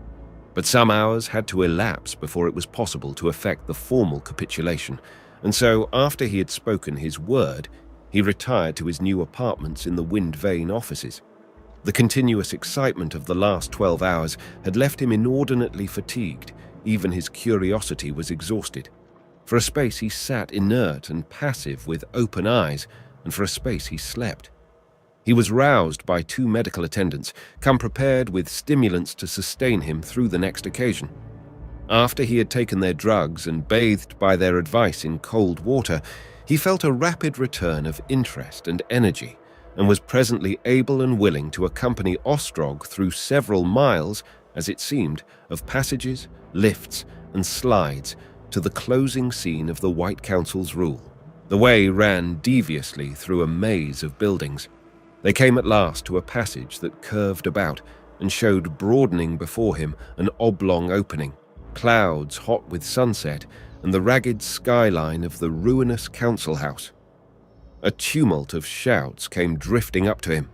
In another moment they had come out high up on the brow of the cliff of torn buildings that overhung the wreckage.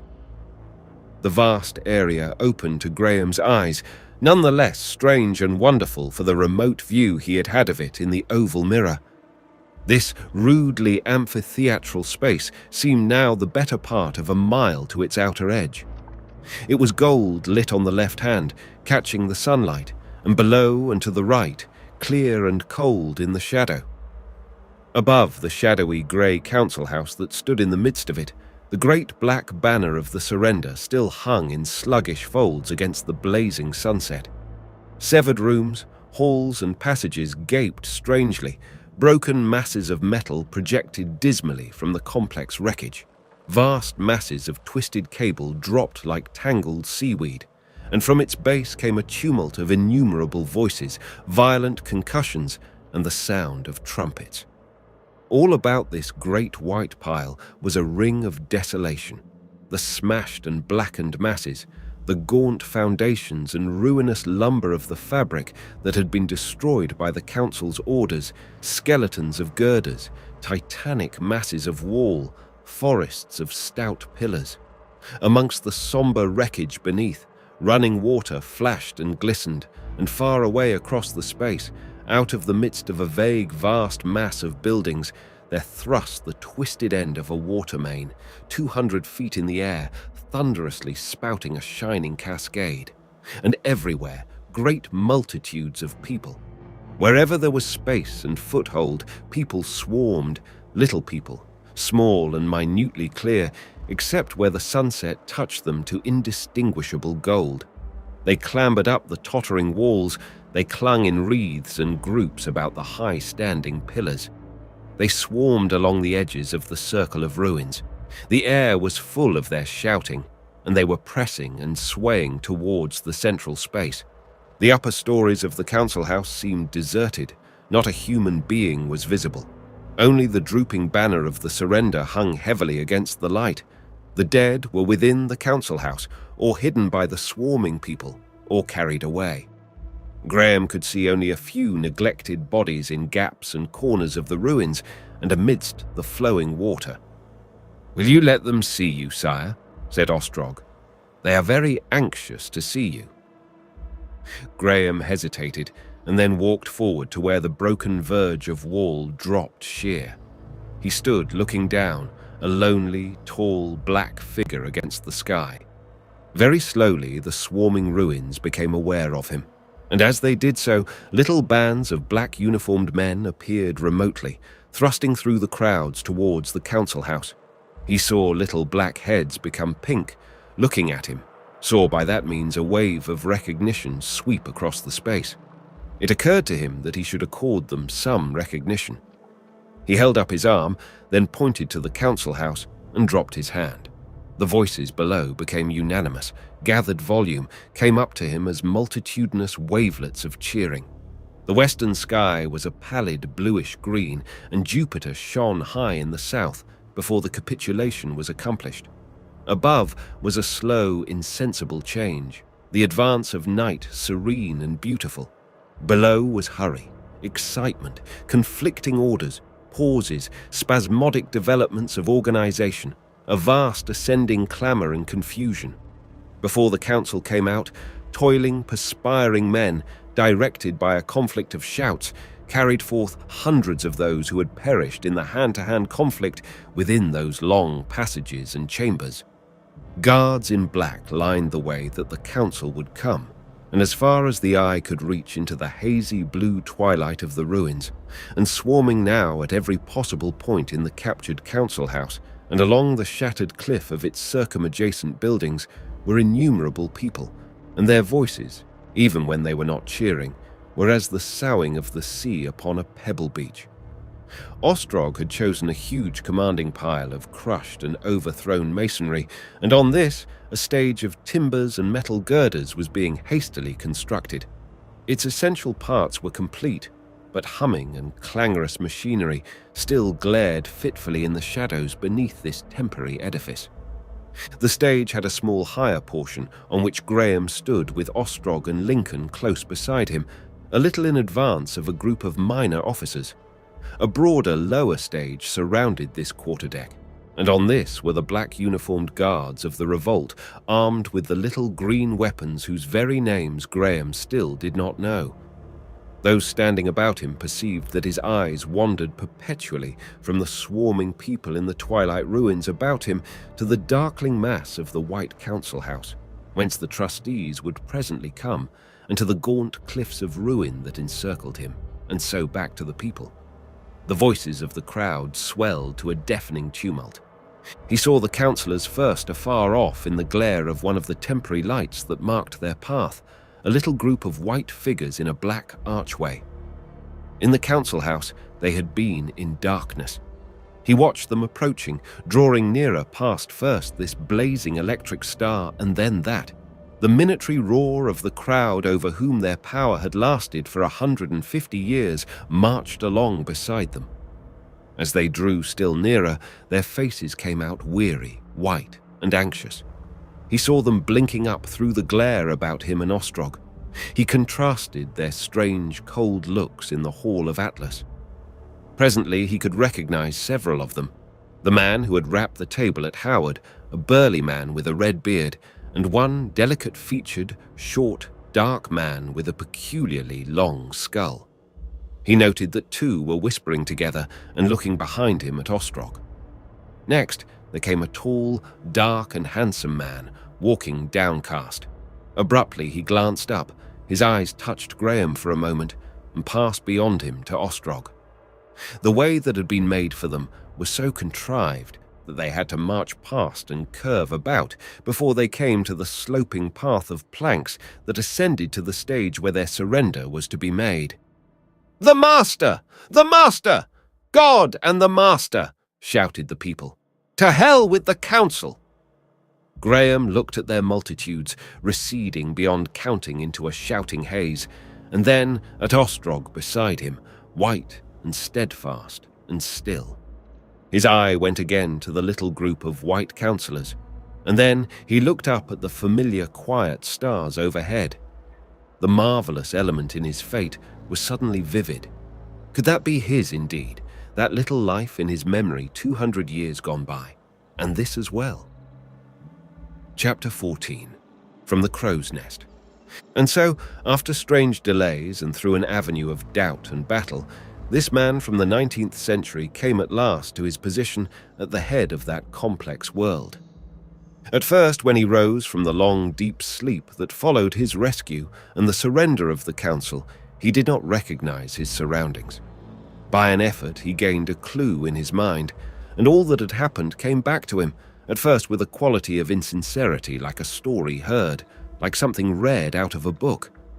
And even before his memories were clear, the exultation of his escape, the wonder of his prominence were back in his mind. He was owner of the world, master of the earth. This new great age was in the completest sense his. He no longer hoped to discover his experiences a dream. He became anxious now to convince himself that they were real. An obsequious valet assisted him to dress under the direction of a dignified chief attendant, a little man whose face proclaimed him Japanese, albeit he spoke English like an Englishman. From the latter, he learnt something of the state of affairs. Already the revolution was an accepted fact. Already business was being resumed throughout the city. Abroad, the downfall of the council had been received for the most part with delight. Nowhere was the council popular, and the 1,000 cities of Western America, after 200 years still jealous of New York, London, and the East, had risen almost unanimously 2 days before at the news of Graham's imprisonment. Paris was fighting within itself. The rest of the world hung in suspense. While he was breaking his fast, the sound of a telephone bell jetted from a corner, and his chief attendant called his attention to the voice of Ostrog making polite inquiries. Graham interrupted his refreshment to reply. Very shortly Lincoln arrived, and Graham at once expressed a strong desire to talk to people and to be shown more of the new life that was opening before him. Lincoln informed him that in 3 hours' time, a representative gathering of officials and their wives would be held in the state apartments of the Wind Vane chief. Graham's desire to traverse the ways of the city was, however, at present impossible, because of the enormous excitement of the people. It was, however, quite possible for him to take a bird's-eye view of the city from the crow's nest of the Wind Vane keeper. To this, accordingly, Graham was conducted by his attendant. Lincoln, with a graceful compliment to the attendant, apologized for not accompanying them on account of the present pressure of administrative work. Higher even than the most gigantic, wind wheels hung this crow's nest, a clear 1,000 feet above the roofs, a little disc-shaped speck on a spear of metallic filigree, cable-stayed. To its summit, Graham was drawn in a little wire-hung cradle. Halfway down the frail-seeming stem was a light gallery, about which hung a cluster of tubes. Minute they looked from above, rotating slowly on the ring of its outer rail. These were the specula, en rapport with the Wind Vane keeper's mirrors, in one of which Ostrog had shown him the coming of his rule. His Japanese attendant ascended before him, and they spent nearly an hour asking and answering questions. It was a day full of the promise and quality of spring. The touch of the wind warmed. The sky was an intense blue, and the vast expanse of London shone dazzling under the morning sun. The air was clear of smoke and haze, sweet as the air of a mountain glen. Save for the irregular oval of ruins about the house of the council and the black flag of the surrender that fluttered there, the mighty city, seen from above, showed few signs of the swift revolution that had, to his imagination, in one night and one day, changed the destinies of the world. A multitude of people still swarmed over these ruins, and the huge open-work stagings in the distance from which started, in times of peace, the service of aeroplanes to the various great cities of Europe and America, were also black with the victors. Across a narrow way of planking raised on trestles that crossed the ruins, a crowd of workmen were busy restoring the connection between the cables and wires of the council house and the rest of the city, preparatory to the transfer thither of Ostrog's headquarters from the wind vane buildings. For the rest, the luminous expanse was undisturbed. So vast was its serenity in comparison with the areas of disturbance that presently Graham, looking beyond them, could almost forget the thousands of men lying out of sight in the artificial glare within the quasi-subterranean labyrinth, dead or dying of the overnight wounds. Forget the improvised wards with the hosts of surgeons, nurses, and bearers feverishly busy. Forget, indeed, all the wonder, consternation, and novelty under the electric lights. Down there in the hidden ways of the anthill, he knew that the revolution triumphed, that black everywhere carried the day, black favors, black banners, black festoons across the streets.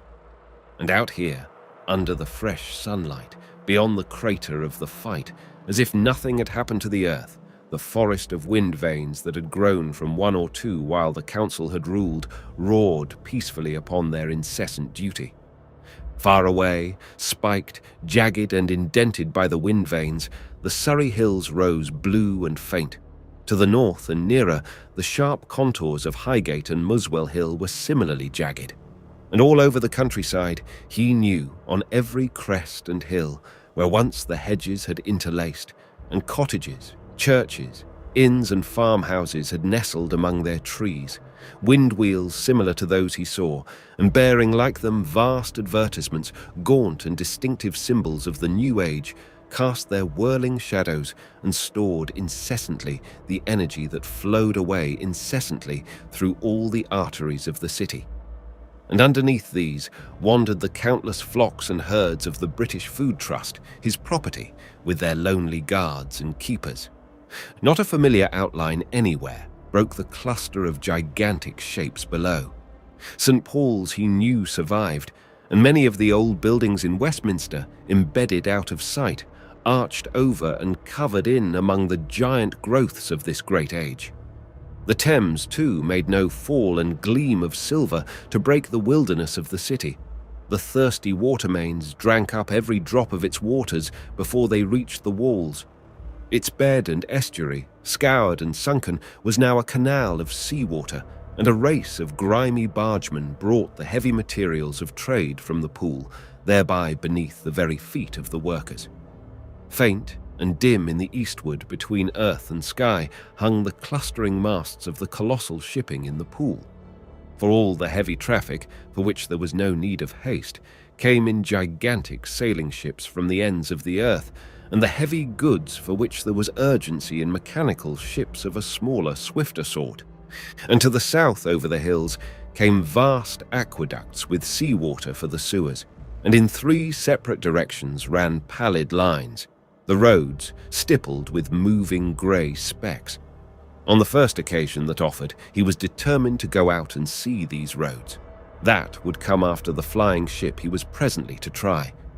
His attendant officer described them as a pair of gently curving surfaces 100 yards wide, each one for the traffic going in one direction, and made of a substance called Eadamite, an artificial substance, so far as he could gather, resembling toughened glass.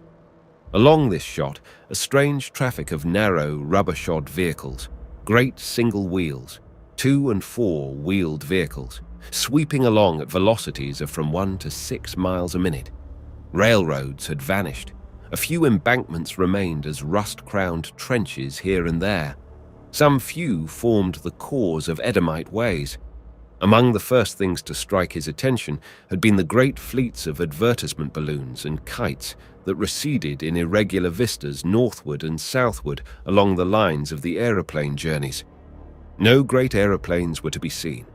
Their passages had ceased, and only one little seeming monoplane circled high in the blue distance above the Surrey hills, an unimpressive soaring speck.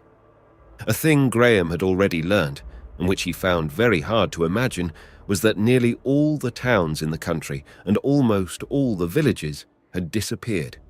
Here and there only, he understood, some gigantic hotel-like edifice stood amid square miles of some single cultivation and preserved the name of a town, as Bournemouth, Wareham, or Swanage. Yet the officer had speedily convinced him how inevitable such a change had been. The old order had dotted the country with farmhouses, and every 2 or 3 miles was the ruling landlord's estate, and the place of the inn and cobbler, the grocer's shop and church, the village. Every 8 miles or so was the country town, where lawyer, corn merchant, wool stapler, saddler, veterinary surgeon, doctor, draper, milliner, and so forth lived. Every 8 miles, simply because that 8-mile marketing journey, for there and back, was as much as was comfortable for the farmer. But directly the railways came into play, and after them the light railways and all the swift new motor cars that had replaced wagons and horses, and so soon as the high roads began to be made of wood and rubber and edamite and all sorts of elastic, durable substances, the necessity of having such frequent market towns disappeared, and the big towns grew. They drew the worker with the gravitational force of seemingly endless work, the employer with their suggestion of an infinite ocean of labor. And as the standard of comfort rose, as the complexity of the mechanism of living increased, life in the country had become more and more costly or narrow and impossible.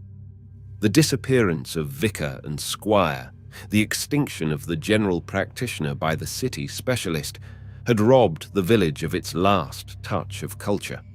After telephone, kinematograph and phonograph had replaced newspaper, book, schoolmaster, and letter. To live outside the range of the electric cables was to live an isolated savage.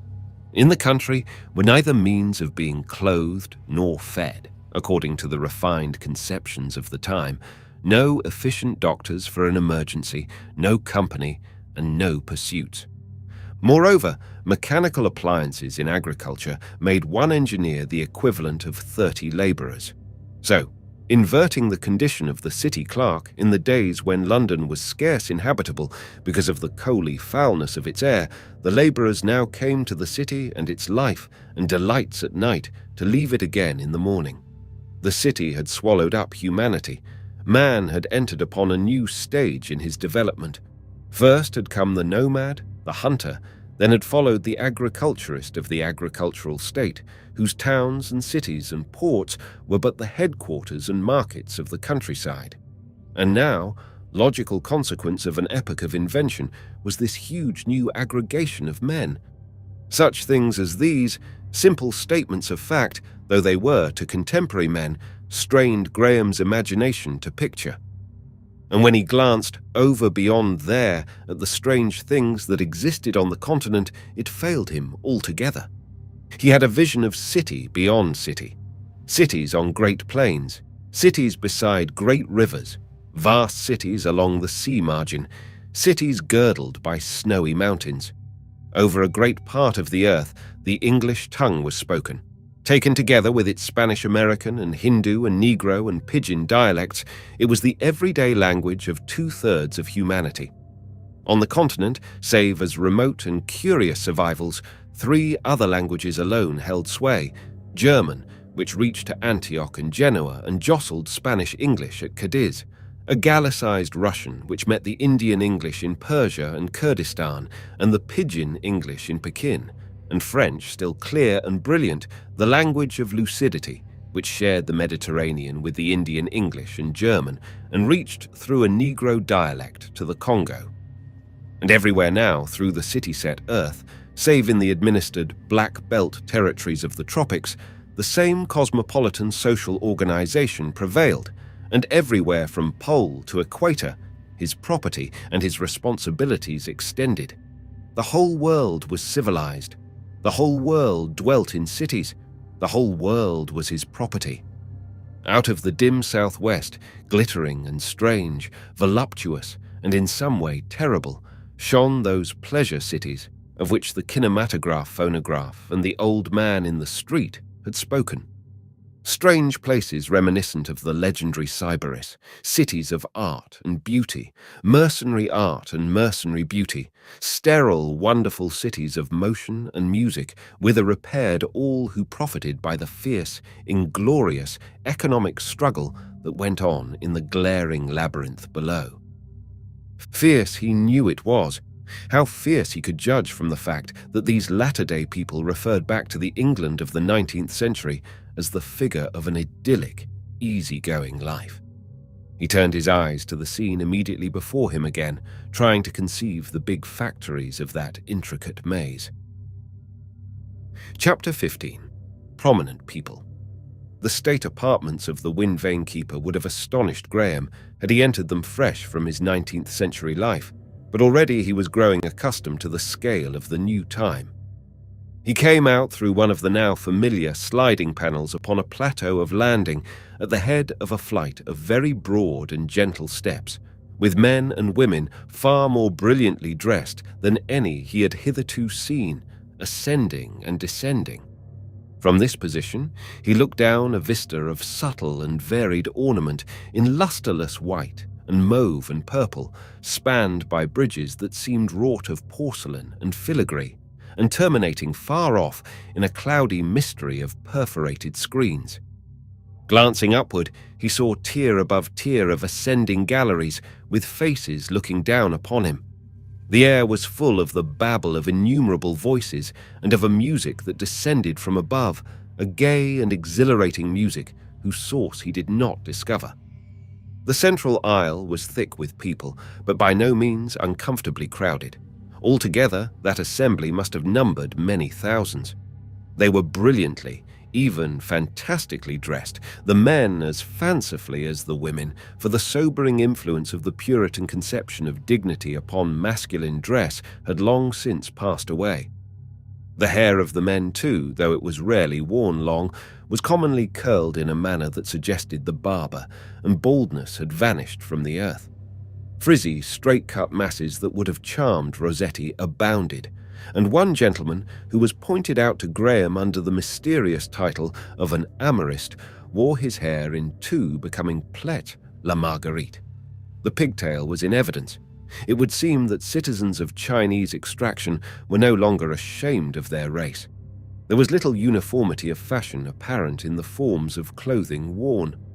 The more shapely men displayed their symmetry in trunk hose, and here were puffs and slashes, and there a cloak, and there a robe.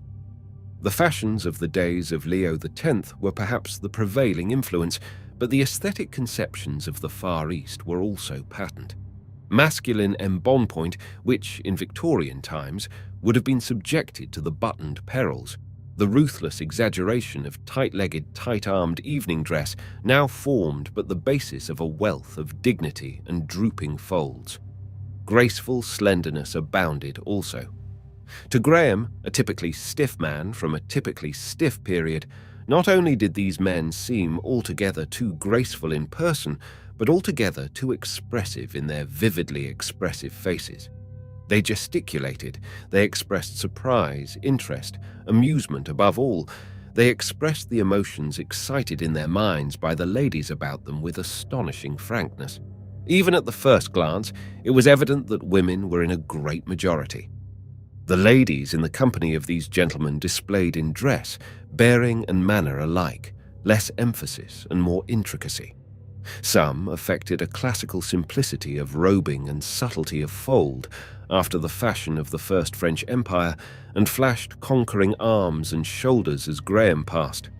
Others had closely fitting dresses without seam or belt at the waist, sometimes with long folds falling from the shoulders. The delightful confidences of evening dress had not been diminished by the passage of 2 centuries. Everyone's movements seemed graceful. Graham remarked to Lincoln that he saw men as Raphael's cartoons walking, and Lincoln told him that the attainment of an appropriate set of gestures was part of every rich person's education. The master's entry was greeted with a sort of tittering applause, but these people showed their distinguished manners by not crowding upon him nor annoying him by any persistent scrutiny as he descended the steps towards the floor of the aisle. He had already learnt from Lincoln that these were the leaders of existing London society. Almost every person there that night was either a powerful official or the immediate connection of a powerful official. Many had returned from the European pleasure cities expressly to welcome him. The aeronautic authorities, whose defection had played a part in the overthrow of the council only second to Graham's, were very prominent, and so too was the Wind Vane Control. Amongst others, there were several of the more prominent officers of the food department. The controller of the European piggeries had a particularly melancholy and interesting countenance and a daintily cynical manner.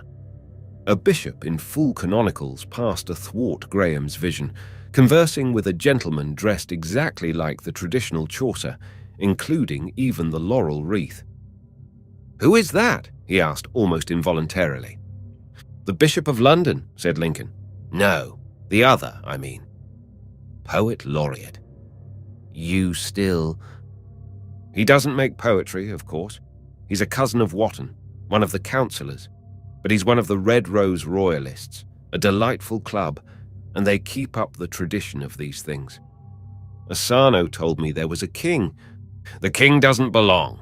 They had to expel him. It's the Stuart blood, I suppose, but really, too much? Far too much." Graham did not quite follow all this, but it seemed part of the general inversion of the new age. He bowed condescendingly to his first introduction. It was evident that subtle distinctions of class prevailed even in this assembly, that only to a small proportion of the guests, to an inner group, did Lincoln consider it appropriate to introduce him. This first introduction was the master aeronaut, a man whose sun-tanned face contrasted oddly with the delicate complexions about him. Just at present, his critical defection from the council made him a very important person indeed. His manner contrasted very favourably, according to Graham's ideas, with the general bearing. He offered a few commonplace remarks, assurances of loyalty and frank inquiries about the master's health. His manner was breezy. His accent lacked the easy staccato of latter-day English. He made it admirably clear to Graham that he was a bluff, aerial dog. He used that phrase, that there was no nonsense about him, that he was a thoroughly manly fellow and old-fashioned at that he didn't profess to know much, and that what he did not know was not worth knowing. He made a curt bow, ostentatiously free from obsequiousness, and passed. "I am glad to see that type endures," said Graham. "Phonographs and kinematographs," said Lincoln, a little spitefully. "He has studied from the life." Graham glanced at the burly form again. It was oddly reminiscent. "As a matter of fact, we bought him," said Lincoln. "Partly, and partly he was afraid of Ostrog. Everything rested with him." He turned sharply to introduce the Surveyor General of the public schools. This person was a willowy figure in a blue-grey academic gown. He beamed down upon Graham through pince-nez of a Victorian pattern and illustrated his remarks by gestures of a beautifully manicured hand. Graham was immediately interested in this gentleman's functions and asked him a number of singularly direct questions. The Surveyor General seemed quietly amused at the master's fundamental bluntness. He was a little vague as to the monopoly of education his company possessed. It was done by contract with the syndicate that ran the numerous London municipalities, but he waxed enthusiastic over educational progress since the Victorian times. "We have conquered cram," he said. "Completely conquered cram. There is not an examination left in the world. Aren't you glad?" "How do you get the work done?" asked Graham. "We make it attractive as possible, and if it does not attract then, we let it go. We cover an immense field." He proceeded to details, and they had a lengthy conversation. Graham learnt that university extension still existed in a modified form. There is a certain type of girl, for example, said the Surveyor General, dilating with a sense of his usefulness, with a perfect passion for severe studies. When they are not too difficult, you know. We cater for them by the thousand. At this moment, he said with a Napoleonic touch, nearly 500 phonographs are lecturing in different parts of London on the influence exercised by Plato and Swift on the love affairs of Shelley, Hazlitt, and Burns. And afterwards they write essays on the lectures, and the names in order of merit are put in conspicuous places. You see how your little germ has grown? The illiterate middle class of your days has quite passed away. About the public elementary schools, said Graham. Do you control them? The Surveyor General did, entirely. Now, Graham, in his later democratic days, had taken a keen interest in these, and his questioning quickened. Certain casual phrases that had fallen from the old man with whom he had talked in the darkness recurred to him. The Surveyor General, in effect, endorsed the old man's words. We try and make the elementary schools very pleasant for the little children. They will have to work so soon. Just a few simple principles, obedience, industry. You teach them very little. Why should we? It only leads to trouble and discontent. We amuse them. Even as it is, there are troubles, agitations. Where the labourers get the ideas, one cannot tell. They tell one another. There are socialistic dreams, anarchy even. Agitators will get to work among them. I take it, I have always taken it, that my foremost duty is to fight against popular discontent. Why should people be made unhappy? I wonder, said Graham thoughtfully, but there are a great many things I want to know. Lincoln, who had stood watching Graham's face throughout the conversation, intervened. There are others, he said in an undertone. The Surveyor General of Schools gesticulated himself away. Perhaps, said Lincoln, intercepting a casual glance, you would like to know some of these ladies. The daughter of the manager of the piggeries was a particularly charming little person with red hair and animated blue eyes.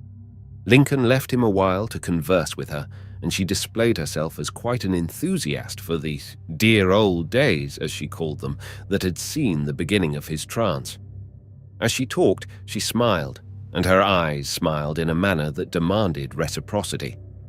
I have tried, she said, countless times, to imagine those old romantic days, and to you, they are memories. How strange and crowded the world must seem to you. I have seen photographs and pictures of the past, the little isolated houses built of bricks made out of burnt mud and all black with soot from your fires, the railway bridges, the simple advertisements, the solemn, savage, puritanical men in strange black coats and those tall hats of theirs, iron railway trains on iron bridges overhead, horses and cattle, and even dogs running half wild about the streets. And suddenly, you have come into this. Into this, said Graham, out of your life, out of all that was familiar. The old life was not a happy one, said Graham. I do not regret that. She looked at him quickly. There was a brief pause. She sighed encouragingly. No? No, said Graham. It was a little life, and unmeaning. But this, we thought the world complex and crowded and civilized enough. Yet I see, although in this world I am barely 4 days old, looking back on my own time, that it was a queer, barbaric time, the mere beginning of this new order, the mere beginning of this new order. You will find it hard to understand how little I know. You may ask me what you like, she said, smiling at him. Then tell me who these people are. I'm still very much in the dark about them. It's puzzling. Are there any generals? Men in hats and feathers? Of course not. No, I suppose they are the men who control the great public businesses. Who is that distinguished-looking man? That? He's a most important officer. That is Morden. He is managing director of the antibilious pill department. I have heard that his workers sometimes turn out a myriad pills a day in the 24 hours. Fancy a myriad. A myriad. No wonder he looks proud, said Graham. Pills. What a wonderful time it is. That man in purple. He's not quite one of the inner circle, you know. But we like him. He's really clever and very amusing. He's one of the heads of the medical faculty of our London University. All medical men, you know, wear that purple. But of course, people who are paid by fees for doing something. She smiled away the social pretensions of all such people. Are any of your great artists or authors here? No authors. They are mostly such queer people and so preoccupied about themselves, and they quarrel so dreadfully. They will fight, some of them, for precedence on staircases. Dreadful, isn't it? But I think Raysbury, the fashionable capillotomist, is here, from Capri. Capillotomist, said Graham. Ah, I remember. An artist. Why not? We have to cultivate him, she said apologetically. Our heads are in his hands. She smiled. Graham hesitated at the invited compliment, but his glance was expressive. Have the arts grown with the rest of civilized things? He said. Who are your great painters? She looked at him doubtfully, then laughed. For a moment, she said, I thought you meant. She laughed again. You mean, of course, those good men you used to think so much of because they could cover great spaces of canvas with oil colors, great oblongs, and people used to put the things in gilt frames and hang them up in rows in their square rooms. We haven't any. People grew tired of that sort of thing. But what did you think I meant? She put a finger significantly on a cheek whose glow was above suspicion, and smiled and looked very arch and pretty and inviting. And here, and she indicated her eyelid. Graham had an adventurous moment, then a grotesque memory of a picture he had somewhere seen of Uncle Toby and the widow flashed across his mind. An archaic shame came upon him. He became acutely aware that he was visible to a great number of interested people. I see, he remarked inadequately. He turned awkwardly away from her fascinating facility. He looked about him to meet a number of eyes that immediately occupied themselves with other things. Possibly he colored a little. Who is that talking with the lady in saffron? He asked, avoiding her eyes. The person in question, he learnt, was one of the great organizers of the American theaters, just fresh from a gigantic production at Mexico. His face reminded Graham of a bust of Caligula. Another striking-looking man was the Black Labor Master. The phrase at the time made no deep impression, but afterwards it recurred. The Black Labor Master? The little lady, in no degree embarrassed, pointed out to him a charming little woman as one of the subsidiary wives of the Anglican Bishop of London. She added encomiums on the episcopal courage. Hitherto there had been a rule of clerical monogamy, neither a natural nor an expedient condition of things. Why should the natural development of the affections be dwarfed and restricted because a man is a priest? And, by the by, she added, are you an Anglican? Graham was on the verge of hesitating inquiries about the status of a subsidiary wife, apparently an euphemistic phrase, when Lincoln's return broke off this very suggestive and interesting conversation. They crossed the aisle to where a tall man in crimson and two charming persons in Burmese costume, as it seemed to him, awaited him diffidently. From their civilities, he passed to other presentations. In a little while, his multitudinous impressions began to organize themselves into a general effect. At first, the glitter of the gathering had raised all the democrat in Graham. He had felt hostile and satirical, but it is not in human nature to resist an atmosphere of courteous regard. Soon the music, the light, the play of colors, the shining arms and shoulders about him, the touch of hands, the transient interest of smiling faces, the frothing sound of skillfully modulated voices, the atmosphere of compliment, interest, and respect had woven together into a fabric of indisputable pleasure. Graham, for a time, forgot his spacious resolutions. He gave way insensibly to the intoxication of the position that was conceded him. His manner became more convincingly regal. His feet walked assuredly. The black robe fell with a bolder fold, and pride ennobled his voice. After all, this was a brilliant, interesting world. He looked up and saw passing across a bridge of porcelain and looking down upon him a face that was almost immediately hidden. the face of the girl he had seen overnight in the little room beyond the theatre after his escape from the council, and she was watching him. For the moment, he did not remember when he had seen her, and then came a vague memory of the stirring emotions of their first encounter. But the dancing web of melody about him kept the air of that great marching song from his memory. The lady to whom he talked repeated her remark, and Graham recalled himself to the quasi-regal flirtation upon which he was engaged. Yet, unaccountably, a vague restlessness, a feeling that grew to dissatisfaction, came into his mind. He was troubled as if by some half-forgotten duty, by the sense of things important slipping from him amidst this light and brilliance. The attraction that these ladies who crowded about him were beginning to exercise ceased. He no longer gave vague and clumsy responses to the subtly amorous advances that he was now assured were being made to him, and his eyes wandered for another sight of the girl of the first revolt. Where, precisely, had he seen her? Graham was in one of the upper galleries in conversation with a bright-eyed lady on the subject of Edomite. The subject was his choice and not hers. He had interrupted her warm assurances of personal devotion with a matter-of-fact inquiry. He found her, as he had already found several other latter-day women that night, less well-informed than charming. Suddenly, struggling against the eddying drift of nearer melody, the song of the revolt, the great song he had heard in the hall, hoarse and massive, came beating down to him. Ah, now he remembered. He glanced up startled and perceived above him an Earl de Boeuf through which this song had come, and beyond, the upper courses of cable, the blue haze, and the pendant fabric of the lights of the public ways. He heard the song break into a tumult of voices and cease. He perceived quite clearly the drone and tumult of the moving platforms and a murmur of many people. He had a vague persuasion that he could not account for, a sort of instinctive feeling that outside in the ways a huge crowd must be watching this place, in which their master amused himself.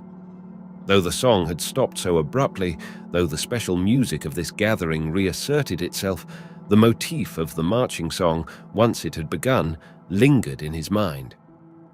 The bright-eyed lady was still struggling with the mysteries of Edomite when he perceived the girl he had seen in the theatre again.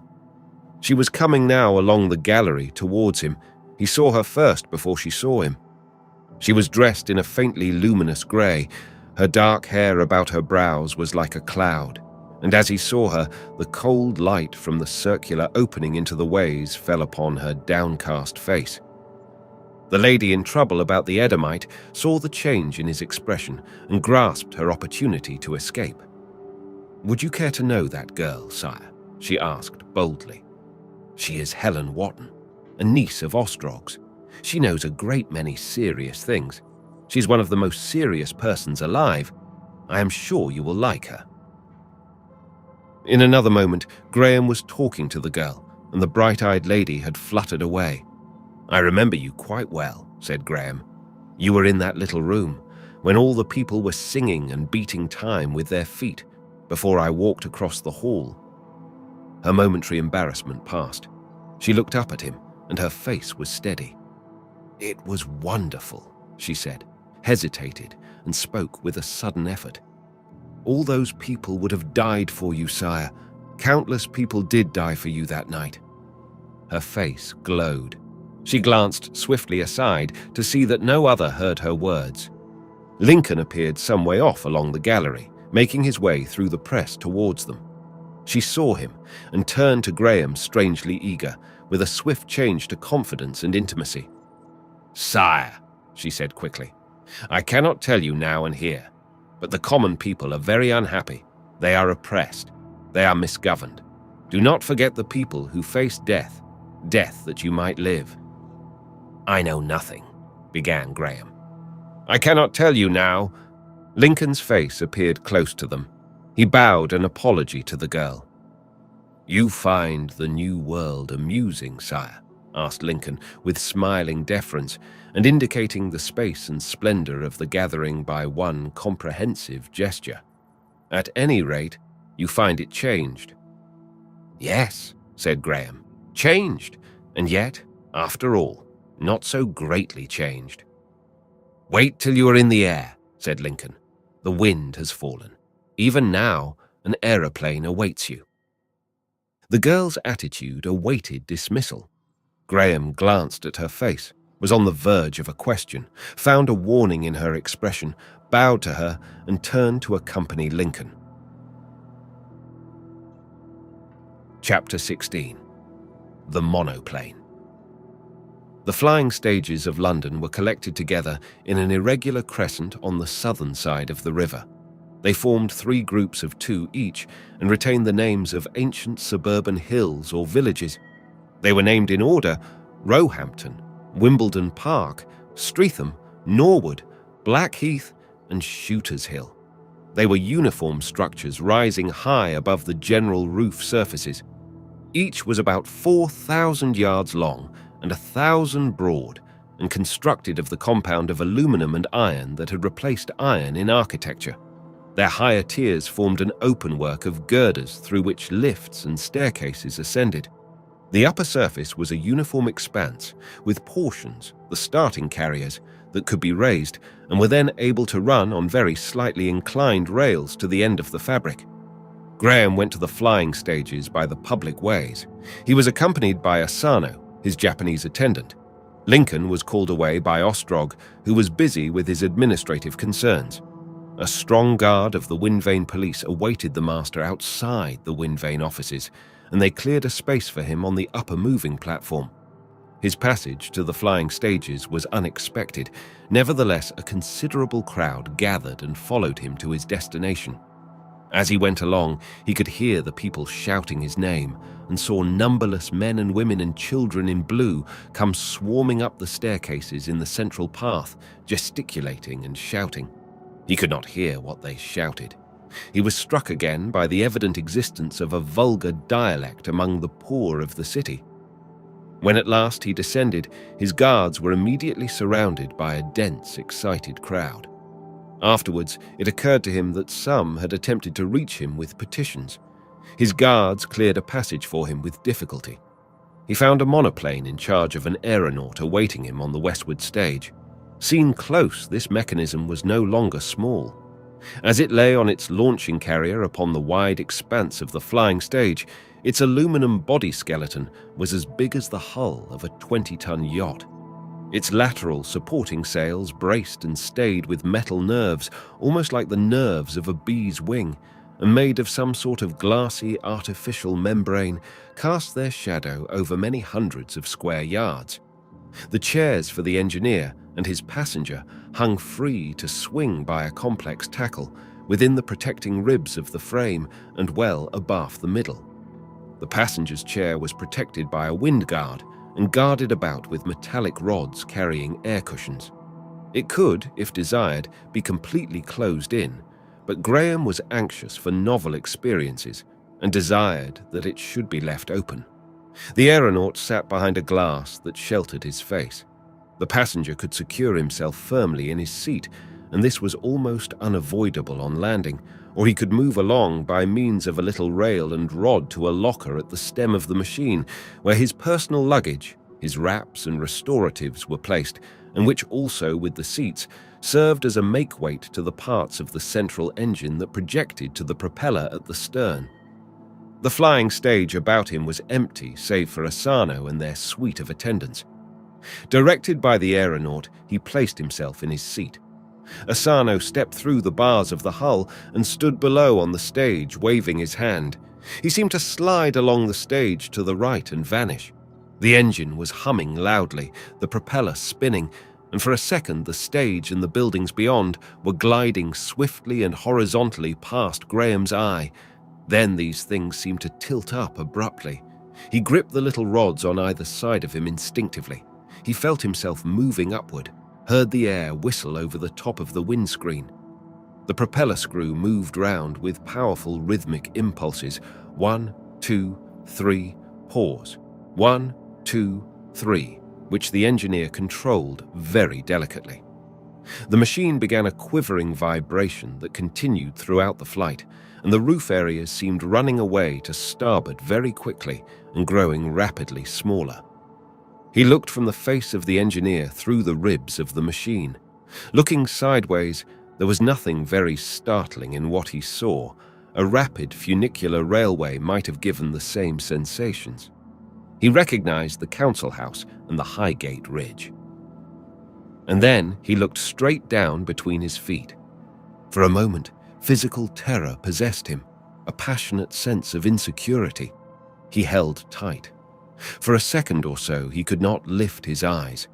Some 100 feet or more sheer below him was one of the big wind vanes of southwest London, and beyond it, the southernmost flying stage crowded with little black dots. These things seemed to be falling away from him. For a second, he had an impulse to pursue the earth. He set his teeth. He lifted his eyes by a muscular effort, and the moment of panic passed. He remained for a space with his teeth set hard, his eyes staring into the sky. Throb, throb, throb, beat went the engine. Throb, throb, throb, beat. He gripped his bars tightly, glanced at the aeronaut, and saw a smile upon his sun-tanned face. He smiled in return, perhaps a little artificially. "A little strange at first," he shouted before he recalled his dignity. But he dared not look down again for some time. He stared over the aeronaut's head to where a rim of vague blue horizon crept up the sky. For a little while, he could not banish the thought of possible accidents from his mind. Throb, throb, throb, beat. Suppose some trivial screw went wrong in that supporting engine. Suppose... He made a grim effort to dismiss all such suppositions. After a while, they did at least abandon the foreground of his thoughts, and up he went steadily, higher and higher into the clear air. Once the mental shock of moving unsupported through the air was over, his sensations ceased to be unpleasant, became very speedily pleasurable. He had been warned of air sickness, but he found the pulsating movement of the monoplane as it drove up the faint southwest breeze was very little in excess of the pitching of a boathead onto broad rollers in a moderate gale, and he was constitutionally a good sailor. And the keenness of the more rarefied air into which they ascended produced a sense of lightness and exhilaration. He looked up and saw the blue sky above fretted with cirrus clouds. His eye came cautiously down through the ribs and bars to a shining flight of white birds that hung in the lower sky. For a space he watched these. Then, going lower and less apprehensively, he saw the slender figure of the wind vane keeper's crow's nest shining golden in the sunlight and growing smaller every moment. As his eye fell with more confidence now, there came a blue line of hills, and then London already to leeward, an intricate space of roofing. Its near edge came sharp and clear and banished his last apprehensions in a shock of surprise. For the boundary of London was like a wall, like a cliff, a steep fall of 300 or 400 feet, a frontage broken only by terraces here and there, a complex decorative facade.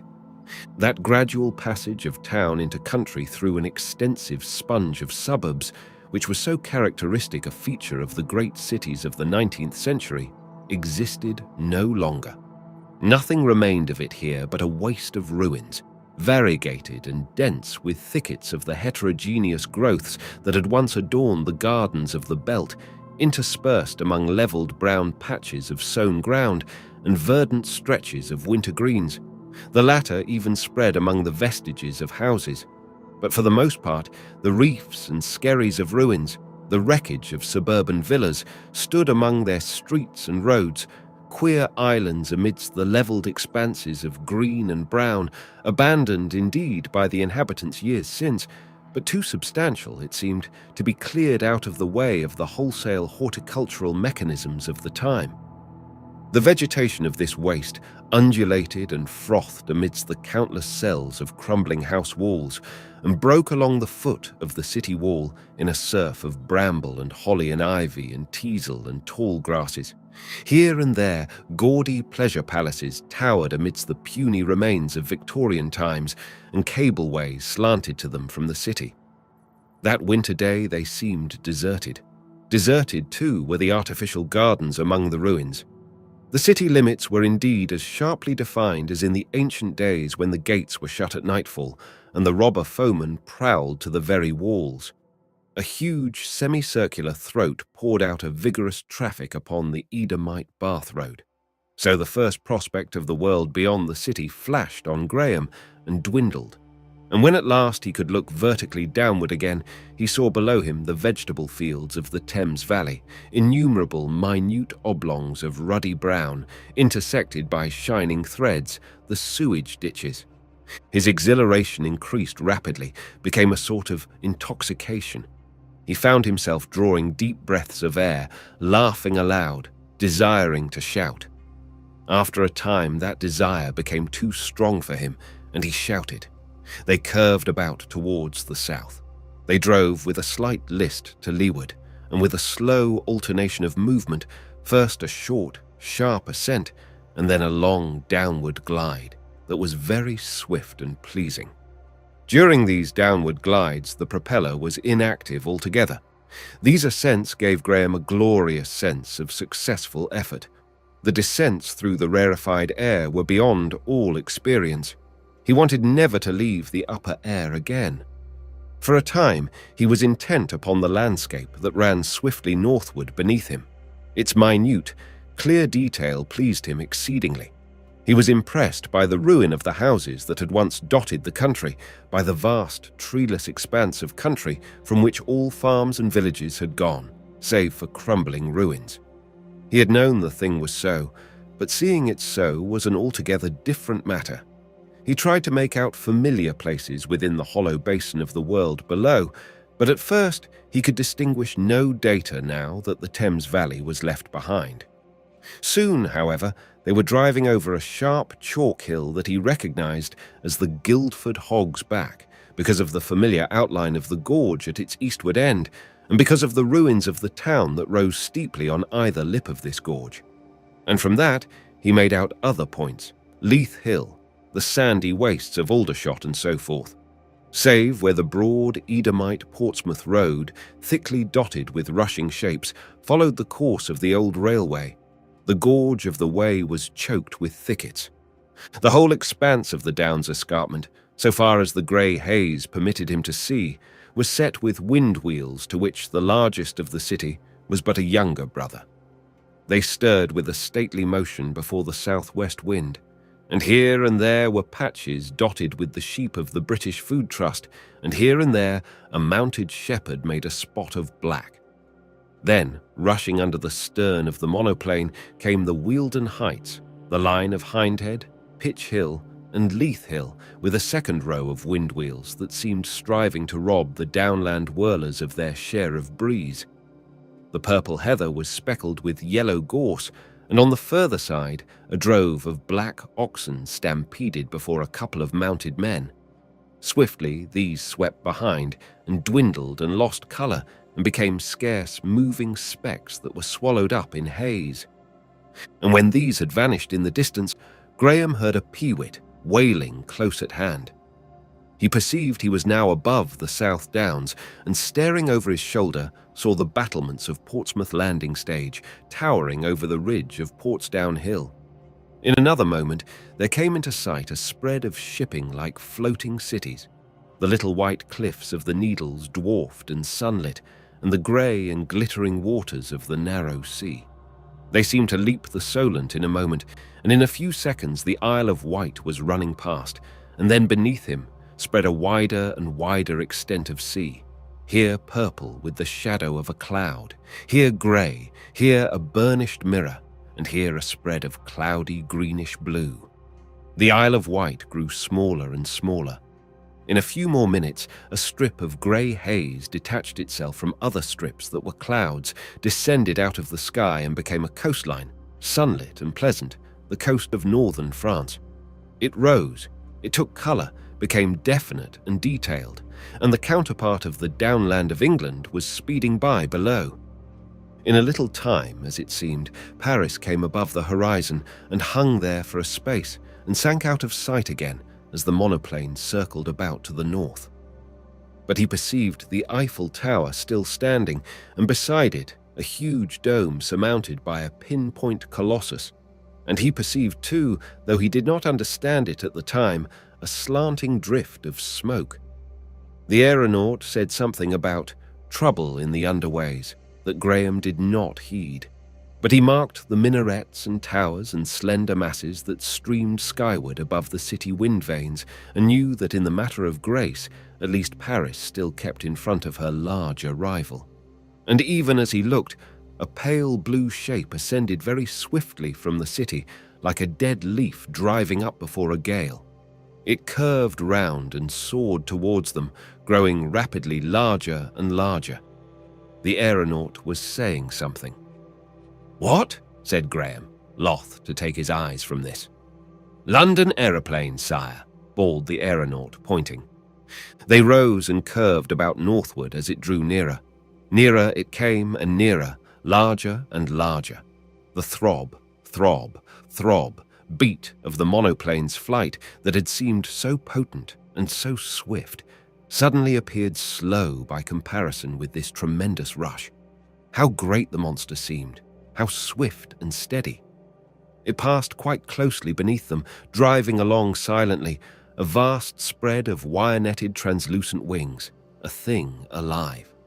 Graham had a momentary glimpse of the rows and rows of wrapped-up passengers, slung in their little cradles behind windscreens, of a white-clothed engineer crawling against the gale along a ladderway, of spouting engines beating together, of the whirling windscrew, and of a wide waste of wing. He exulted in the sight, and in an instant the thing had passed. It rose slightly, and their own little wings swayed in the rush of its flight. It fell and grew smaller. Scarcely had they moved, as it seemed, before it was again only a flat blue thing that dwindled in the sky. This was the aeroplane that went to and fro between London and Paris. In fair weather and in peaceful times it came and went 4 times a day. They beat across the channel, slowly as it seemed now to Graham's enlarged ideas, and Beachy Head rose greyly to the left of them. "Land!" called the aeronaut, his voice small against the whistling of the air over the windscreen. "Not yet," bawled Graham, laughing. "Not land yet. I want to learn more of this machine." "I meant," said the aeronaut. "I want to learn more of this machine," repeated Graham. "I'm coming to you," he said, and had flung himself free of his chair and taken a step along the guarded rail between them. He stopped for a moment, and his colour changed, and his hands tightened. Another step, and he was clinging close to the aeronaut. He felt a weight on his shoulder, the pressure of the air. His hat was a whirling speck behind. The wind came in gusts over his windscreen and blew his hair in streamers past his cheek. The aeronaut made some hasty adjustments for the shifting of the centres of gravity and pressure. "I want to have these things explained," said Graham. "What do you do when you move that engine forward?" The aeronaut hesitated. Then he answered, "They are complex, sire." "I don't mind," shouted Graham. "I don't mind." There was a moment's pause.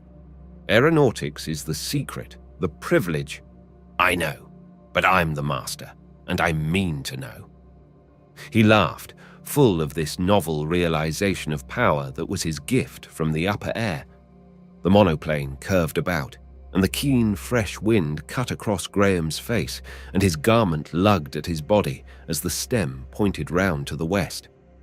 The 2 men looked into each other's eyes. "Sire, there are rules." "Not where I am concerned," said Graham. "You seem to forget." The aeronaut scrutinized his face. "No," he said, "I do not forget, sire. But in all the earth, no man who is not a sworn aeronaut has ever a chance. They come as passengers." "I have heard something of the sort, but I'm not going to argue these points. Do you know why I have slept 200 years? To fly." "Sire," said the aeronaut, "the rules, if I break the rules—" Graham waved the penalties aside. "Then if you will watch me—" "No," said Graham, swaying and gripping tight as the machine lifted its nose again for an ascent. "That's not my game. I want to do it myself. Do it myself if I smash for it. No, I will. See, I am going to clamber by this, to come and share your seat. Steady. I mean to fly of my own accord if I smash at the end of it.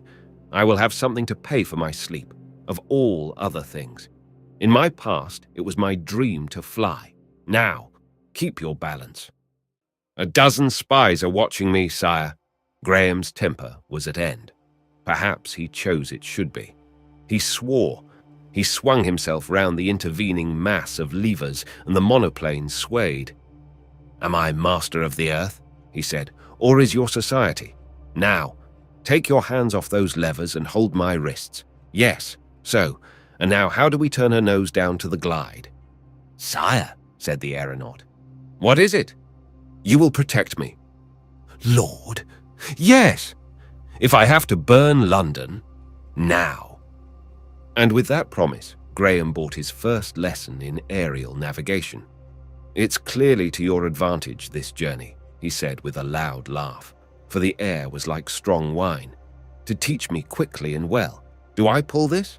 Ah, so, hello. Back, sire, back. Back, right. 1, 2, 3. Good God. Ah, up she goes. But this is living. And now the machine began to dance the strangest figures in the air. Now it would sweep round a spiral of scarcely 100 yards diameter, now rush up into the air and swoop down again, steeply, swiftly, falling like a hawk, to recover in a rushing loop that swept it high again.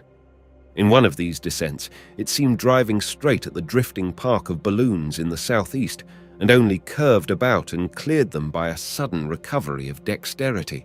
The extraordinary swiftness and smoothness of the motion, the extraordinary effect of the rarefied air upon his constitution, threw Graham into a careless fury. But at last a queer incident came to sober him, to send him flying down once more to the crowded life below with all its dark, insoluble riddles. As he swooped, came a tap, and something flying past, and a drop like a drop of rain. Then, as he went on down, he saw something like a white rag whirling down in his wake. "What was that?" he asked. "I did not see." The aeronaut glanced, and then clutched at the lever to recover, for they were sweeping down. When the monoplane was rising again, he drew a deep breath and replied, "That," and he indicated the white thing still fluttering down, was a swan. "I never saw it," said Graham. The aeronaut made no answer, and Graham saw little drops upon his forehead. They drove horizontally, while Graham clambered back to the passenger's place, out of the lash of the wind. And then came a swift rush down, with the windscrew whirling to check their fall, and the flying stage growing broad and dark before them. The sun, sinking over the chalk hills in the west, fell with them, and left the sky a blaze of gold. Soon, men could be seen as little specks. He heard a noise coming up to meet him, a noise like the sound of waves upon a pebbly beach, and saw that the roofs about the flying stage were dense with his people rejoicing over his safe return. A black mass was crushed together under the stage, a darkness stippled with innumerable faces, and quivering with the minute oscillation of waved white handkerchiefs and waving hands. Chapter 17. 3 Days. Lincoln awaited Graham in an apartment beneath the flying stages. He seemed curious to learn all that had happened, pleased to hear of the extraordinary delight and interest which Graham took in flying. Graham was in a mood of enthusiasm. "I must learn to fly," he cried. "I must master that. I pity all poor souls who have died without this opportunity. The sweet, swift air. It is the most wonderful experience in the world." "You will find our new times full of wonderful experiences," said Lincoln. "I do not know what you will care to do now. We have music that may seem novel." "For the present," said Graham, "flying holds me. Let me learn more of that. Your aeronaut was saying there is some trades union objection to one's learning." "There is, I believe," said Lincoln. "But for you, if you would like to occupy yourself with that, we can make you a sworn aeronaut tomorrow." Graham expressed his wishes vividly and talked of his sensations for a while. And as for affairs, he asked abruptly, how are things going on? Lincoln waved affairs aside. Ostrog will tell you that tomorrow, he said. Everything is settling down. The revolution accomplishes itself all over the world. Friction is inevitable here and there, of course, but your rule is assured. You may rest secure with things in Ostrog's hands. Would it be possible for me to be made a sworn aeronaut, as you call it, forthwith, before I sleep? Said Graham, pacing. Then I could be at it the very first thing tomorrow again. It would be possible, said Lincoln thoughtfully. Quite possible. Indeed, it shall be done. He laughed. I came prepared to suggest amusements, but you have found one for yourself. I will telephone to the aeronautical offices from here, and we will return to your apartments in the Wind Vane Control. By the time you have dined, the aeronauts will be able to come. You don't think that after you have dined you might prefer— He paused. Yes, said Graham. We had prepared a show of dancers. They have been brought from the Capri Theatre. I hate ballets, said Graham shortly. Always did. That's not what I want to see. We had dancers in the old days. For the matter of that, they had them in ancient Egypt. But flying— True, said Lincoln. Though our dancers— They can afford to wait, said Graham. They can afford to wait. I know. I'm not a Latin. There's questions I want to ask some expert about your machinery. I'm keen. I want no distractions. You have the world to choose from, said Lincoln. Whatever you want is yours. Asano appeared, and under the escort of a strong guard, they returned through the city streets to Graham's apartments. Far larger crowds had assembled to witness his return than his departure had gathered, and the shouts and cheering of these masses of people sometimes drowned Lincoln's answers to the endless questions Graham's aerial journey had suggested. At first, Graham had acknowledged the cheering and cries of the crowd by bows and gestures, but Lincoln warned him that such a recognition would be considered incorrect behavior. Graham, already a little wearied by rhythmic civilities, ignored his subjects for the remainder of his public progress. Directly they arrived at his apartments, Asano departed in search of kinematographic renderings of machinery in motion, and Lincoln dispatched Graham's commands for models of machines and small machines to illustrate the various mechanical advances of the last 2 centuries. The little group of appliances for telegraphic communication attracted the master so strongly that his delightfully prepared dinner, served by a number of charmingly dexterous girls, waited for a space. The habit of smoking had almost ceased from the face of the earth, but when he expressed a wish for that indulgence, inquiries were made, and some excellent cigars were discovered in Florida and sent to him by pneumatic dispatch while the dinner was still in progress. Afterwards came the aeronauts, and a feast of ingenious wonders in the hands of a latter-day engineer. For the time, at any rate, the neat dexterity of counting and numbering machines, building machines, spinning engines, patent doorways, explosive motors, grain and water elevators, slaughterhouse machines, and harvesting appliances was more fascinating to Graham than any Biadra. We were savages, was his refrain. We were savages. We were in the Stone Age, compared with this. And what else have you?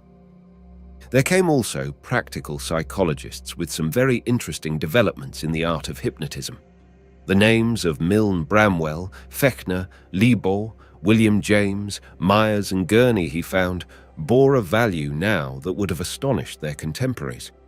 Several practical applications of psychology were now in general use. It had largely superseded drugs, antiseptics, and anesthetics in medicine, was employed by almost all who had any need of mental concentration. A real enlargement of human faculty seemed to have been effected in this direction. The feats of calculating boys, the wonders, as Graham had been wont to regard them, of mesmerizers, were now within the range of anyone who could afford the services of a skilled hypnotist. Long ago, the old examination methods in education had been destroyed by these expedients. Instead of years of study, candidates had substituted a few weeks of trances, And during the trances, expert coaches had simply to repeat all the points necessary for adequate answering, adding a suggestion of the post-hypnotic recollection of these points. In process mathematics particularly, this aid had been of singular service, and it was now invariably invoked by such players of chess and games of manual dexterity as were still to be found. In fact, all operations conducted under finite rules of a quasi-mechanical sort, that is, were now systematically relieved from the wanderings of imagination and emotion and brought to an unexampled pitch of accuracy. Little children of the laboring classes, so soon as they were of sufficient age to be hypnotized, were thus converted into beautifully punctual and trustworthy machine-minders and released forthwith from the long, long thoughts of youth. Aeronautical pupils who gave way to giddiness could be relieved from their imaginary terrors. In every street were hypnotists ready to print permanent memories upon the mind. If anyone desired to remember a name, a series of numbers, a song, or a speech, it could be done by this method, and conversely memories could be effaced, habits removed, and desires eradicated. A sort of psychic surgery was, in fact, in general use. Indignities, humbling experiences were thus forgotten. Widows would obliterate their previous husbands. Angry lovers released themselves from their slavery. To graft desires, however, was still impossible, and the facts of thought transference were yet unsystematized. The psychologists illustrated their expositions with some astounding experiments in mnemonics made through the agency of a troupe of pale-faced children in blue. Graham, like most of the people of his former time, distrusted the hypnotist, or he might then and there have eased his mind of many painful preoccupations. But in spite of Lincoln's assurances, he held to the old theory that to be hypnotized was in some way the surrender of his personality, the abdication of his will. At the banquet of wonderful experiences that was beginning, he wanted very keenly to remain absolutely himself. The next day, and another day, and yet another day passed in such interests as these. Each day Graham spent many hours in the glorious entertainment of flying. On the third, he soared across middle France and within sight of the snow-clad Alps. These vigorous exercises gave him restful sleep. He recovered almost wholly from the spiritless anemia of his first awakening. And whenever he was not in the air and awake, Lincoln was assiduous in the cause of his amusement. All that was novel and curious in contemporary invention was brought to him, until at last his appetite for novelty was well nigh glutted. One might fill a dozen inconsecutive volumes with the strange things they exhibited. Each afternoon he held his court for an hour or so. He found his interest in his contemporaries becoming personal and intimate. At first he had been alert chiefly for unfamiliarity and peculiarity. Any foppishness in their dress, any discordance with his preconceptions of nobility in their status and manners had jarred upon him, and it was remarkable to him how soon that strangeness and the faint hostility that arose from it disappeared, how soon he came to appreciate the true perspective of his position and see the old Victorian days remote and quaint. He found himself particularly amused by the red-haired daughter of the manager of the European piggeries. On the second day after dinner, he made the acquaintance of a latter-day dancing girl and found her an astonishing artist. And after that, more hypnotic wonders. On the third day, Lincoln was moved to suggest that the master should repair to a pleasure city, but this Graham declined, nor would he accept the services of the hypnotists in his aeronautical experiments. The link of locality held him to London. He found a delight in topographical identifications that he would have missed abroad. Here, or 100 feet below here, he could say, I used to eat my midday cutlets during my London university days. Underneath here was Waterloo and the tiresome hunt for confusing trains. Often have I stood waiting down there, bag in hand, and stared up into the sky above the forest of signals, little thinking I should walk some day 100 yards in the air. And now, in that very sky that was once a grey smoke canopy, I circle in a monoplane. During those 3 days, Graham was so occupied with these distractions that the vast political movements in progress outside his quarters had but a small share of his attention. Those about him told him little. Daily came Ostrog, the boss, his Grand Vizier, his mayor of the palace, to report in vague terms the steady establishment of his rule. A little trouble soon to be settled in this city, a slight disturbance in that. The song of the social revolt came to him no more. He never learned that it had been forbidden in the municipal limits, and all the great emotions of the crow's nest slumbered in his mind. But on the 2nd and 3rd of the 3 days he found himself, in spite of his interest in the daughter of the pig manager, or it may be by reason of the thoughts her conversation suggested, remembering the girl, Helen Wotton, who had spoken to him so oddly at the Wind Vane Keeper's gathering. The impression she had made was a deep one, albeit the incessant surprise of novel circumstances had kept him from brooding upon it for a space.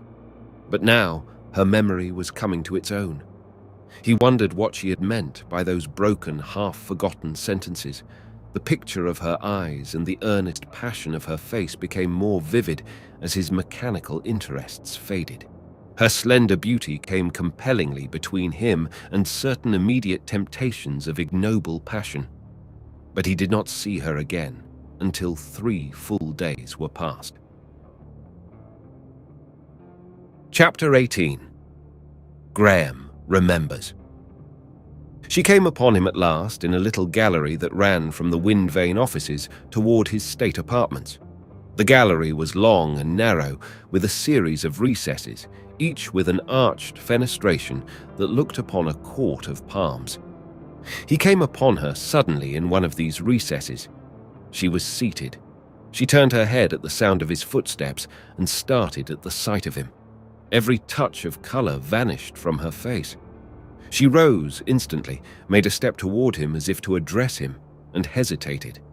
He stopped and stood still, expectant. Then he perceived that a nervous tumult silenced her, perceived, too, that she must have sought speech with him to be waiting for him in this place. He felt a regal impulse to assist her. "I have wanted to see you," he said. "A few days ago you wanted to tell me something. You wanted to tell me of the people. What was it you had to tell me?" She looked at him with troubled eyes. "You said the people were unhappy." For a moment, she was silent still. "It must have seemed strange to you," she said abruptly. "It did, and yet it was an impulse." "Well, that is all." She looked at him with a face of hesitation. She spoke with an effort. "You forget," she said, drawing a deep breath. "What? The people? Do you mean?" "You forget the people." He looked interrogative. "Yes, I know you are surprised, for you do not understand what you are. You do not know the things that are happening." "Well?" "You do not understand." "Not clearly, perhaps, but tell me." She turned to him with sudden resolution. "It is so hard to explain. I have meant to, I have wanted to, and now I cannot. I am not ready with words, but about you, there is something. It is wonder. Your sleep, your awakening.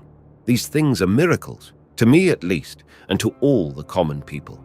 You who lived and suffered and died, you who were a common citizen, wake again, live again, to find yourself master almost of the earth." "Master of the earth," he said. "So they tell me. But try and imagine how little I know of it. Cities, trusts, the Labor Department, principalities, powers, dominions, the power and the glory. Yes, I have heard them shout. I know.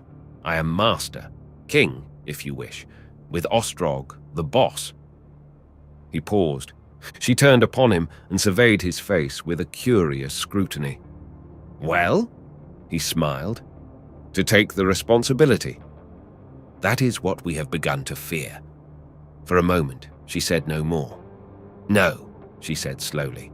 "You will take the responsibility. You will take the responsibility. The people look to you." She spoke softly.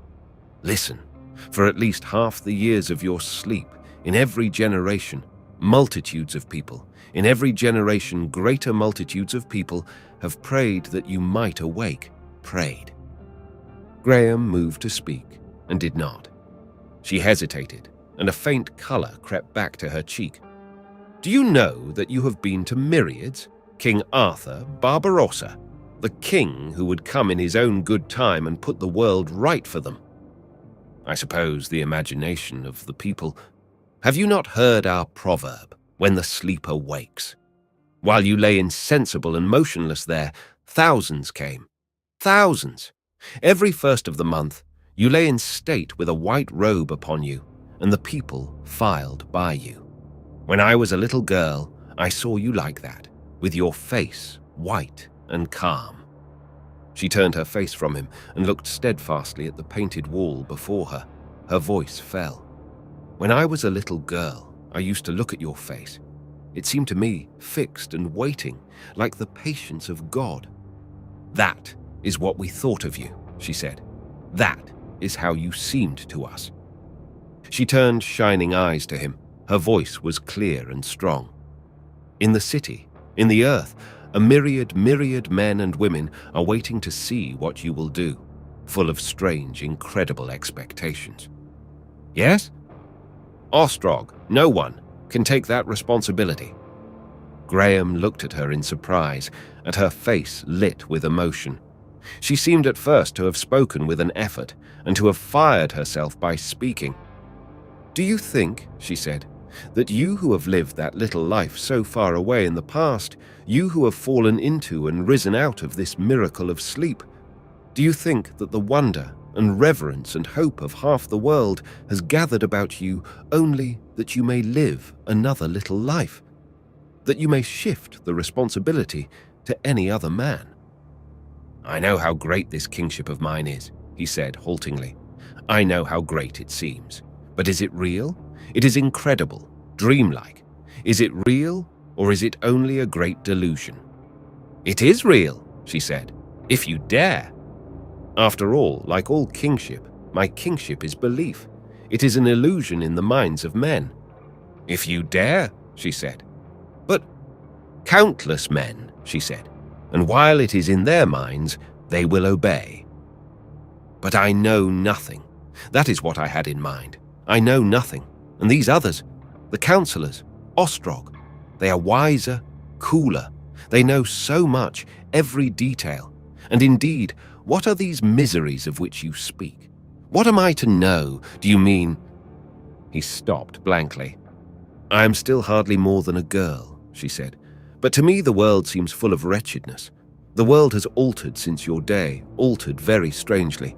I have prayed that I might see you and tell you these things. The world has changed, as if a canker had seized it and robbed life of everything worth having. She turned a flushed face upon him, moving suddenly. Your days were the days of freedom. Yes, I have thought. I have been made to think, for my life has not been happy. Men are no longer free, no greater, no better than the men of your time. That is not all. This city is a prison. Every city now is a prison. Mammon grips the key in his hand. Myriads, countless myriads, toil from the cradle to the grave. Is that right? Is that to be forever? Yes, far worse than in your time. All about us, beneath us, sorrow and pain. All the shallow delight of such life as you find about you is separated by just a little from a life of wretchedness beyond any telling. Yes, the poor know it. They know they suffer. These countless multitudes who faced death for you 2 nights since, you owe your life to them. Yes, said Graham slowly. Yes, I owe my life to them. You come, she said, from the days when this new tyranny of the cities was scarcely beginning. It is a tyranny, a tyranny. In your days, the feudal warlords had gone, and the new lordship of wealth had still to come. Half the men in the world still lived out upon the free countryside. The cities had still to devour them. I have heard the stories out of the old books. There was nobility. Common men led lives of love and faithfulness then. They did 1,000 things. And you come from that time. it was not. But never mind. How is it now? Gain and the pleasure cities, or slavery, unthanked, unhonored, slavery. Slavery, he said. Slavery. You don't mean to say that human beings are chattels? Worse. That is what I want you to know, what I want you to see. I know you do not know.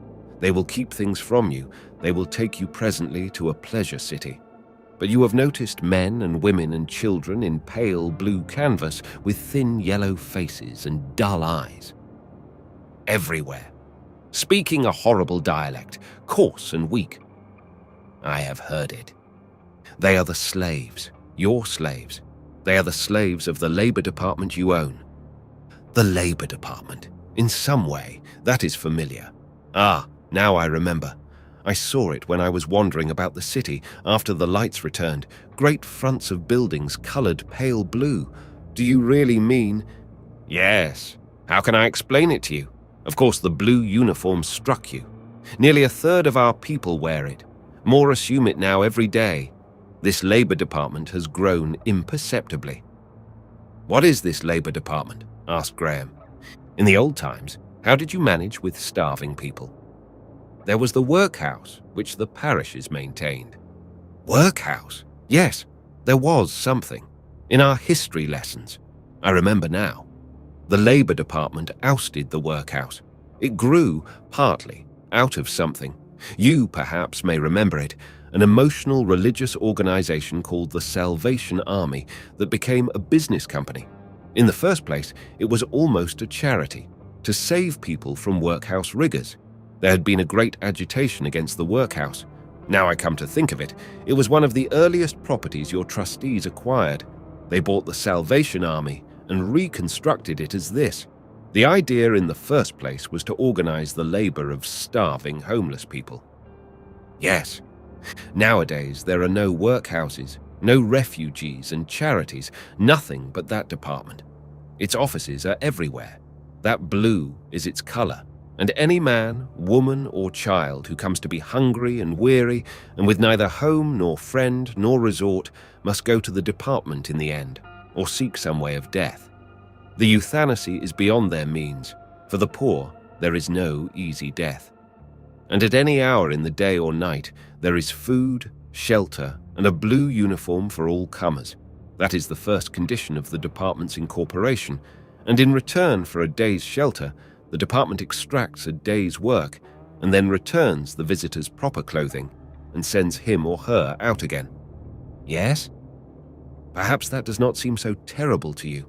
In your time, men starved in your streets. That was bad, but they died. Men. These people in blue. The proverb runs, blue canvas once and ever. The department trades in their labor, and it has taken care to assure itself of the supply. People come to it starving and helpless. They eat and sleep for a night and day. They work for a day, and at the end of the day, they go out again. If they have worked well, they have a penny or so, enough for a theatre or a cheap dancing place, or a kinematograph story, or a dinner or a bet. They wander about after that is spent. Begging is prevented by the police of the ways. Besides, no one gives. They come back again the next day or the day after, brought back by the same incapacity that brought them first. At last, their proper clothing wears out, or their rags get so shabby that they are ashamed. Then they must work for months to get fresh. If they want fresh. A great number of children are born under the department's care. The mother owes them a month thereafter.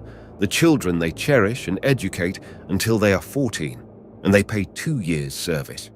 You may be sure these children are educated for the blue canvas, and so it is the department works. And none are destitute in the city? None. They are either in blue canvas or in prison. We have abolished destitution. It is engraved upon the department's checks. If they will not work? Most people will work at that pitch, and the department has powers. There are stages of unpleasantness in the work, stoppage of food, and a man or woman who has refused to work once is known by a thumb-marking system in the department's offices all over the world. Besides, who can leave the city poor? To go to Paris costs 2 lions, and for insubordination there are the prisons, dark and miserable, out of sight below. There are prisons now for many things. And a third of the people wear this blue canvas? More than a third. Toilers living without pride or delight or hope, with the stories of pleasure cities ringing in their ears, mocking their shameful lives, their privations and hardships. Too poor even for the euthanasia, the rich man's refuge from life. Dumb, crippled millions, countless millions, all the world about, ignorant of anything but limitations and unsatisfied desires. They are born, they are thwarted, and they die. That is the state to which we have come. For a space, Graham sat downcast. But there has been a revolution, he said. All these things will be changed. Ostrog. That is our hope. That is the hope of the world. But Ostrog will not do it. He is a politician. To him, it seems things must be like this. He does not mind.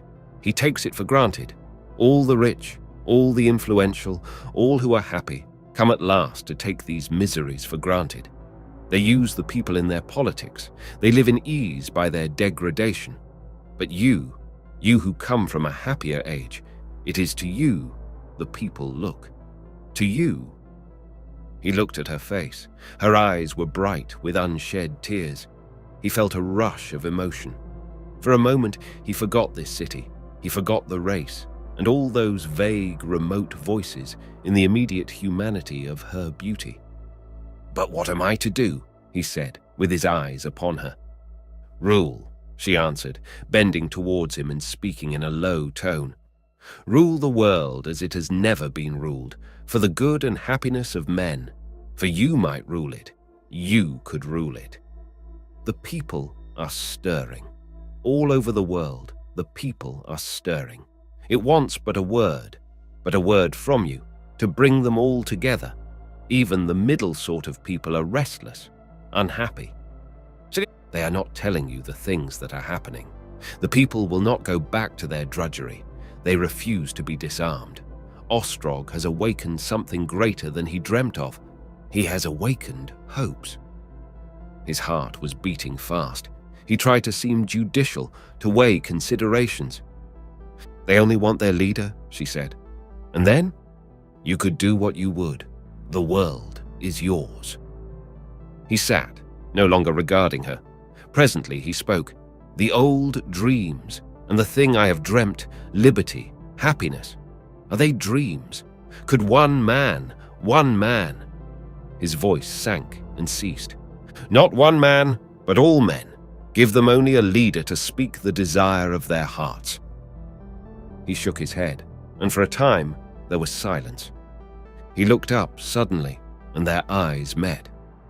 "I have not your faith," he said. "I have not your youth. I am here with power that mocks me. No, let me speak. I want to do, not right.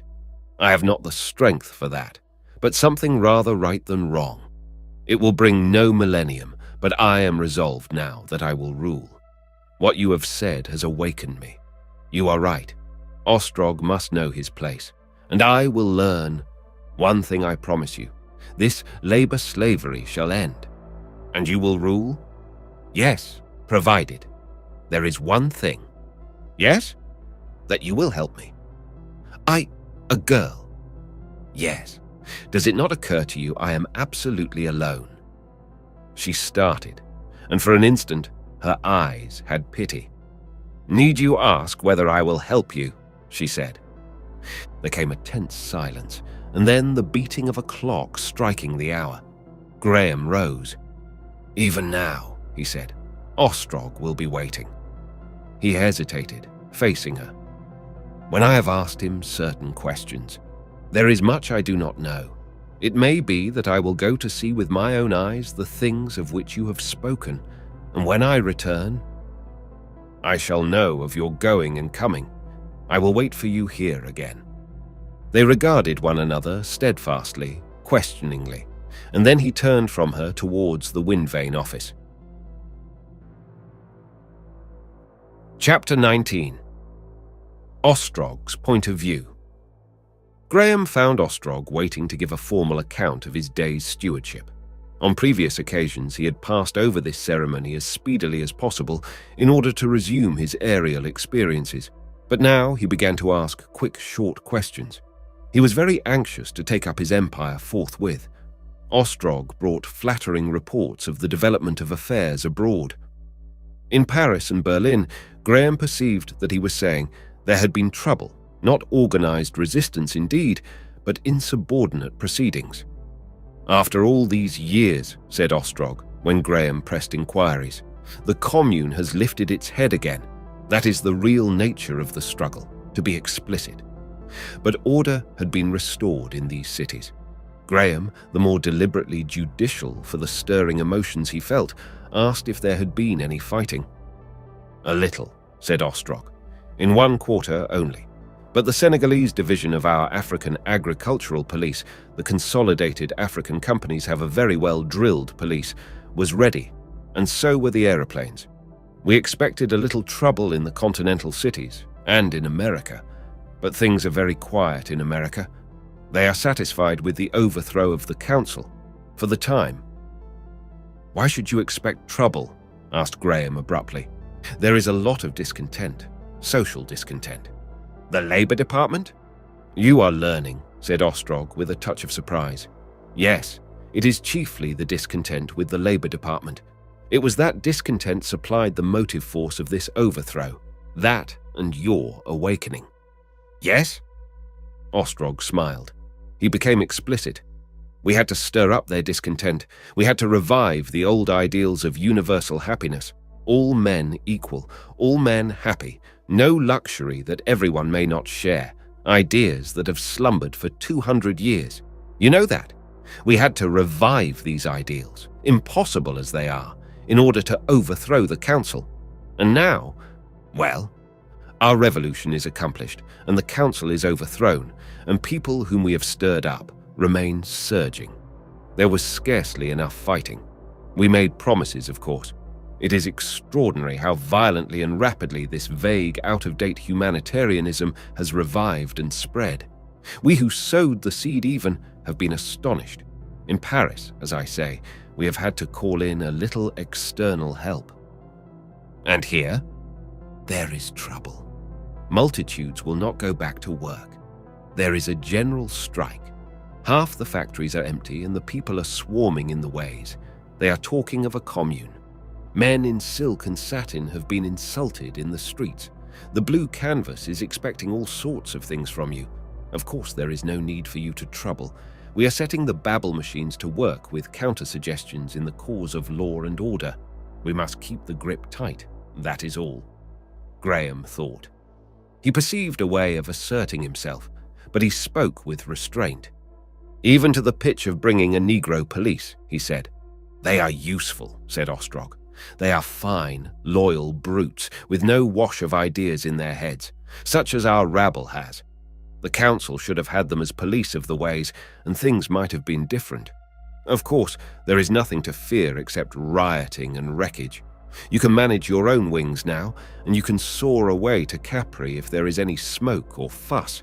We have the pull of all the great things. The aeronauts are privileged and rich, the closest trades union in the world, and so are the engineers of the wind vanes. We have the air, and the mastery of the air is the mastery of the earth. No one of any ability is organizing against us. They have no leaders, only the sectional leaders of the secret society we organized before your very opportune awakening. Mere busybodies and sentimentalists they are, and bitterly jealous of each other. None of them is man enough for a central figure. The only trouble will be a disorganized upheaval. To be frank, that may happen, but it won't interrupt your aeronautics. The days when the people could make revolutions are past." "I suppose they are," said Graham. "I suppose they are," he mused. "This world of yours has been full of surprises to me. In the old days, we dreamt of a wonderful democratic life, of a time when all men would be equal and happy." Ostrog looked at him steadfastly. "The day of democracy is past," he said.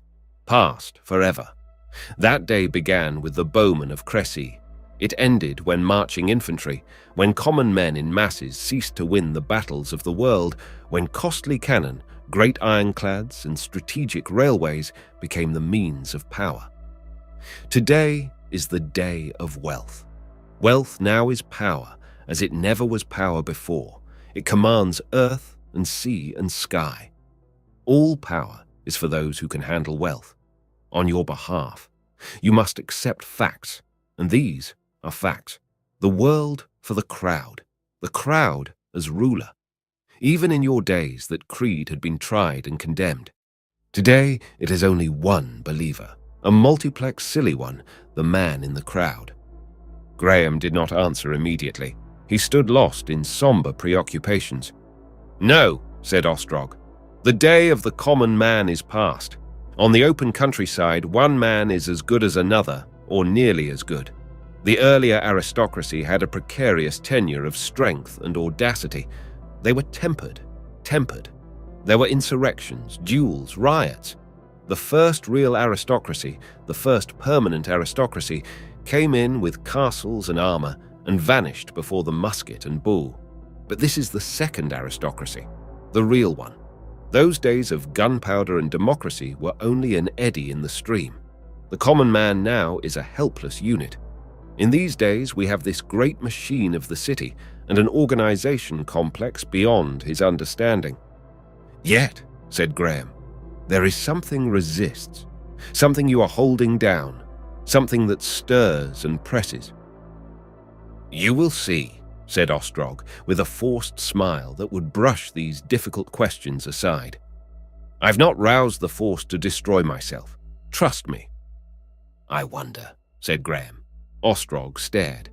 "Must the world go this way?" said Graham with his emotions at the speaking point. "Must it indeed go in this way? Have all our hopes been vain?" "What do you mean?" said Ostrog. "Hopes? I come from a democratic age, and I find an aristocratic tyranny." "Well, but you are the chief tyrant." Graham shook his head. "Well," said Ostrog, "take the general question. It is the way that change has always traveled. Aristocracy, the prevalence of the best, the suffering and extinction of the unfit, and so to better things." "But aristocracy, those people I met—" "Oh, not those," said Ostrog. "But for the most part they go to their death, vice and pleasure. They have no children. That sort of stuff will die out. If the world keeps to one road, that is, if there is no turning back. An easy road to excess, convenient euthanasia for the pleasure seekers singed in the flame, that is the way to improve the race." "Pleasant extinction," said Graham. "Yet," he thought for an instant, "there is that other thing, the crowd, the great mass of poor men. Will that die out? That will not die out, and it suffers. Its suffering is a force that even you—" Ostrog moved impatiently, and when he spoke rather less evenly than before. "Don't trouble about these things," he said. "Everything will be settled in a few days now. The crowd is a huge, foolish beast. What if it does not die out? Even if it does not die, it can still be tamed and driven. I have no sympathy with servile men. You heard those people shouting and singing 2 nights ago. They were taught that song. If you had taken any man there in cold blood and asked why he shouted, he could not have told you. They think they are shouting for you, that they are loyal and devoted to you. Just then they were ready to slaughter the council. Today, they are already murmuring against those who have overthrown the council."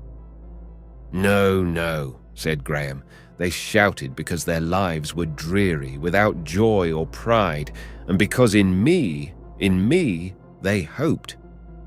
"And what was their hope? What is their hope? What right have they to hope? They work ill, and they want the reward of those who work well. The hope of mankind, what is it? That someday the overman may come, that someday the inferior, the weak and the bestial may be subdued or eliminated. Subdued, if not eliminated. The world is no place for the bad, the stupid, the enervated. Their duty, it's a fine duty too, is to die. The death of the failure. That is the path by which the beast rose to manhood, by which man goes on to higher things. Ostrog took a pace, seemed to think, and turned on Graham. I can imagine how this great world state of ours seems to a Victorian Englishman. You regret all the old forms of representative government. Their spectres still haunt the world, the voting councils and parliaments, and all that 18th century tomfoolery. You feel moved against our pleasure cities. I might have thought of that, had I not been busy, but you will learn better. The people are mad with envy. They would be in sympathy with you. Even in the streets now, they clamor to destroy the pleasure cities. But the pleasure cities are the excretory organs of the state, attractive places that year after year draw together all that is weak and vicious, all that is lascivious and lazy, all the easy roguery of the world to a graceful destruction. They go there, they have their time, they die childless. All the pretty, silly, lascivious women die childless, and mankind is the better. If the people were sane, they would not envy the rich their way of death, and you would emancipate the silly, brainless workers that we have enslaved and try to make their lives easy and pleasant again, just as they have sunk to what they are fit for. He smiled a smile that irritated Graham oddly. You will learn better. I know those ideas. In my boyhood, I read your Shelley and dreamt of liberty. There is no liberty save wisdom and self-control. Liberty is within, not without. It is each man's own affair. Suppose, which is impossible, that these swarming, yelping fools in blue get the upper hand of us. What then? They will only fall to other masters. So long as there are sheep, nature will insist on beasts of prey. It would mean but a few hundred years' delay. The coming of the aristocrat is fatal and assured. The end will be the overman for all the mad protests of humanity. Let them revolt, let them win and kill me and my like. Others will arise, other masters. The end will be the same. I wonder, said Graham doggedly. For a moment he stood downcast. But I must see these things for myself, he said, suddenly assuming a tone of confident mastery. Only by seeing can I understand. I must learn. That is what I want to tell you, Ostrog. I do not want to be king in a pleasure city. That is not my pleasure. I have spent enough time with aeronautics and those other things. I must learn how people live now, how the common life has developed. Then I shall understand these things better. I must learn how common people live, the labor people more especially, how they work, marry, bear children, die. You get that from our realistic novelists, suggested Ostrog, suddenly preoccupied. I want reality, said Graham. There are difficulties, said Ostrog, and thought. On the whole, I did not expect. I had thought. And yet perhaps, you say you want to go through the ways of the city and see the common people. Suddenly he came to some conclusion. You would need to go disguised, he said.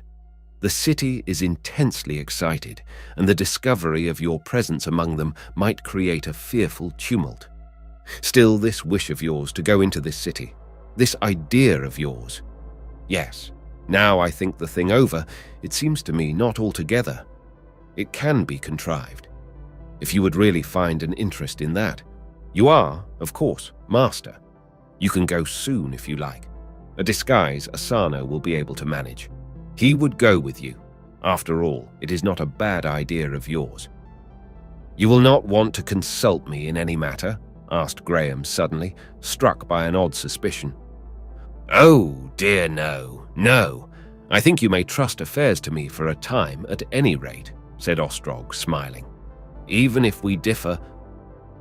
Graham glanced at him sharply. There is no fighting likely to happen soon? He asked abruptly. Certainly not.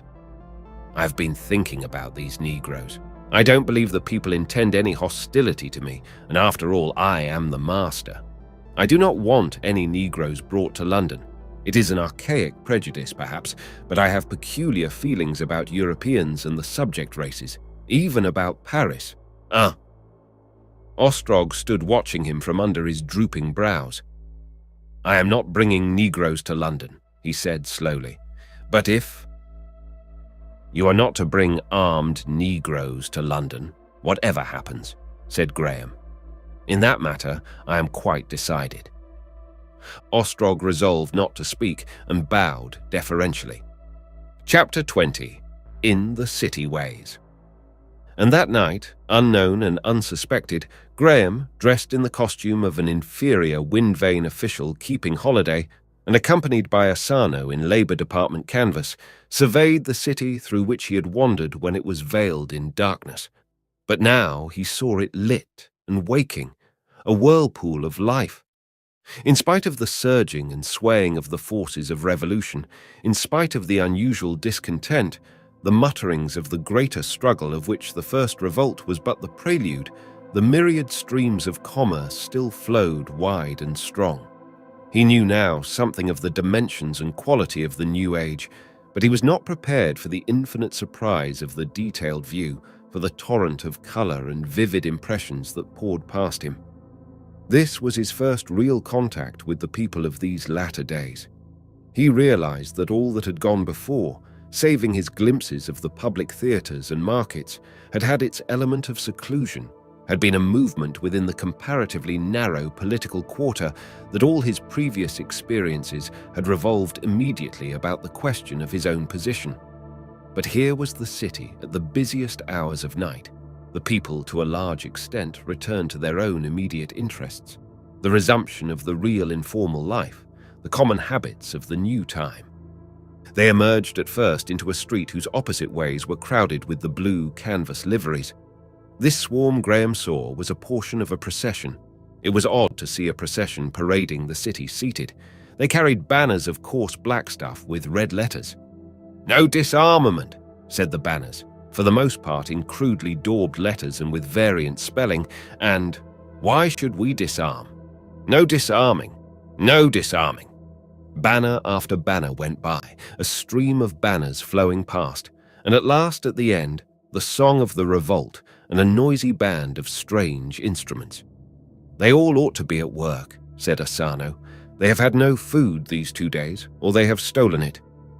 Presently, Asano made a detour to avoid the congested crowd that gaped upon the occasional passage of dead bodies from hospital to a mortuary, the gleanings after death's harvest of the first revolt. That night, few people were sleeping. Everyone was abroad. A vast excitement, perpetual crowds perpetually changing, surrounded Graham. His mind was confused and darkened by an incessant tumult, by the cries and enigmatical fragments of the social struggle that was as yet only beginning. Everywhere, festoons and banners of black and strange decorations intensified the quality of his popularity. Everywhere he caught snatches of that crude, thick dialect that served the illiterate class, the class, that is, beyond the reach of phonograph culture in their commonplace intercourse. Everywhere this trouble of disarmament was in the air, with a quality of immediate stress of which he had no inkling during his seclusion in the wind vane quarter. He perceived that as soon as he returned, he must discuss this with Ostrog, this and the greater issues of which it was the expression in a far more conclusive way than he had so far done. Perpetually that night, even in the earlier hours of their wanderings about the city, the spirit of unrest and revolt swamped his attention, to the exclusion of countless strange things he might otherwise have observed. This preoccupation made his impressions fragmentary.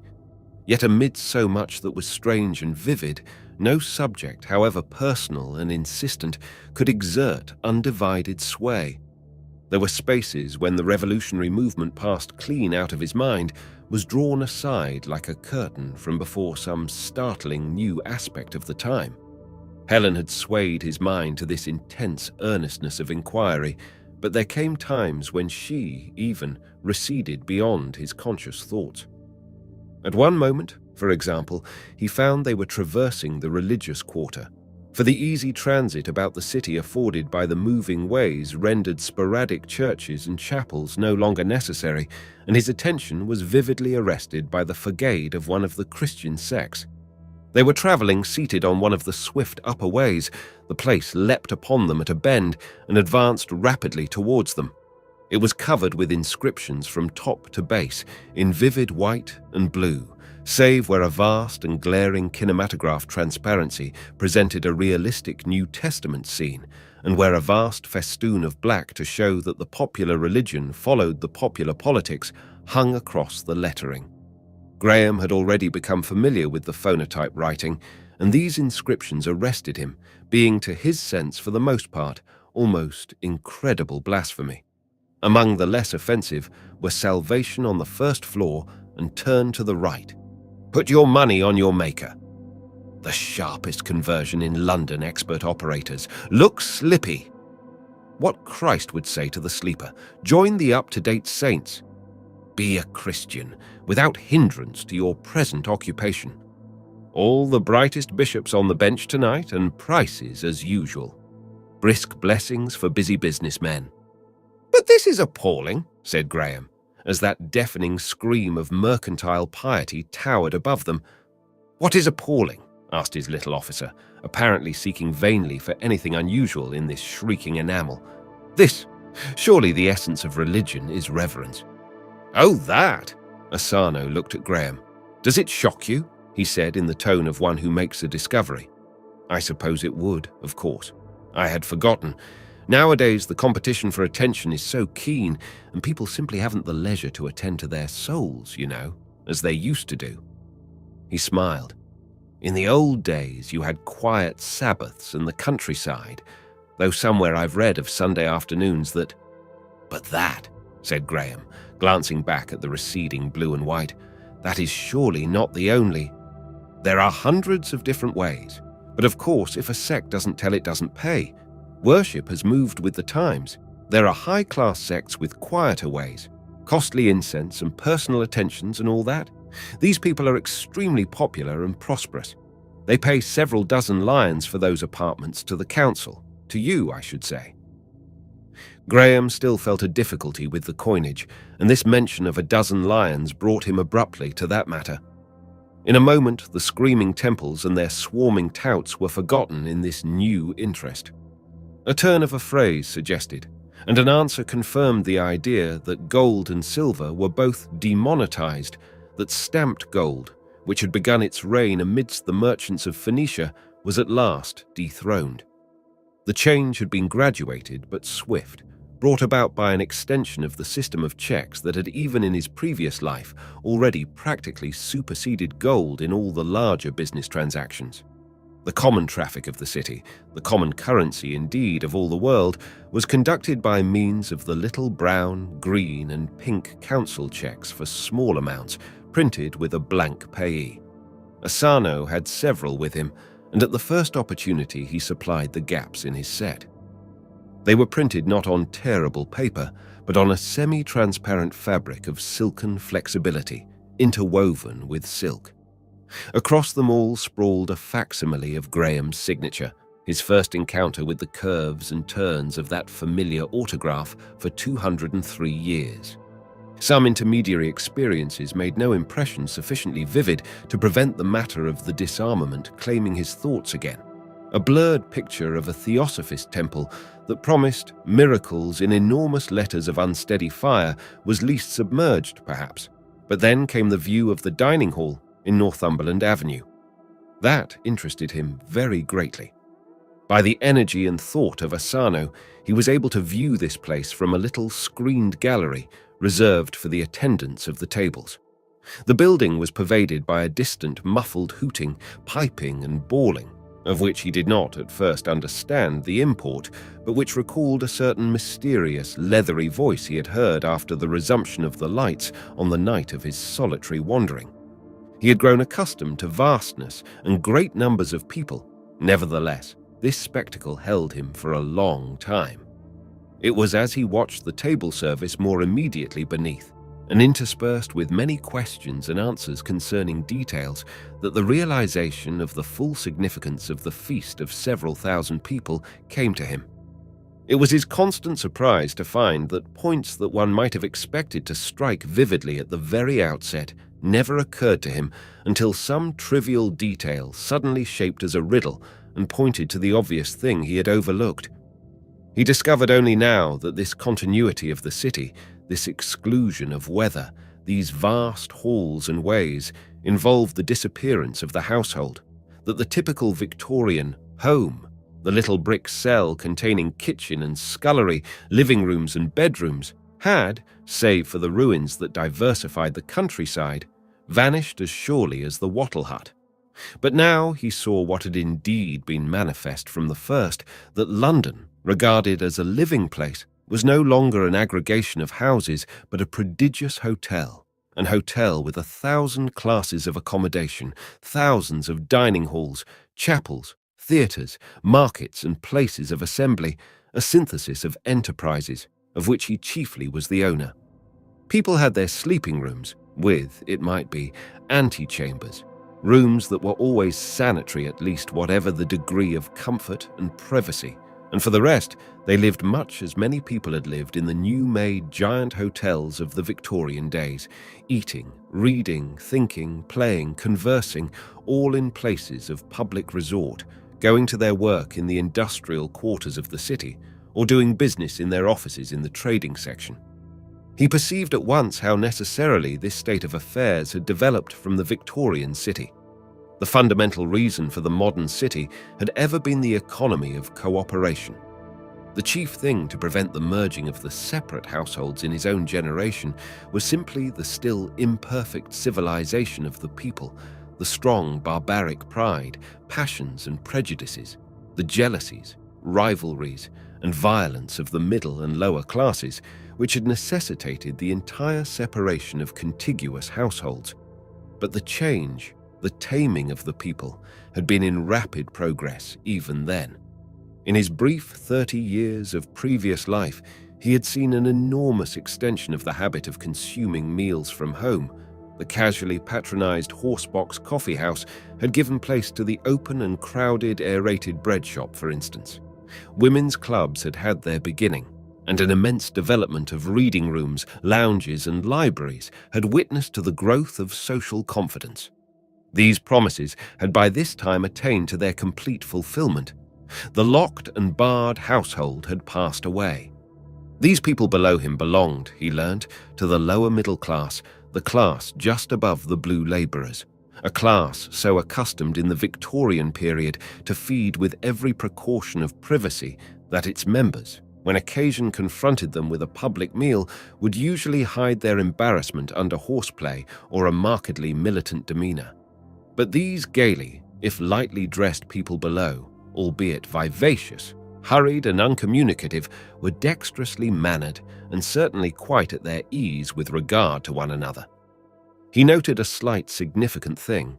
The table, as far as he could see, was and remained delightfully neat. There was nothing to parallel the confusion, the broadcast crumbs, the splashes of viand and condiment, the overturned drink and displaced ornaments, which would have marked the stormy progress of the Victorian meal. The table furniture was very different. There were no ornaments, no flowers, and the table was without a cloth, being made, he learnt, of a solid substance having the texture and appearance of damask. He discerned that this damask substance was patterned with gracefully designed trade advertisements. In a sort of recess before each diner was a complex apparatus of porcelain and metal. There was one plate of white porcelain, and by means of taps for hot and cold volatile fluids, the diner washed this himself between the courses. He also washed his elegant white metal knife and fork and spoon as occasion required. Soup and the chemical wine that was the common drink were delivered by similar taps, and the remaining covers travelled automatically in tastefully arranged dishes down the table along silver rails. The diner stopped these and helped himself at his discretion. They appeared at a little door at one end of the table and vanished at the other. That turn of democratic sentiment in decay, that ugly pride of menial souls, which renders equals loth to wait on one another, was very strong, he found, among these people. He was so preoccupied with these details that it was only as he was leaving the place that he remarked the huge advertisement dioramas that marched majestically along the upper walls and proclaimed the most remarkable commodities. Beyond this place they came into a crowded hall, and he discovered the cause of the noise that had perplexed him. They paused at a turnstile at which a payment was made. Graham's attention was immediately arrested by a violent, loud hoot, followed by a vast, leathery voice. "The master is sleeping peacefully," it vociferated. "He is in excellent health. He is going to devote the rest of his life to aeronautics. He says women are more beautiful than ever. Galloop! Wow! Our wonderful civilization astonishes him beyond measure, beyond all measure. Galloop!" He puts great trust in Boss Ostrog, absolute confidence in Boss Ostrog. Ostrog is to be his chief minister, is authorized to remove or reinstate public officers. All patronage will be in his hands. All patronage in the hands of Boss Ostrog. The councillors have been sent back to their own prison above the council house. Graham stopped at the first sentence, and looking up, beheld a foolish trumpet face from which this was brayed. This was the General Intelligence Machine. For a space it seemed to be gathering breath, and a regular throbbing from its cylindrical body was audible. Then it trumpeted, "Galloop, galloop," and broke out again. "Paris is now pacified. All resistance is over. Galloop! The Black Police hold every position of importance in the city. They fought with great bravery, singing songs written in praise of their ancestors by the poet Kipling. Once or twice they got out of hand and tortured and mutilated wounded and captured insurgents, men and women. Moral: don't go rebelling. Ha ha! Galloop! Galloop! They are lively fellows, lively, brave fellows. Let this be a lesson to the disorderly bandalog of this city. Yeah, bandalog, filth of the earth. Galloop! Galloop! The voice ceased. There was a confused murmur of disapproval among the crowd. Damned niggers! A man began to harangue near them. Is this the master's doing, brothers? Is this the master's doing? Black police, said Graham. What is that? You don't mean... Asano touched his arm and gave him a warning look, and forthwith another of these mechanisms screamed deafeningly and gave tongue in a shrill voice. Yahaha, yaha, yap, here a live paper yelp, live paper, yaha, shocking outrage in Paris, yahaha. The Parisians exasperated by the black police to the pitch of assassination, dreadful reprisals, savage times come again, blood, blood, yaha. The nearer babble machine hooted stupendously. Galloop, galloop, drowned the end of the sentence, and proceeded in a rather flatter note than before, with novel comments on the horrors of disorder. Law and order must be maintained, said the nearer babble machine. But, began Graham. Don't ask questions here, said Asano, or you will be involved in an argument. Then let us go on, said Graham, for I want to know more of this. As he and his companion pushed their way through the excited crowd that swarmed beneath these voices towards the exit, Graham conceived more clearly the proportion and features of this room. Altogether, great and small, there must have been nearly 1,000 of these erections, piping, hooting, bawling and gabbling in that great space, each with its crowd of excited listeners, the majority of them men dressed in blue canvas. There were all sizes of machines, from the little gossiping mechanisms that chuckled out mechanical sarcasm in odd corners, through a number of grades to such 50-foot giants as that which had first hooted over Graham. This place was unusually crowded because of the intense public interest in the course of affairs in Paris. Evidently, the struggle had been much more savage than Ostrog had represented it. All the mechanisms were discoursing upon that topic, and the repetition of the people made the huge hive buzz with such phrases as lynched policemen, women burnt alive, fuzzy woozy. But does the master allow such things? Asked a man near him. Is this the beginning of the master's rule? Is this the beginning of the master's rule? For a long time after he had left the place, the hooting, whistling, and braying of the machines pursued him. Galloop! Galoop! Yaha! Yaha! Yap! Yaha! Is this the beginning of the master's rule? Directly they were out upon the ways, he began to question Asano closely on the nature of the Parisian struggle. This disarmament? What was their trouble? What does it all mean? Asano seemed chiefly anxious to reassure him that it was all right. But these outrages. You cannot have an omelette, said Asano, without breaking eggs. It is only the rough people, only in one part of the city. All the rest is all right. The Parisian laborers are the wildest in the world, except ours. What? The Londoners? No, the Japanese. They have to be kept in order. But burning women alive? A commune, said Asano. They would rob you of your property. They would do away with property and give the world over to mob rule. You are master.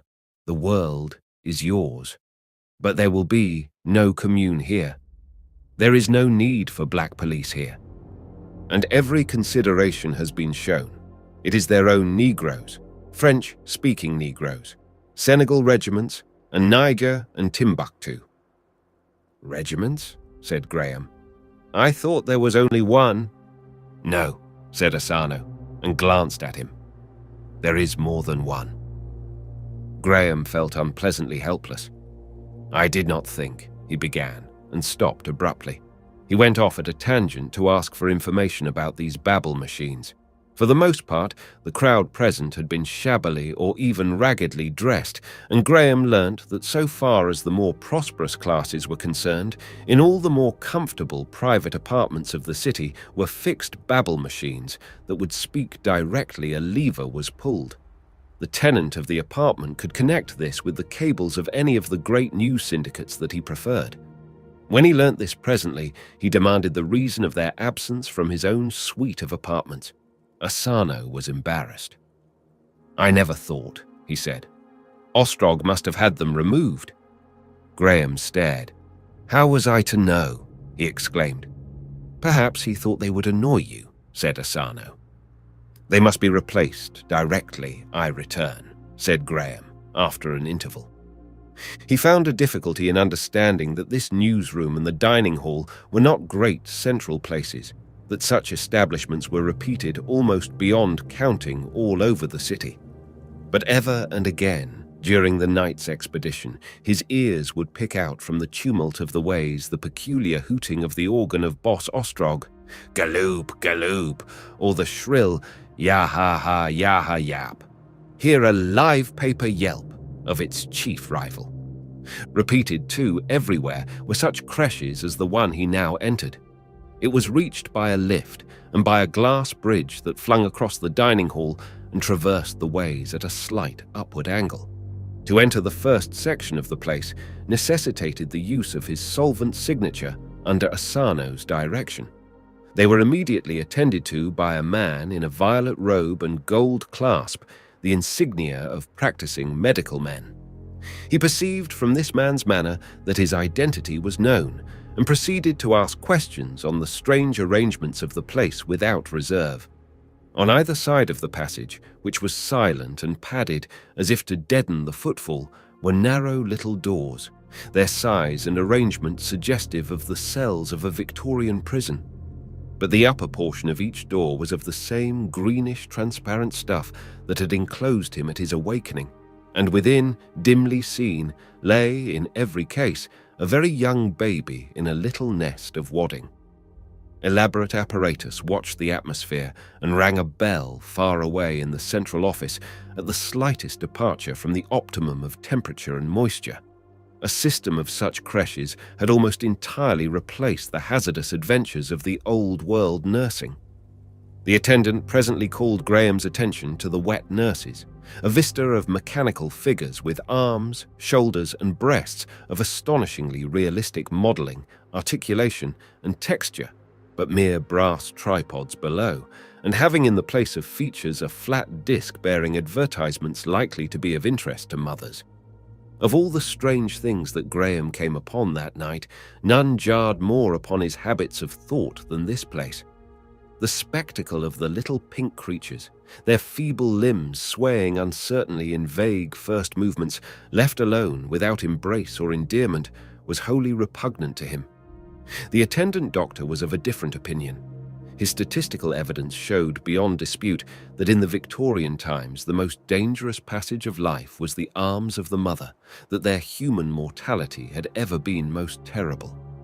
On the other hand, this creche company, the International Creche Syndicate, lost not 0.5% of the 1 million babies or so that formed its peculiar care. But Graham's prejudice was too strong even for those figures.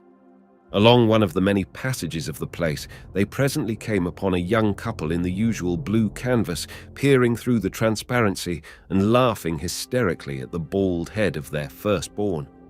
Graham's face must have showed his estimate of them, for their merriment ceased, and they looked abashed.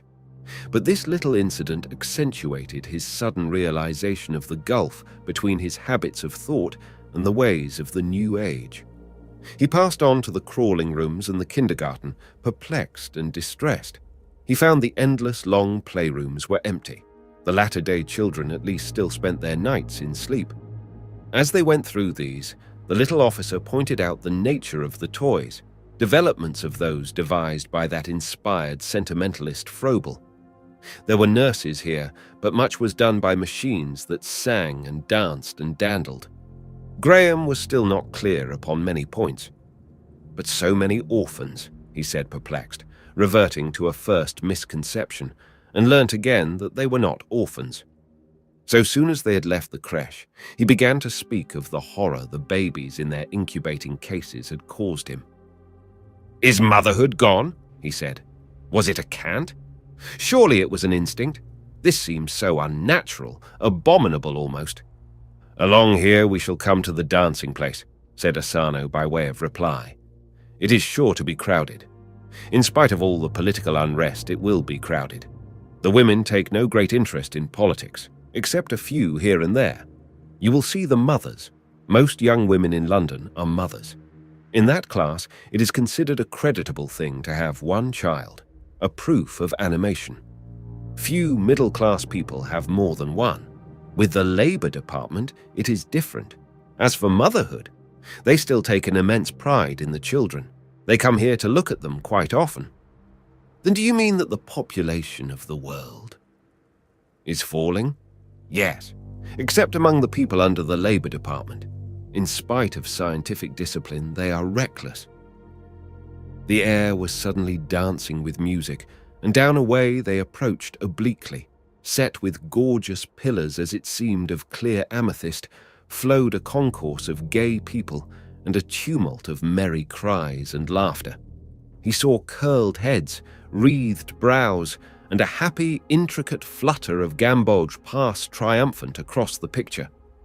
"You will see," said Asano with a faint smile. "The world has changed. In a moment, you will see the mothers of the new age. Come this way. We shall see those yonder again very soon."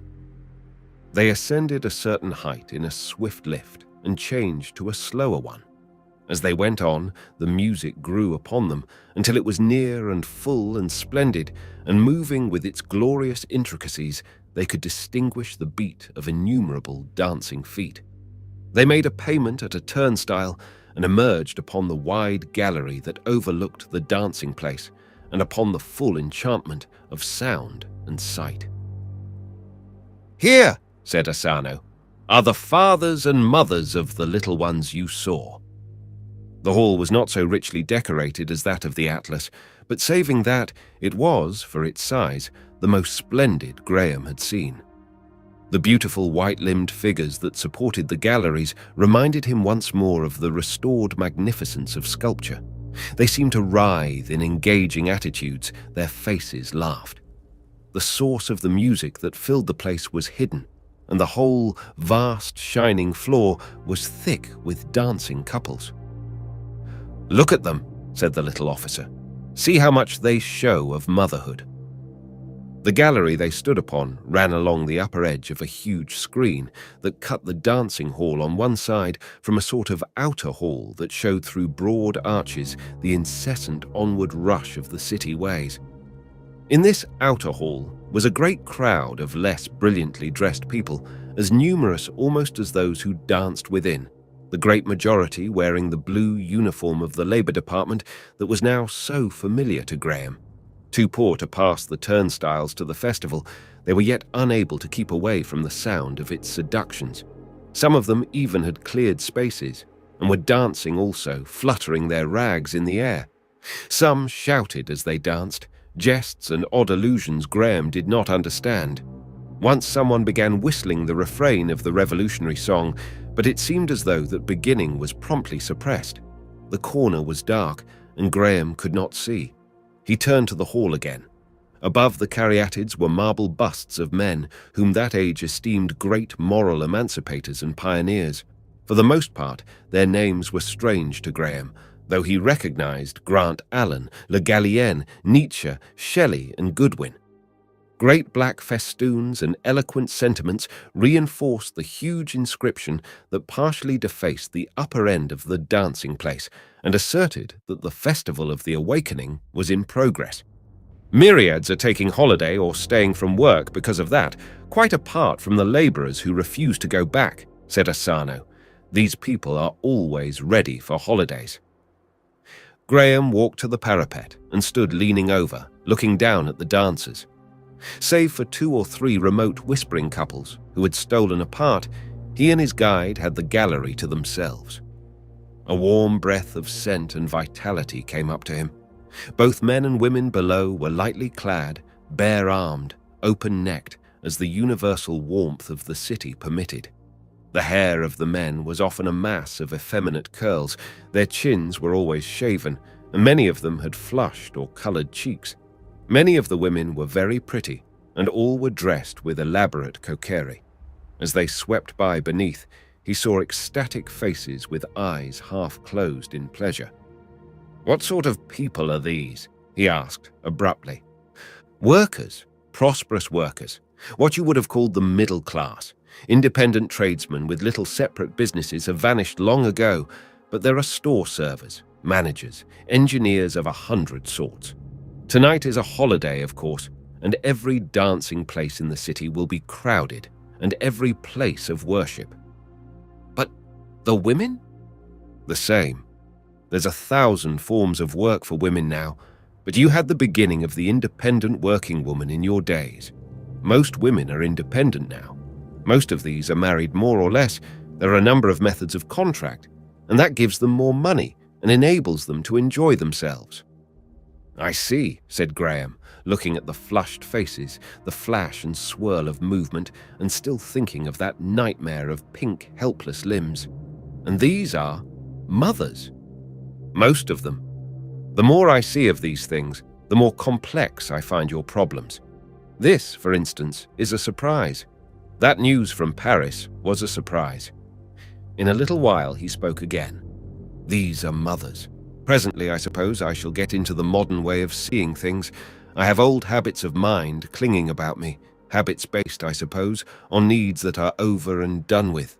Of course, in our time, a woman was supposed not only to bear children, but to cherish them, to devote herself to them, to educate them. All the essentials of moral and mental education a child owed its mother, or went without. Quite a number, I admit, went without. Nowadays, clearly, there is no more need for such care than if they were butterflies. I see that.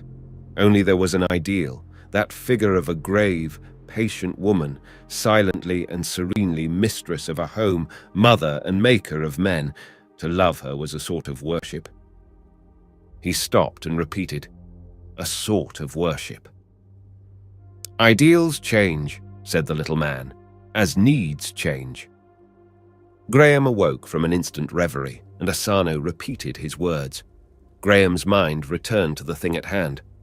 "Of course I see the perfect reasonableness of this. Restraint, soberness, the matured thought, the unselfish act, they are necessities of the barbarous state, the life of dangers. Dourness is man's tribute to unconquered nature. But man has conquered nature now for all practical purposes. His political affairs are managed by bosses with a black police, and life is joyous." He looked at the dancers again. joyous, he said. There are weary moments, said the little officer reflectively. They all look young. Down there I should be visibly the oldest man, and in my own time I should have passed as middle-aged. They are young. There are few old people in this class in the work cities. How is that? Old people's lives are not so pleasant as they used to be, unless they are rich to hire lovers and helpers, and we have an institution called euthanacy. Ah, that euthanacy, said Graham. The easy death? The easy death. It is the last pleasure. The euthanacy company does it well. People will pay the sum. It is a costly thing. Long beforehand, go off to some pleasure city and return impoverished and weary, very weary. There is a lot left for me to understand, said Graham after a pause. Yet I see the logic of it all. Our array of angry virtues and sour restraints was the consequence of danger and insecurity. The Stoic, the Puritan, even in my time, were vanishing types. In the old days, man was armed against pain. Now he is eager for pleasure. There lies the difference. Civilization has driven pain and danger so far off for well-to-do people. And only well-to-do people matter now. I have been asleep 200 years. For a minute, they leant on the balustrading, following the intricate evolution of the dance. Indeed, the scene was very beautiful. Before God, said Graham suddenly, I would rather be a wounded sentinel freezing in the snow than one of these painted fools. In the snow, said Asano, one might think differently. I am uncivilized, said Graham, not heeding him. That is the trouble. I am primitive, Paleolithic. Their fountain of rage and fear and anger is sealed and closed. The habits of a lifetime make them cheerful and easy and delightful. You must bear with my 19th century shocks and disgusts. These people, you say, are skilled workers and so forth. And while these dance, men are fighting. Men are dying in Paris to keep the world, that they may dance. Asano smiled faintly. For that matter, men are dying in London, he said. There was a moment's silence. Where do these sleep? Asked Graham. Above and below, an intricate warren. And where do they work? This is the domestic life. You will see little work tonight. Half the workers are out or under arms. Half these people are keeping holiday, but we will go to the workplaces if you wish it. For a time, Graham watched the dancers, then suddenly turned away. I want to see the workers. I have seen enough of these, he said. Asano led the way along the gallery across the dancing hall. Presently they came to a transverse passage that brought a breath of fresher, colder air. Asano glanced at this passage as they went past, stopped, went back to it, and turned to Graham with a smile. Here, sire, he said, is something, will be familiar to you at least, and yet, but I will not tell you. Come! He led the way along a closed passage that presently became cold. The reverberation of their feet told that this passage was a bridge. They came into a circular gallery that was glazed in from the outer weather, and so reached a circular chamber which seemed familiar, though Graham could not recall distinctly when he had entered it before. In this was a ladder, the first ladder he had seen since his awakening, up which they went, and came into a high, dark, cold place, in which was another almost vertical ladder. This they ascended, Graham still perplexed, but at the top he understood and recognized the metallic bars to which he clung. He was in the cage under the ball of St. Paul's S. The dome rose but a little way above the general contour of the city into the still twilight, and sloped away, shining greasily under a few distant lights, into a circumambient ditch of darkness. Out between the bars he looked upon the wind-clear northern sky and saw the starry constellations all unchanged. Capella hung in the west, Vega was rising, and the 7 glittering points of the Great Bear swept overhead in their stately circle about the pole. He saw these stars in a clear gap of sky. To the east and south, the great circular shapes of complaining windwheels blotted out the heavens, so that the glare about the council house was hidden. To the southwest, hung Orion, showing like a pallid ghost through a tracery of ironwork and interlacing shapes above a dazzling coruscation of lights. A bellowing and siren screaming that came from the flying stages warned the world that one of the aeroplanes was ready to start. He remained for a space gazing towards the glaring stage. Then his eyes went back to the northward constellations. For a long time, he was silent. "This," he said at last, smiling in the shadow, "seems the strangest thing of all, to stand in the dome of St. Paul's and look once more upon these familiar, silent stars." Thence Graham was taken by Asano along devious ways to the great gambling and business quarters where the bulk of the fortunes in the city were lost and made. It impressed him as a well-nigh interminable series of very high halls, surrounded by tiers upon tiers of galleries into which opened thousands of offices and traversed by a complicated multitude of bridges, footways, aerial motor rails, and trapeze and cable leaps. And here, more than anywhere, the note of vehement vitality, of uncontrollable, hasty activity, rose high. Everywhere was violent advertisement, until his brain swam at the tumult of light and colour. And babble machines of a peculiarly rancid tone were abundant and filled the air with strenuous squealing and an idiotic slang. "Skin your eyes and slide. Gaoop, bonanza. Gollopers, come and hark." The place seemed to him to be dense with people either profoundly agitated or swelling with obscure cunning. Yet he learnt that the place was comparatively empty, that the great political convulsion of the last few days had reduced transactions to an unprecedented minimum. In one huge place were long avenues of roulette tables, each with an excited, undignified crowd about it.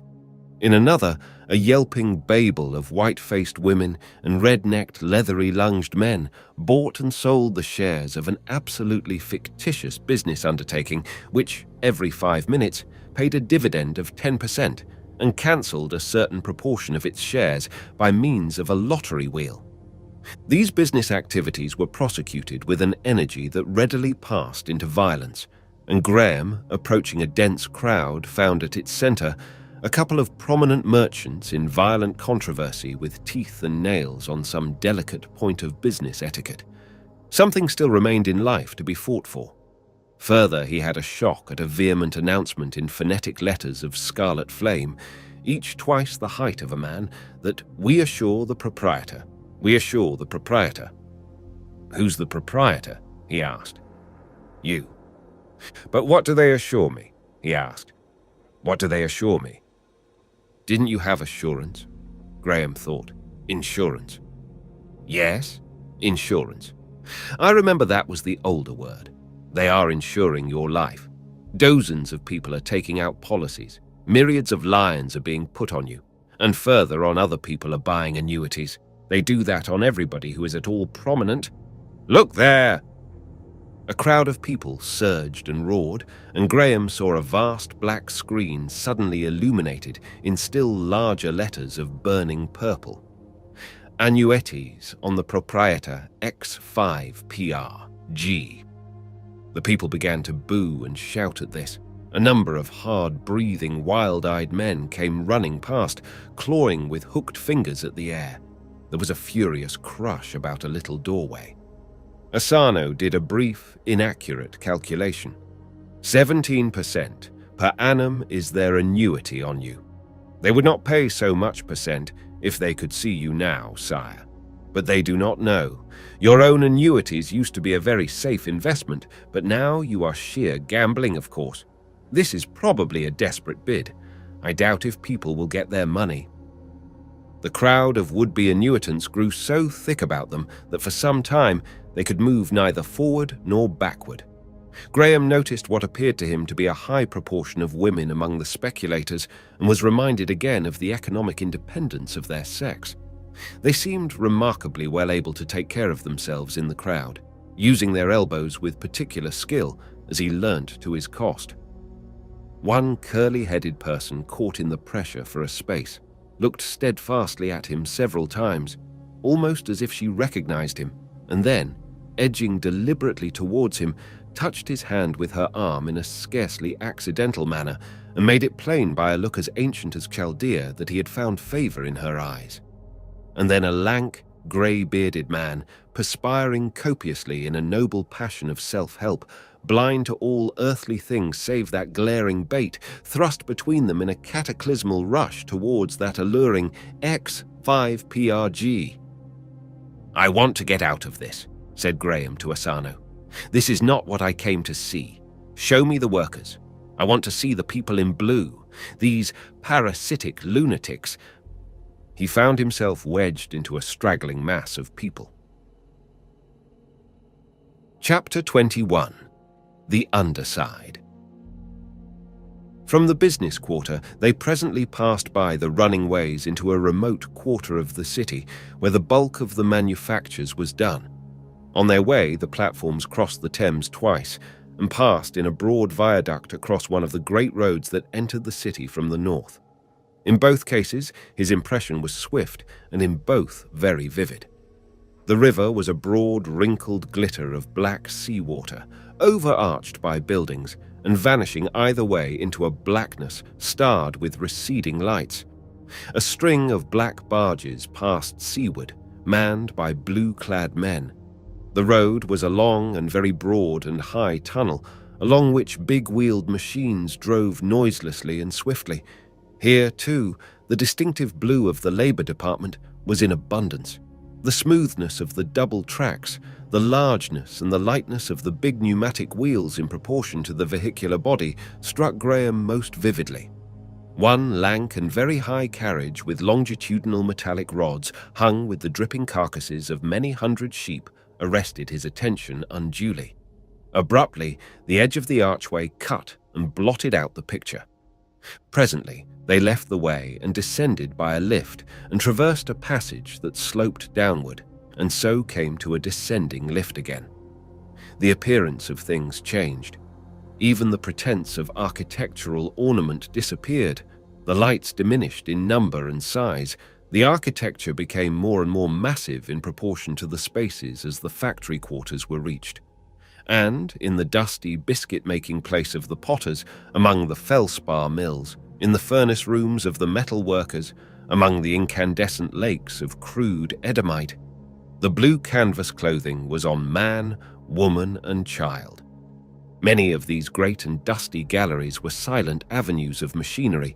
Endless raked-out ashen furnaces testified to the revolutionary dislocation. But wherever there was work, it was being done by slow-moving workers in blue canvas. The only people not in blue canvas were the overlookers of the workplaces and the orange-clad Labour police. And fresh from the flushed faces of the dancing halls, the voluntary vigours of the business quarter, Graham could note the pinched faces, the feeble muscles and weary eyes of many of the latter-day workers. Such as he saw at work were noticeably inferior in physique to the few gaily dressed managers and forewomen who were directing their labours. The burly labourers of the old Victorian times had followed that dray horse and all such living force producers to extinction. The place of his costly muscles was taken by some dexterous machine. The latter-day labourer, male as well as female, was essentially a machine minder and feeder, a servant and attendant, or an artist under direction. The women, in comparison with those Graham remembered, were as a class distinctly plain and flat-chested. 200 years of emancipation from the moral restraints of puritanical religion, 200 years of city life, had done their work in eliminating the strain of feminine beauty and vigour from the blue canvas myriads. To be brilliant physically or mentally, to be in any way attractive or exceptional, had been and was still a certain way of emancipation to the drudge, a line of escape to the pleasure city and its splendours and delights, and at last to the euthanacy and peace. To be steadfast against such inducements was scarcely to be expected of meanly nourished souls. In the young cities of Graham's former life, the newly aggregated labouring mass had been a diverse multitude, still stirred by the tradition of personal honour and a high morality. Now it was differentiating into an instinct class with a moral and physical difference of its own. even with a dialect of its own. They penetrated downward, ever downward, towards the working places. Presently they passed underneath one of the streets of the moving ways and saw its platforms running on their rails far overhead and chinks of white lights between the transverse slits. The factories that were not working were sparsely lighted. To Graham, they and their shrouded aisles of giant machines seemed plunged in gloom, and even where work was going on, the illumination was far less brilliant than upon the public ways. Beyond the blazing lakes of Edomite, he came to the warren of the jewelers and, with some difficulty, and by using his signature, obtained admission to these galleries. They were high and dark and rather cold. In the first, a few men were making ornaments of gold filigree, each man at a little bench by himself and with a little shaded light. The long vista of light patches, with the nimble fingers brightly lit and moving among the gleaming yellow coils, and the intent face like the face of a ghost, in each shadow had the oddest effect. The work was beautifully executed, but without any strength of modelling or drawing, for the most part intricate grotesques, or the ringing of the changes on a geometrical motif. These workers wore a peculiar white uniform without pockets or sleeves. They assumed this on coming to work, but at night they were stripped and examined before they left the premises of the department. In spite of every precaution, the labor policeman told them in a depressed tone the department was not infrequently robbed. Beyond was a gallery of women busied in cutting and setting slabs of artificial ruby, and next these were men and women working together upon the slabs of coppernet that formed the basis of cloisonné tiles. Many of these workers had lips and nostrils a livid white due to a disease caused by a peculiar purple enamel that chanced to be much in fashion. Asano apologized to Graham for this offensive sight, but excused himself on the score of the convenience of this route. "This is what I wanted to see," said Graham. "This is what I wanted to see," trying to avoid a start at a particularly striking disfigurement. "She might have done better with herself than that," said Asano. Graham made some indignant comments. "But sire, we simply could not stand that stuff without the purple," said Asano. "In your days, people could stand such crudities. They were nearer the barbaric by 200 years. They continued along one of the lower galleries of this cloisonné factory and came to a little bridge that spanned a vault. Looking over the parapet, Graham saw that beneath was a wharf under yet more tremendous archings than any he had seen. 3 barges, smothered in floury dust, were being unloaded of their cargoes of powdered felspar by a multitude of coughing men, each guiding a little truck. The dust filled the place with a choking mist and turned the electric glare yellow. The vague shadows of these workers gesticulated about their feet and rushed to and fro against a long stretch of whitewashed wall. Every now and then one would stop to cough. A shadowy, huge mass of masonry rising out of the inky water brought to Graham's mind the thought of the multitude of ways and galleries and lifts that rose floor above floor overhead between him and the sky. The men worked in silence under the supervision of 2 of the labor police. Their feet made a hollow thunder on the planks along which they went to and fro. And as he looked at this scene, some hidden voice in the darkness began to sing. "Stop that!" shouted one of the policemen, but the order was disobeyed, and first one and then all the white-stained men who were working there had taken up the beating refrain, singing it defiantly, the song of the revolt. The feet upon the planks thundered now to the rhythm of the song, tramp, tramp, tramp. The policeman who had shouted glanced at his fellow, and Graham saw him shrug his shoulders. He made no further effort to stop the singing, and so they went through these factories and places of toil, seeing many painful and grim things. That walk left on Graham's mind a maze of memories, fluctuating pictures of swathed halls and crowded vaults seen through clouds of dust, of intricate machines, the racing threads of looms, the heavy beat of stamping machinery, the roar and rattle of belt and armature, of ill-lit subterranean aisles of sleeping places, illimitable vistas of pinpoint lights. Here was the smell of tanning, and here the reek of a brewery, and here unprecedented reeks. Everywhere were pillars and cross-archings of such a massiveness as Graham had never before seen, thick titans of greasy, shining brickwork crushed beneath the vast weight of that complex city world, even as these anemic millions were crushed by its complexity. And everywhere were pale features, lean limbs, disfigurement and degradation. Once and again a third time, Graham heard the song of the revolt during his long, unpleasant research in these places, and once he saw a confused struggle down a passage and learnt that a number of these serfs had seized their bread before their work was done. Graham was ascending towards the ways again when he saw a number of blue-clad children running down a transverse passage, and presently perceived the reason of their panic in a company of the Labour police armed with clubs, trotting towards some unknown disturbance. And then came a remote disorder. But for the most part, this remnant that worked hopelessly. All the spirit that was left in fallen humanity was above in the streets that night, calling for the master and valiantly and noisily keeping its arms. They emerged from these wanderings and stood blinking in the bright light of the middle passage of the platforms again. They became aware of the remote hooting and yelping of the machines of one of the General Intelligence offices, and suddenly came men running, and along the platforms and about the ways everywhere was a shouting and crying. Then a woman with a face of mute white terror, and another who gasped and shrieked as she ran. "What has happened now?" said Graham, puzzled, for he could not understand their thick speech. Then he heard it in English and perceived that the thing that everyone was shouting, that men yelled to one another, that women took up screaming, that was passing like the first breeze of a thunderstorm, chill and sudden through the city, was this: "Ostrog has ordered the Black Police to London. The Black Police are coming from South Africa. The Black Police. The Black Police." Asano's face was white and astonished. He hesitated, looked at Graham's face, and told him the thing he already knew. "But how can they know?" asked Asano. Graham heard someone shouting, "Stop all work! Stop all work!" And a swarthy hunchback, ridiculously gay in green and gold, came leaping down the platforms toward him, bawling again and again in good English.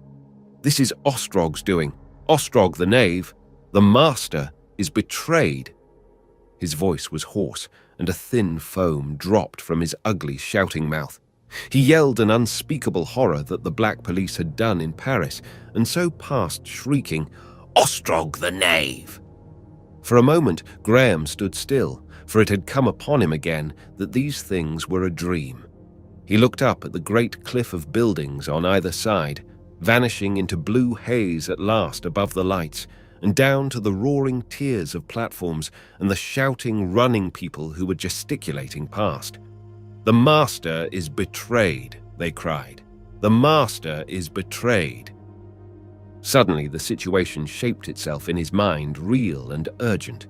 His heart began to beat fast and strong. "It has come," he said. "I might have known. The hour has come."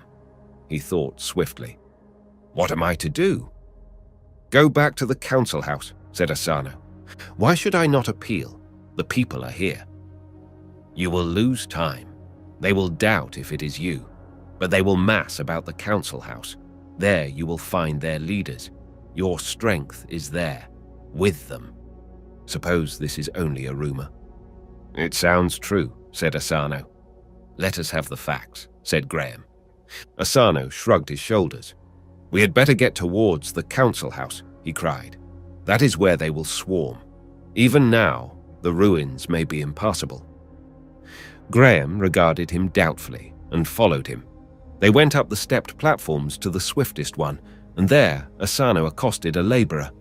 The answers to his questions were in the thick, vulgar speech. "What did he say?" asked Graham. "He knows little, but he told me that the Black Police would have arrived here before the people knew. Had not someone in the wind vane offices learned? He said a girl." "A girl? Not—" "He said a girl. He did not know who she was. who came out from the council house crying aloud and told the men at work among the ruins.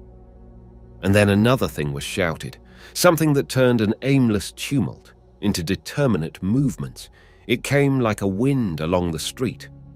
To your wards, to your wards. Every man get arms. Every man to his ward. Chapter 22. The Struggle in the Council House. As Asano and Graham hurried along to the ruins about the council house, they saw everywhere the excitement of the people rising.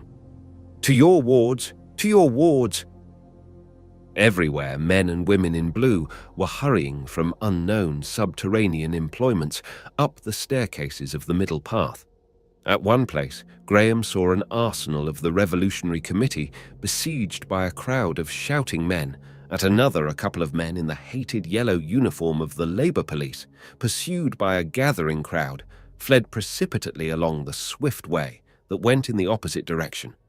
The cries of "to your wards" became at last a continuous shouting as they drew near the government quarter. Many of the shouts were unintelligible. "Ostrog has betrayed us," one man bawled in a hoarse voice, again and again, dinning that refrain into Graham's ear until it haunted him. This person stayed close beside Graham and Asano on the swift way, shouting to the people who swarmed on the lower platforms as he rushed past them.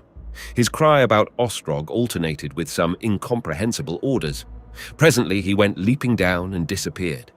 Graham's mind was filled with the din. His plans were vague and unformed. He had one picture of some commanding position from which he could address the multitudes, another of meeting Ostrog face to face. He was full of rage, of tense, muscular excitement. His hands gripped, his lips were pressed together. The way to the council house across the ruins was impassable, but Asano met that difficulty and took Graham into the premises of the central post office. The post office was nominally at work, but the blue-clothed porters moved sluggishly, or had stopped to stare through the arches of their galleries at the shouting men who were going by outside. "Every man to his ward! Every man to his ward!" Here, by Asano's advice, Graham revealed his identity. They crossed to the council house by a cable cradle. Already in the brief interval since the capitulation of the councillors, a great change had been wrought in the appearance of the ruins. The spurting cascades of the ruptured seawater mains had been captured and tamed, and huge temporary pipes ran overhead along a flimsy-looking fabric of girders. The sky was laced with restored cables and wires that served the council house, and a mass of new fabric with cranes and other building machines going to and fro upon it projected to the left of the white pile. The moving ways that ran across this area had been restored, albeit for once running under the open sky. These were the ways that Graham had seen from the little balcony in the hour of his awakening, not 9 days since, and the hall of his trance had been on the further side, where now shapeless piles of smashed and shattered masonry were heaped together. It was already high day, and the sun was shining brightly. Out of their tall caverns of blue electric light came the swift ways crowded with multitudes of people, who poured off them and gathered ever denser over the wreckage and confusion of the ruins. The air was full of their shouting, and they were pressing and swaying towards the central building. For the most part, that shouting mass consisted of shapeless swarms, but here and there, Graham could see that a rude discipline struggled to establish itself, and every voice clamoured for order in the chaos. "To your wards! Every man to his ward!" The cable carried them into a hall which Graham recognized as the antechamber to the Hall of the Atlas, about the gallery of which he had walked days ago with Howard to show himself to the vanished council, an hour from his awakening. Now the place was empty, except for 2 cable attendants. These men seemed hugely astonished to recognize the sleeper in the man who swung down from the cross seat. "Where is Ostrog?" he demanded. "I must see Ostrog forthwith. He has disobeyed me. I have come back to take things out of his hands." Without waiting for Asano, he went straight across the place, ascended the steps at the further end, and pulling the curtain aside, found himself facing the perpetually laboring Titan. The hall was empty, Its appearance had changed very greatly since his first sight of it. It had suffered serious injury in the violent struggle of the first outbreak. On the right-hand side of the great figure, the upper half of the wall had been torn away for nearly 200 feet of its length, and a sheet of the same glassy film that had enclosed Graham at his awakening had been drawn across the gap. This deadened, but did not altogether exclude the roar of the people outside. "Wards! Wards! Wards!" they seemed to be saying. Through it there were visible the beams and supports of metal scaffoldings that rose and fell according to the requirements of a great crowd of workmen. An idle building machine with lank arms of red-painted metal stretched gauntly across this green-tinted picture. On it were still a number of workmen staring at the crowd below. For a moment he stood regarding these things, and Asano overtook him. "Ostrog," said Asano, "will be in the small offices beyond there." The little man looked livid now, and his eyes searched Graham's face.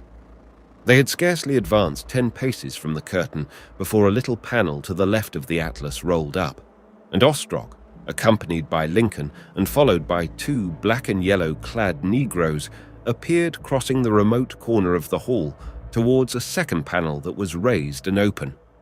"Ostrog!" shouted Graham, and at the sound of his voice the little party turned astonished. Ostrog said something to Lincoln and advanced alone. Graham was the first to speak. His voice was loud and dictatorial. "What is this I hear?" he asked. "Are you bringing Negroes here to keep the people down?" "It is none too soon," said Ostrog. "They have been getting out of hand more and more since the revolt. I underestimated—" "Do you mean that these infernal Negroes are on the way?" "On the way? As it is, you have seen the people outside?" "No wonder, but after what was said, you have taken too much on yourself, Ostrog." Ostrog said nothing, but drew nearer. "These Negroes must not come to London," said Graham. "I am master, and they shall not come." Ostrog glanced at Lincoln, who at once came towards them with his 2 attendants close behind him. "Why not?" asked Ostrog. "White men must be mastered by white men. Besides, the Negroes are only an instrument." "But that is not the question. I am the master. I mean to be the master, and I tell you these Negroes shall not come." "The people—" "I believe in the people. Because you are an anachronism. You are a man out of the past, an accident. You are owner, perhaps, of the world, nominally, legally. But you are not master. You do not know enough to be master." He glanced at Lincoln again. "I know now what you think. I can guess something of what you mean to do. Even now, it is not too late to warn you. You dream of human equality, of some sort of socialistic order. You have all those worn-out dreams of the 19th century fresh and vivid in your mind, and you would rule this age that you do not understand." "Listen," said Graham. "You can hear it, a sound like the sea. Not voices, but a voice. Do you altogether understand?" "We taught them that," said Ostrog. "Perhaps. Can you teach them to forget it? But enough of this. These Negroes must not come." There was a pause, and Ostrog looked him in the eyes. "They will," he said. "I forbid it," said Graham. "They have started. I will not have it." "No," said Ostrog. "Sorry as I am to follow the method of the council. For your own good, you must not side with disorder. And now that you are here, it was kind of you to come here." Lincoln laid his hand on Graham's shoulder. Abruptly, Graham realized the enormity of his blunder in coming to the council house. He turned towards the curtains that separated the hall from the antechamber.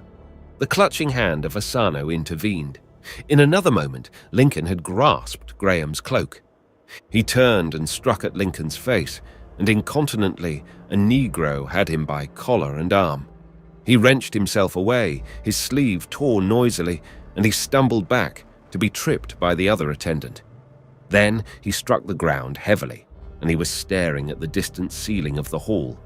He shouted, rolled over, struggling fiercely, clutched an attendant's leg and threw him headlong, and struggled to his feet. Lincoln appeared before him, went down heavily again with a blow under the point of the jaw and lay still. Graham made 2 strides, stumbled, and then Ostrog's arm was round his neck. He was pulled over backward, fell heavily, and his arms were pinned to the ground. After a few violent efforts, he ceased to struggle and lay staring at Ostrog's heaving throat. "You are a prisoner," panted Ostrog, exulting. "You were rather a fool to come back." Graham turned his head about and perceived through the irregular green window in the walls of the hall the men who had been working the building cranes gesticulating excitedly to the people below them. They had seen. Ostrog followed his eyes and started. He shouted something to Lincoln, but Lincoln did not move. A bullet smashed among the mouldings above the Atlas. The 2 sheets of transparent matter that had been stretched across this gap were rent. The edges of the torn aperture darkened, curved, ran rapidly towards the framework, and in a moment the council chamber stood open to the air. A chilly gust blew in by the gap, bringing with it a war of voices from the ruinous spaces without, an elvish babblement. "Save the Master!" What are they doing to the Master? The Master is betrayed. And then he realized that Ostrog's attention was distracted, that Ostrog's grip had relaxed, and wrenching his arms free, he struggled to his knees. In another moment he had thrust Ostrog back, and he was on 1 foot, his hand gripping Ostrog's throat, and Ostrog's hands clutching the silk about his neck. But now men were coming towards them from the dais, men whose intentions he misunderstood. He had a glimpse of someone running in the distance towards the curtains of the antechamber, and then Ostrog had slipped from him, and these newcomers were upon him. To his infinite astonishment, they seized him. They obeyed the shouts of Ostrog. He was lugged a dozen yards before he realized that they were not friends, that they were dragging him towards the open panel. When he saw this, he pulled back. He tried to fling himself down. He shouted for help with all his strength, and this time there were answering cries. The grip upon his neck relaxed, and behold! In the lower corner of the rent upon the wall, first one and then a number of little black figures appeared shouting and waving arms. They came leaping down from the gap into the light gallery that had led to the silent rooms. They ran along it, so near were they that Graham could see the weapons in their hands. Then Ostrog was shouting in his ear to the men who held him, and once more he was struggling with all his strength against their endeavors to thrust him towards the opening that yawned to receive him. "They can't come down," panted Ostrog. "They daren't fire. It's all right. We'll save him from them yet." For long minutes, as it seemed to Graham, that inglorious struggle continued. His clothes were rent in a dozen places. He was covered in dust. One hand had been trodden upon. He could hear the shouts of his supporters, and once he heard shots. He could feel his strength giving way, feel his efforts wild and aimless. But no help came, and surely, irresistibly, that black, yawning opening came nearer. The pressure upon him relaxed, and he struggled up. He saw Ostrog's grey head receding and perceived that he was no longer held. He turned about and came full into a man in black. One of the green weapons cracked close to him, a drift of pungent smoke came into his face, and a steel blade flashed. The huge chamber span about him. He saw a man in pale blue stabbing one of the black and yellow attendants not 3 yards from his face.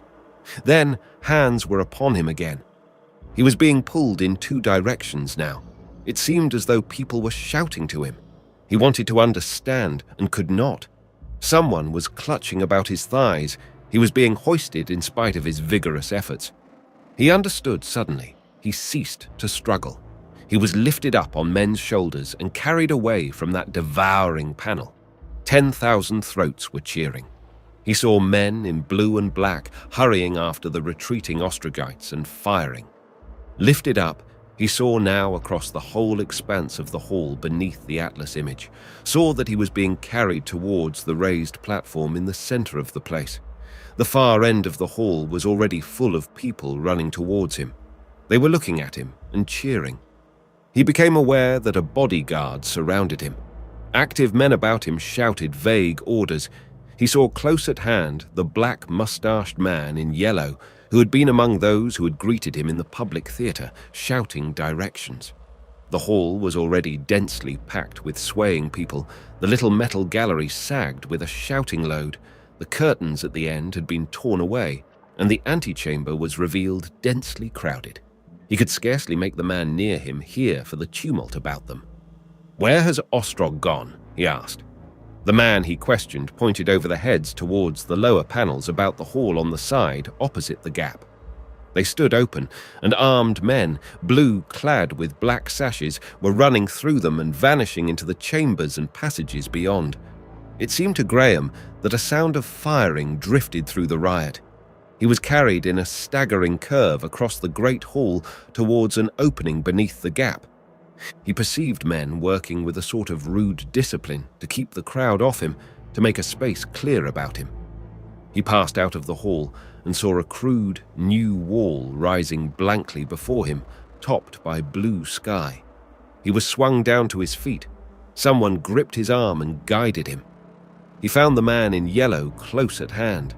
They were taking him up a narrow stairway of brick, and close at hand rose the great red painted masses, the cranes and levers and the still engines of the big building machine.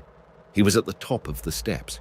He was hurried across a narrow railed footway, and suddenly, with a vast shouting, the amphitheatre of ruins opened again before him. "The Master is with us! The Master! The Master!"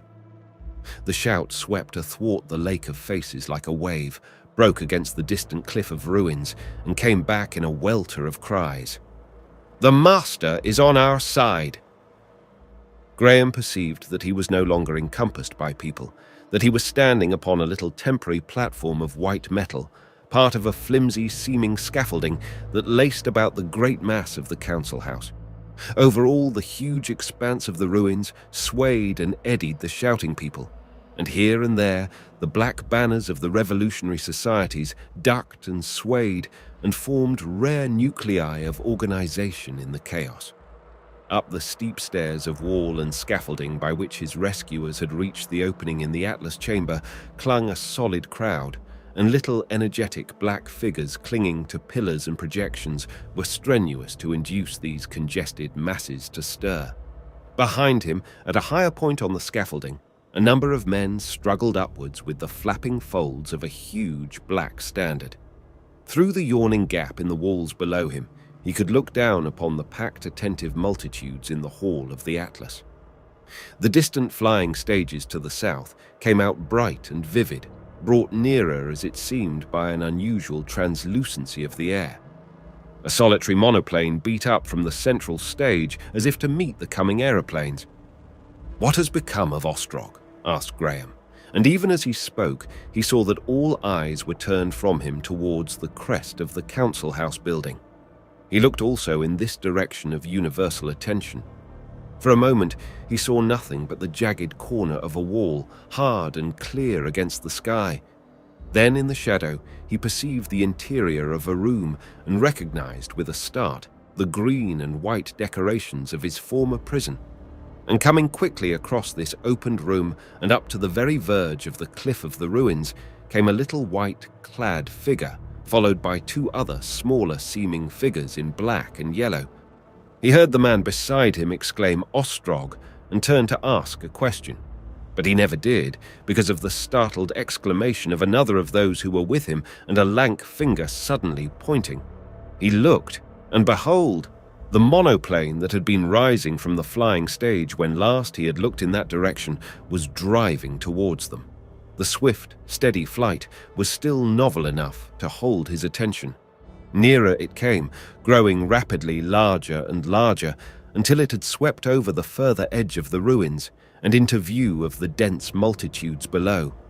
It drooped across the space and rose and passed overhead, rising to clear the mass of the council house, a filmy, translucent shape with the solitary aeronaut peering down through its ribs. It vanished beyond the skyline of the ruins. Graham transferred his attention to Ostrog. He was signaling with his hands, and his attendants were busy breaking down the wall beside him. In another moment, the monoplane came into view again, a little thing far away, coming round in a wide curve and going slower. Then suddenly, the man in yellow shouted, "What are they doing? What are the people doing? Why is Ostrog left there? Why is he not captured? They will lift him. The monoplane will lift him. Ah!" The exclamation was echoed by a shout from the ruins. The rattling sound of the green weapons drifted across the intervening gulf to Graham, and looking down, he saw a number of black and yellow uniforms running along one of the galleries that lay open to the air below the promontory upon which Ostrog stood. They fired as they ran at men unseen, and then emerged a number of pale blue figures in pursuit. These minute fighting figures had the oddest effect. They seemed as they ran like little model soldiers in a toy. This queer appearance of a house cut open gave that struggle amidst furniture and passages a quality of unreality. It was perhaps 200 yards away from him, and very nearly 50 above the heads in the ruins below. The black and yellow men ran into an open archway and turned and fired a volley. One of the blue pursuers, striding forward close to the edge, flung up his arms, staggered sideways, seemed to Graham's sense to hang over the edge for several seconds, and fell headlong down. Graham saw him strike a projecting corner, fly out, head over heels, and vanish behind the red arm of the building machine. And then a shadow came between Graham and the sun. He looked up, and the sky was clear, but he knew the little monoplane had passed. Ostrog had vanished. The man in yellow thrust before him, zealous and perspiring, pointing and blatant. "They are grounding!" cried the man in yellow. "They are grounding! Tell the people to fire at him! Tell them to fire at him!" Graham could not understand. He heard loud voices repeating these enigmatical orders. Suddenly, he saw the prow of the monoplane come gliding over the edge of the ruins and stop with a jerk. In a moment, Graham understood that the thing had grounded in order that Ostrog might escape by it. He saw a blue haze climbing out of the gulf, perceived that the people below him were now firing up at the projecting stem. A man beside him cheered hoarsely, and he saw that the blue rebels had gained the archway that had been contested by the men in black and yellow a moment before, and were running in a continual stream along the open passage. And suddenly the monoplane slipped over the edge of the council house and fell like a diving swallow. It dropped, tilting at an angle of 45 degrees, so steeply that it seemed to Graham, it seemed perhaps to most of those below, that it could not possibly rise again.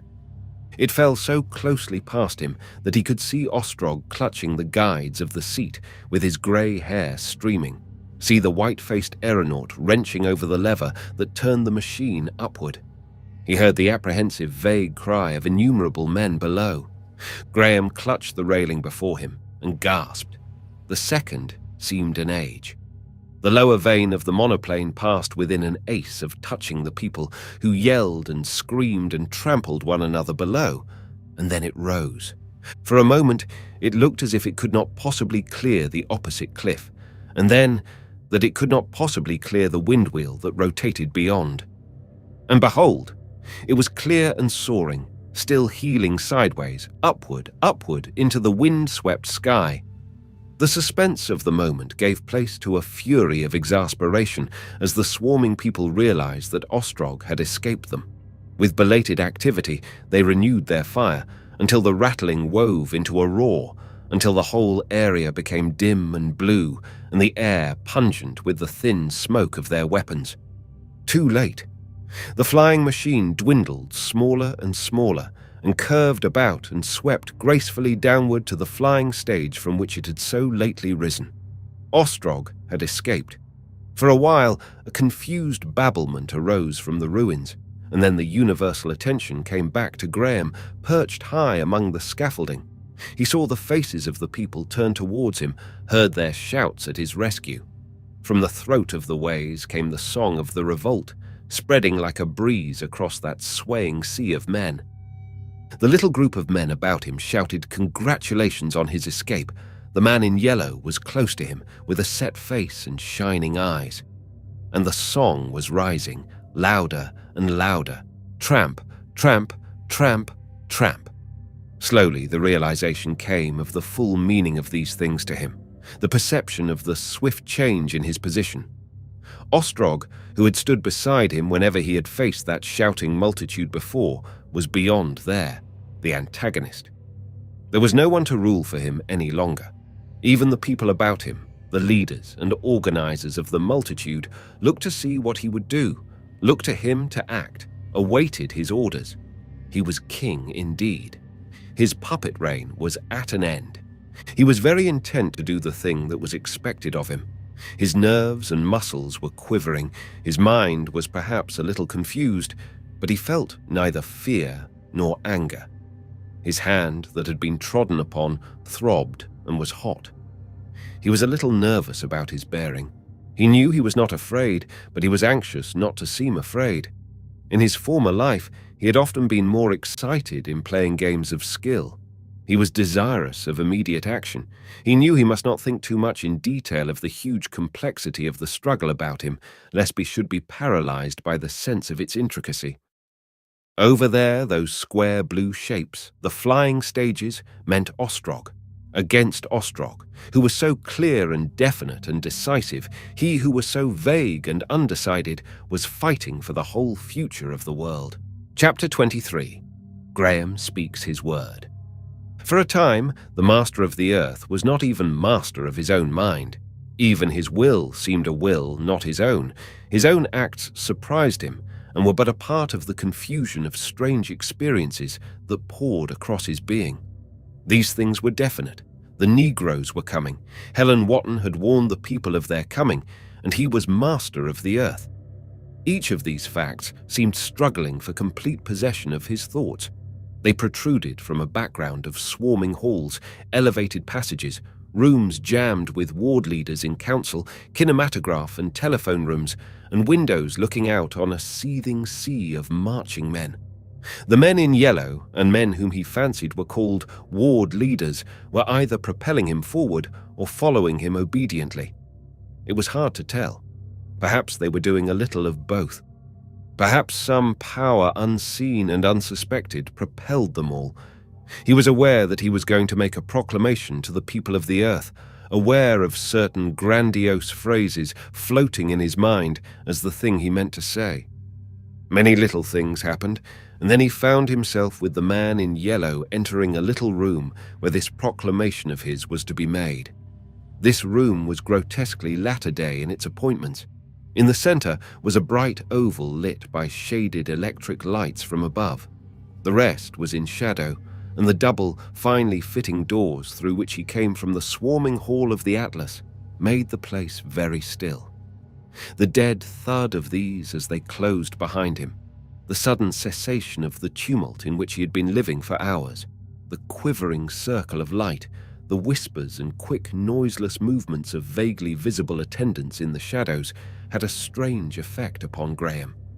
The huge ears of a phonographic mechanism gaped in a battery for his words. The black eyes of great photographic cameras awaited his beginning. Beyond, metal rods and coils glittered dimly, and something whirled about with a droning hum.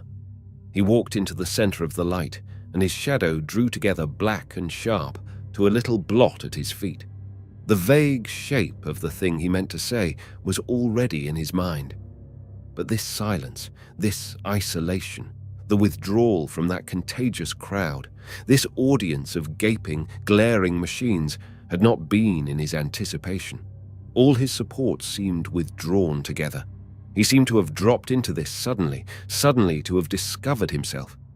In a moment, he was changed. He found that he now feared to be inadequate. He feared to be theatrical.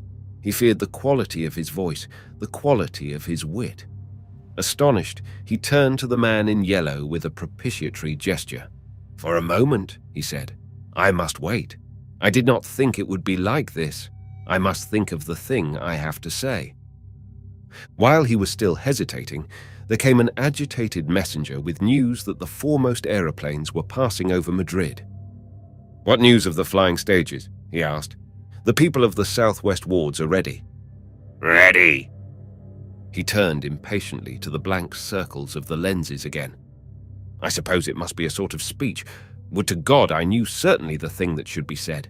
Aeroplanes at Madrid. They must have started before the main fleet. Oh, what can it matter whether I speak well or ill, he said, and felt the light grow brighter. He had framed some vague sentence of democratic sentiment when suddenly doubts overwhelmed him. His belief in his heroic quality and calling, he found, had altogether lost its assured conviction.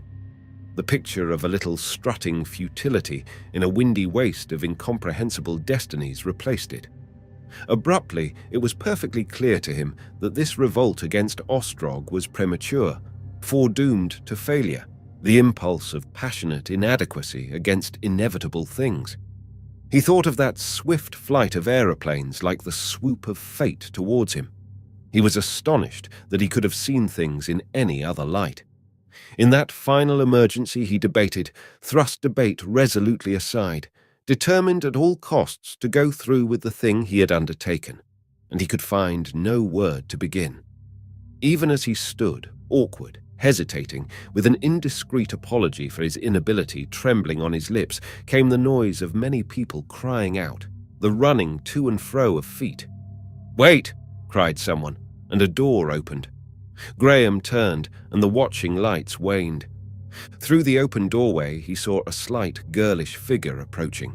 His heart leapt. It was Helen Wotton. The man in yellow came out of the nearer shadows into the circle of light. "This is the girl who told us what Ostrog had done," he said.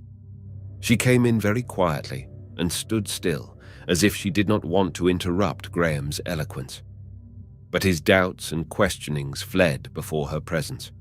He remembered the things that he had meant to say. He faced the cameras again, and the light about him grew brighter. He turned back to her.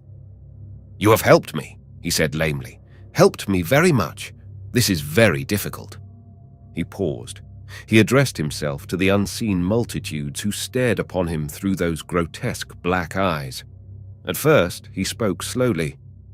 "Men and women of the new age," he said, "you have arisen to do battle for the race. There is no easy victory before us." He stopped to gather words. He wished passionately for the gift of moving speech. "This night is a beginning," he said. "This battle that is coming, this battle that rushes upon us tonight, is only a beginning. All your lives, it may be, you must fight. Take no thought, though I am beaten, though I am utterly overthrown. I think I may be overthrown." He found the thing in his mind too vague for words. He paused momentarily and broke into vague exhortations, and then a rush of speech came upon him. Much that he said was but the humanitarian commonplace of a vanished age, but the conviction of his voice touched it to vitality. He stated the case of the old days to the people of the new age, to the girl at his side. "I come out of the past to you," he said, "with the memory of an age that hoped. My age was an age of dreams, of beginnings, an age of noble hopes. Throughout the world we had made an end of slavery. Throughout the world we had spread the desire and anticipation that wars might cease, that all men and women might live nobly in freedom and peace. So we hoped in the days that are past. And what of those hopes? How is it with man after 200 years? Great cities, vast powers, a collective greatness beyond our dreams. For that we did not work, and that has come. But how is it with the little lives that make up this greater life? How is it with the common lives? As it has ever been, sorrow and labor, lives cramped and unfulfilled, lives tempted by power, tempted by wealth, and gone to waste and folly. The old faiths have faded and changed. The new faith. Is there a new faith? Charity and mercy, he floundered.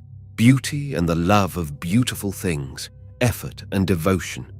Give yourselves as I would give myself, as Christ gave himself upon the cross. It does not matter if you understand. It does not matter if you seem to fail. You know, in the core of your hearts, you know. There is no promise. There is no security. Nothing to go upon but faith. There is no faith but faith. Faith which is courage. Things that he had long wished to believe, he found that he believed. He spoke gustily, in broken, incomplete sentences, but with all his heart and strength of this new faith within him. He spoke of the greatness of self-abnegation, of his belief in an immortal life of humanity in which we live and move and have our being. His voice rose and fell, and the recording appliances hummed as he spoke.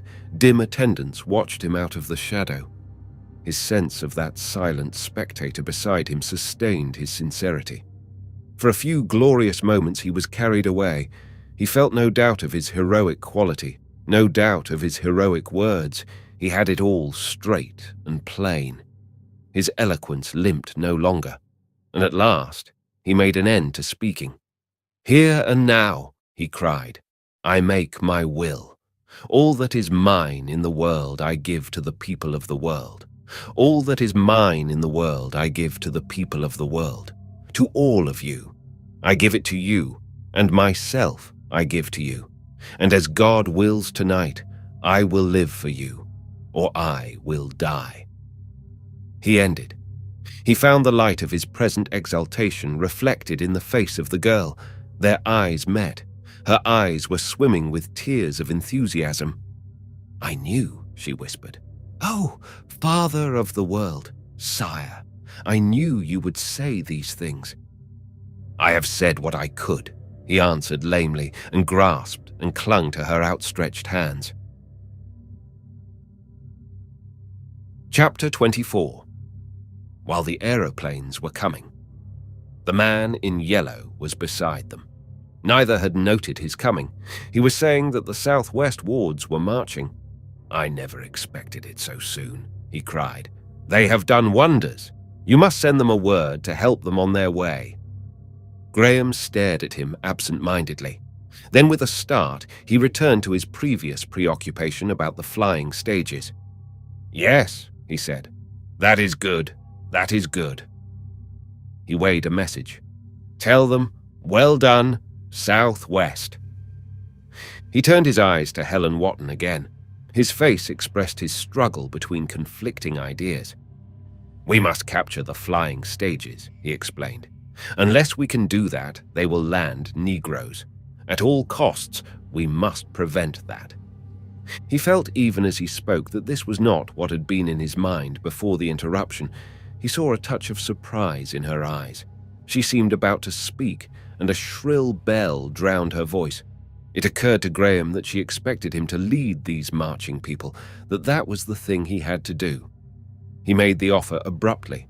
He addressed the man in yellow, but he spoke to her. He saw her face respond. "Here I am doing nothing," he said. "It is impossible," protested the man in yellow.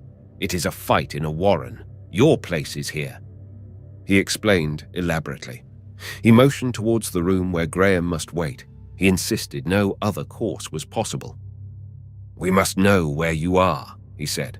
"At any moment, a crisis may arise needing your presence and decision."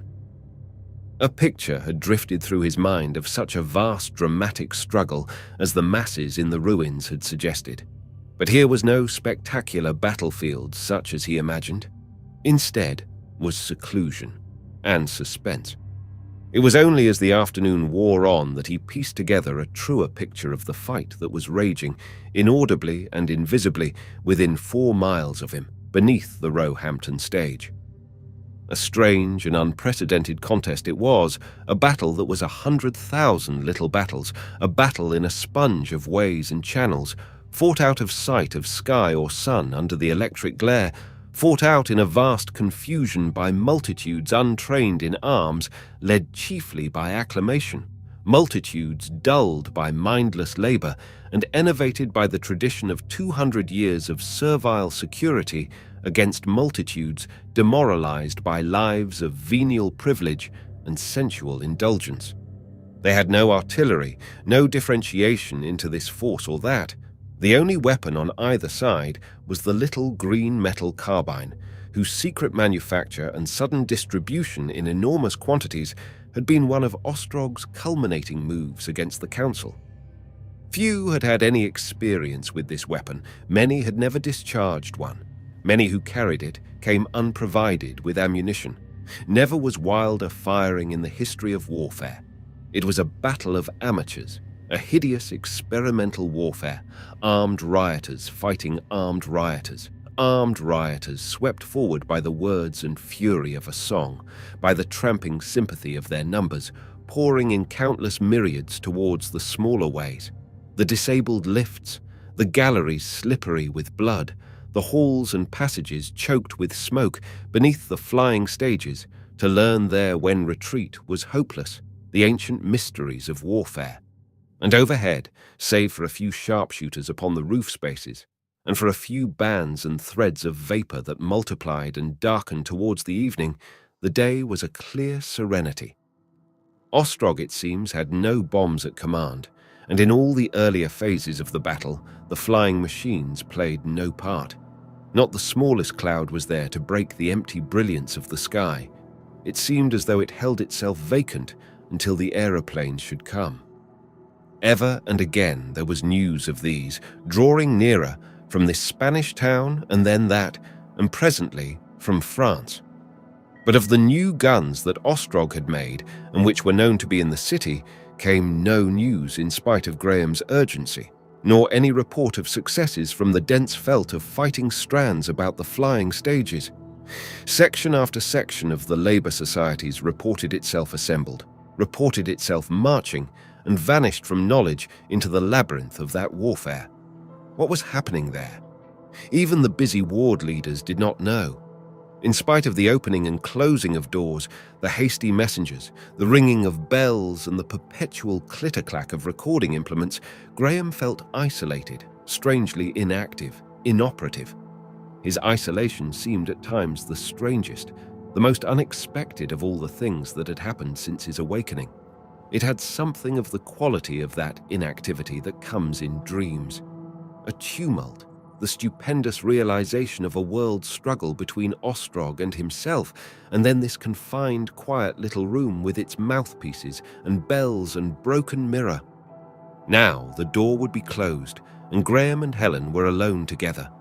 They seemed sharply marked off then from all the unprecedented world storm that rushed together without, vividly aware of one another, only concerned with one another.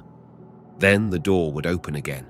Messengers would enter, or a sharp bell would stab their quiet privacy, and it was like a window in a well-built, brightly lit house flung open suddenly to a hurricane. The dark hurry and tumult, the stress and vehemence of the battle rushed in and overwhelmed them. They were no longer persons but mere spectators, mere impressions of a tremendous convulsion. They became unreal even to themselves, miniatures of personality, indescribably small, and the two antagonistic realities, the only realities in being, were first the city, that throbbed and roared yonder in a belated frenzy of defense, and secondly, the aeroplanes hurling inexorably towards them over the round shoulder of the world. There came a sudden stir outside, a running to and fro, and cries. The girl stood up, speechless, incredulous. Metallic voices were shouting, "Victory!" Yes, it was victory. Bursting through the curtains appeared the man in yellow, startled and dishevelled with excitement. "Victory!" he cried. "Victory! The people are winning. Ostrog's people have collapsed." She rose. "Victory? What do you mean?" asked Graham. "Tell me, what?" "We have driven them out of the undergalleries at Norwood. Streatham is afire and burning wildly, and Roehampton is ours, and we have taken the monoplane that lay thereon." A shrill bell rang. An agitated, grey-headed man appeared from the room of the ward leaders. "It is all over," he cried. "What matters it now that we have Roehampton? The aeroplanes have been sighted at Boulogne." "The Channel," said the man in yellow. He calculated swiftly. "Half an hour." "They still have 3 of the flying stages," said the old man. "Those guns?" cried Graham. "We cannot mount them in half an hour." "Do you mean they are found?" "Too late," said the old man. "If we could stop them another hour," cried the man in yellow. "Nothing can stop them now," said the old man. "They have near 100 aeroplanes in the First Fleet." "Another hour?" asked Graham. "To be so near," said the ward leader. "Now that we have found those guns. To be so near. If once we could get them out upon the roof spaces." "How long would that take?" asked Graham suddenly. "An hour, certainly." "Too late," cried the ward leader. "Too late." "Is it too late?" said Graham. "Even now? An hour!" He had suddenly perceived a possibility. He tried to speak calmly, but his face was white. "There is a chance. You said there was a monoplane?" "On the Roehampton stage, sire." "Smashed?" "No, it is lying crossways to the carrier. It might be got upon the guides, easily, but there is no aeronaut." Graham glanced at the two men, and then at Helen. He spoke after a long pause. "We have no aeronauts." "None." He turned suddenly to Helen. His decision was made. "I must do it." "Do what?" "Go to this flying stage, to this machine." "What do you mean?" "I am an aeronaut, after all. Those days for which you reproach me were not altogether wasted." He turned to the old man in yellow. "Tell them to put it upon the guides." The man in yellow hesitated. "What do you mean to do?" cried Helen. "This monoplane, it is a chance." "You don't mean—" "To fight, yes, to fight in the air. I have thought before. A big aeroplane is a clumsy thing, a resolute man." "But never since flying began," cried the man in yellow, "there has been no need. But now the time has come. Tell them now. Send them my message, to put it upon the guides. I see now something to do. I see now why I am here." The old man dumbly interrogated the man in yellow, nodded, and hurried out. Helen made a step towards Graham. Her face was white. "But sire, how can one fight? You will be killed." "Perhaps, yet not to do it, or to let someone else attempt it."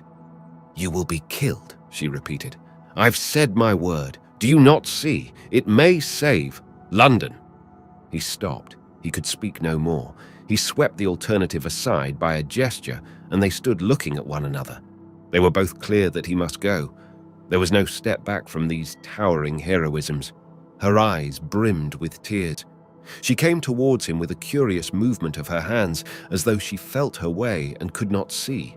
She seized his hand and kissed it. "To wake," she cried, "for this." He held her clumsily for a moment and kissed the hair of her bowed head, and then thrust her away and turned towards the man in yellow. He could not speak. The gesture of his arm said, "Onward." Chapter 25. The Coming of the Aeroplanes. Two men in pale blue were lying in the irregular line that stretched along the edge of the captured Roehampton stage from end to end, grasping their carbines and peering into the shadows of the stage called Wimbledon Park. Now and then they spoke to one another. They spoke the mutilated English of their class and period. The fire of the Ostrogites had dwindled and ceased, and few of the enemy had been seen for some time. But the echoes of the fight that was going on now, far below in the lower galleries of that stage, came every now and then between the staccato of shots from the popular side. One of these men was describing to the other how he had seen a man down below there dodge behind a girder and had aimed at a guess and hit him cleanly as he dodged too far. "He's down there still," said the marksman. "See that little patch?" "Yes, between those bars." A few yards behind them lay a dead stranger, face upward to the sky, with the blue canvas of his jacket smouldering in a circle about the neat bullet hole on his chest. Close beside him, a wounded man with a leg swathed about sat with an expressionless face and watched the progress of that burning. Behind them, athwart the carrier, lay the captured monoplane. "I can't see him now," said the second man in a tone of provocation. The marksman became foul-mouthed and high-voiced in his earnest endeavor to make things plain, and suddenly, interrupting him, came a noisy shouting from the substage. "What's going on now?" he said, and raised himself on one arm to survey the stairheads in the central groove of the stage. A number of blue figures were coming up these and swarming across the stage. "We don't want all these fools," said his friend. "They only crowd up and spoil shots. What are they after?" "Shh, they're shouting something." The two men listened. The newcomers had crowded densely about the machine. 3 ward leaders, conspicuous by their black mantles and badges, clambered into the body and appeared above it. The rank and file flung themselves upon the vans, gripping hold of the edges until the entire outline of the thing was manned, in some places 3 deep. One of the marksmen knelt up. "They're putting it on the carrier. That's what they're after." He rose to his feet. His friend rose also. "What's the good?" said his friend. "We've got no aeronauts." "That's what they're doing anyhow." He looked at his rifle, looked at the struggling crowd, and suddenly turned to the wounded man. "Mind these, mate," he said, handing his carbine and cartridge belt, and in a moment he was running towards the monoplane. For a quarter of an hour he was lugging, thrusting, shouting and heeding shouts, and then the thing was done, and he stood with a multitude of others cheering their own achievement. By this time he knew, what indeed everyone in the city knew, that the master, raw learner though he was, intended to fly this machine himself, was coming even now to take control of it, would let no other man attempt it.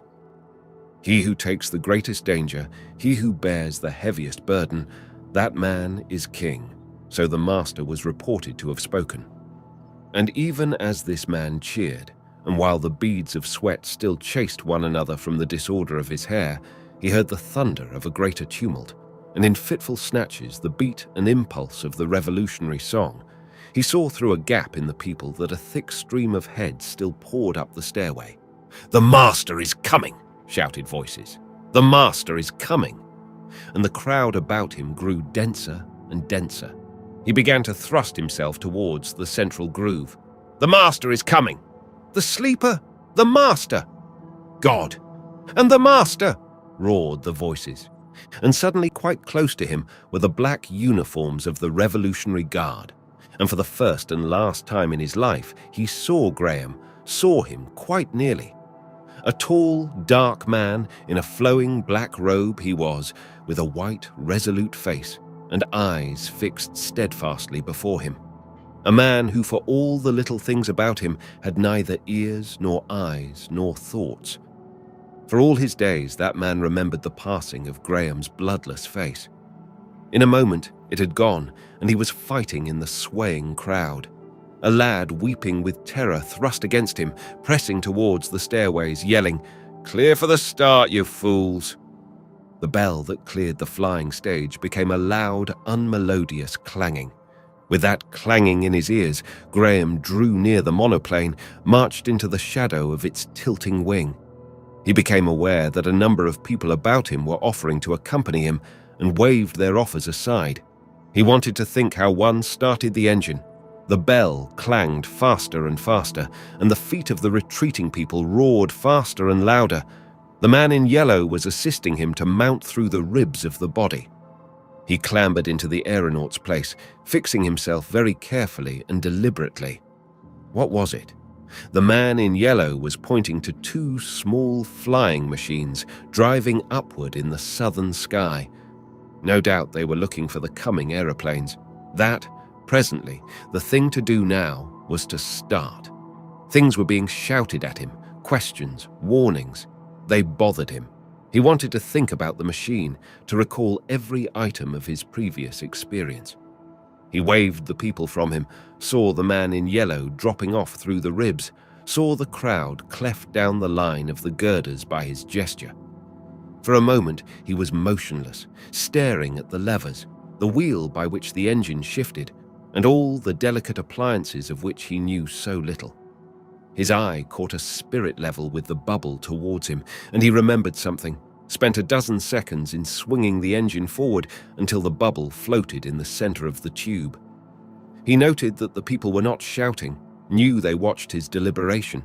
A bullet smashed on the bar above his head. Who fired? Was the line clear of people? He stood up to see and sat down again. In another second, the propeller was spinning, and he was rushing down the guides. He gripped the wheel and swung the engine back to lift the stem. Then it was the people shouted. In a moment, he was throbbing with the quiver of the engine, and the shouts dwindled swiftly behind, rushed down to silence. The wind whistled over the edges of the screen, and the world sank away from him very swiftly. Throb, throb, throb, throb, throb, throb. Up he drove. He fancied himself free of all excitement, felt cool and deliberate. He lifted the stem still more, opened one valve on his left wing, and swept round and up. He looked down with a steady head and up. One of the Ostrogite monoplanes was driving across his course, so that he drove obliquely towards it and would pass below it at a steep angle. Its little aeronauts were peering down at him. What did they mean to do? His mind became active. One, he saw, held a weapon pointing, seemed prepared to fire. What did they think he meant to do? In a moment he understood their tactics, and his resolution was taken. His momentary lethargy was past. He opened two more valves to his left, swung round, end onto this hostile machine, closed his valves, and shot straight at it, stem and windscreen shielding him from the shot. They tilted a little, as if to clear him. He flung up his stem. Throb, throb, throb, pause, throb, throb. He set his teeth, his face into an involuntary grimace, and crash. He struck it. He struck upward beneath the nearer wing. Very slowly, the wing of his antagonist seemed to broaden as the impetus of his blow turned it up. He saw the full breadth of it, and then it slid downward out of his sight. He felt his stem going down, his hands tightened on the levers, whirled and rammed the engine back. He felt the jerk of a clearance. The nose of the machine jerked upward steeply, and for a moment he seemed to be lying on his back. The machine was reeling and staggering. It seemed to be dancing on its screw. He made a huge effort, hung for a moment on the levers, and slowly the engine came forward again. He was driving upward, but no longer so steeply. He gasped for a moment and flung himself at the levers again. The wind whistled about him. One further effort, and he was almost level. He could breathe. He turned his head for the first time to see what had become of his antagonists. Turned back to the levers for a moment and looked again. For a moment, he could have believed they were annihilated. And then he saw between the two stages to the east was a chasm, and down this something, a slender edge fell swiftly and vanished as a sixpence falls down a crack. At first he did not understand, and then a wild joy possessed him. He shouted at the top of his voice, an inarticulate shout, and drove higher and higher up the sky. Throb, throb, throb, pause, throb, throb, throb. Where was the other? He thought. They too. As he looked round the empty heavens, he had a momentary fear that this second machine had risen above him, and then he saw it alighting on the Norwood stage. They had meant shooting. To risk being rammed headlong 2,000 feet in the air was beyond their latter-day courage. For a little while he circled, then swooped in a steep descent towards the westward stage. Throb, throb, throb, throb, throb, throb. The twilight was creeping on apace. The smoke from the Streatham stage that had been so dense and dark was now a pillar of fire, and all the laced curves of the moving ways, and the translucent roofs and domes, and the chasms between the buildings were glowing softly now, lit by the tempered radiance of the electric light that the glare of the day overpowered. The three efficient stages that the Ostrogites held, for Wimbledon Park was useless because of the fire from Roehampton, and Streatham was a furnace, were glowing with guide lights for the coming aeroplanes.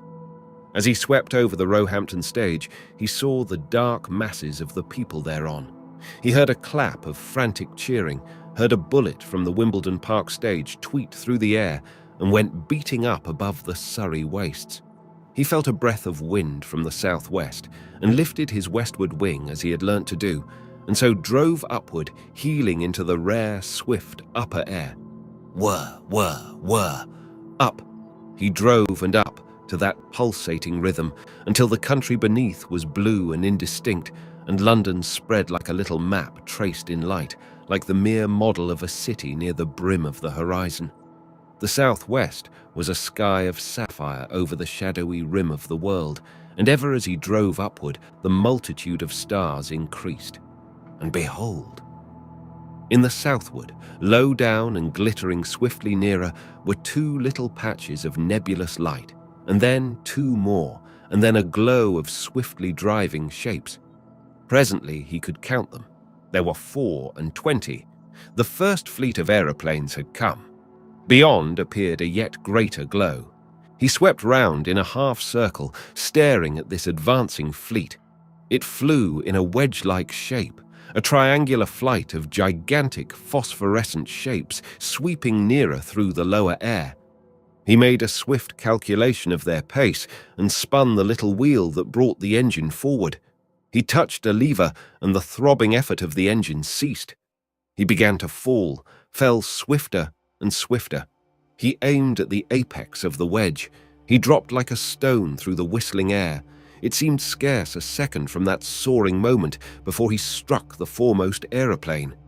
No man of all that black multitude saw the coming of his fate. No man among them dreamt of the hawk that struck downward upon him out of the sky. Those who were not limp in the agonies of air sickness were craning their black necks and staring to see the filmy city that was rising out of the haze, the rich and splendid city to which Massa Boss had brought their obedient muscles. Bright teeth gleamed, and the glossy faces shone. They had heard of Paris. They knew they were to have lordly times among the poor white trash. Suddenly, Graham hit them. He had aimed at the body of the aeroplane, but at the very last instant, a better idea had flashed into his mind. He twisted about and struck near the edge of the starboard wing with all his accumulated weight. He was jerked back as he struck. His prow went gliding across its smooth expanse towards the rim.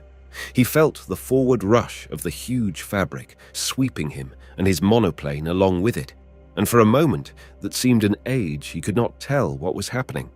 He heard 1,000 throats yelling, and perceived that his machine was balanced on the edge of the gigantic float and driving down, glanced over his shoulder and saw the backbone of the aeroplane and the opposite float swaying up.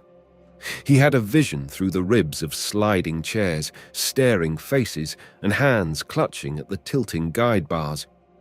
The fenestrations in the further float flashed open as the aeronaut tried to right her.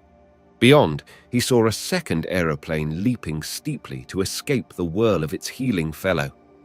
The broad area of swaying wings seemed to jerk upward. He felt he had dropped clear, that the monstrous fabric, clean overturned, hung like a sloping wall above him. He did not clearly understand that he had struck the side float of the aeroplane and slipped off, but he perceived that he was flying free on the down glide and rapidly nearing Earth. What had he done? His heart throbbed like a noisy engine in his throat, and for a perilous instant he could not move his levers because of the paralysis of his hands. He wrenched the levers to throw his engine back, fought for 2 seconds against the weight of it, felt himself righting, driving horizontally, set the engine beating again. He looked upward and saw 2 aeroplanes glide, shouting far overhead, looked back and saw the main body of the fleet opening out and rushing upward and outward, saw the one he had struck fall edgewise on and strike like a gigantic knife blade along the wind wheels below it. He put down his stern and looked again. He drove up heedless of his direction as he watched. He saw the wind vanes give, saw the huge fabric strike the earth, saw its downward vanes crumple with the weight of its descent, and then the whole mass turned over and smashed upside down upon the sloping wheels. Then, from the heaving wreckage, a thin tongue of white fire licked up towards the zenith. He was aware of a huge mass flying through the air towards him and turned upwards just in time to escape the charge, if it was a charge, of a second aeroplane.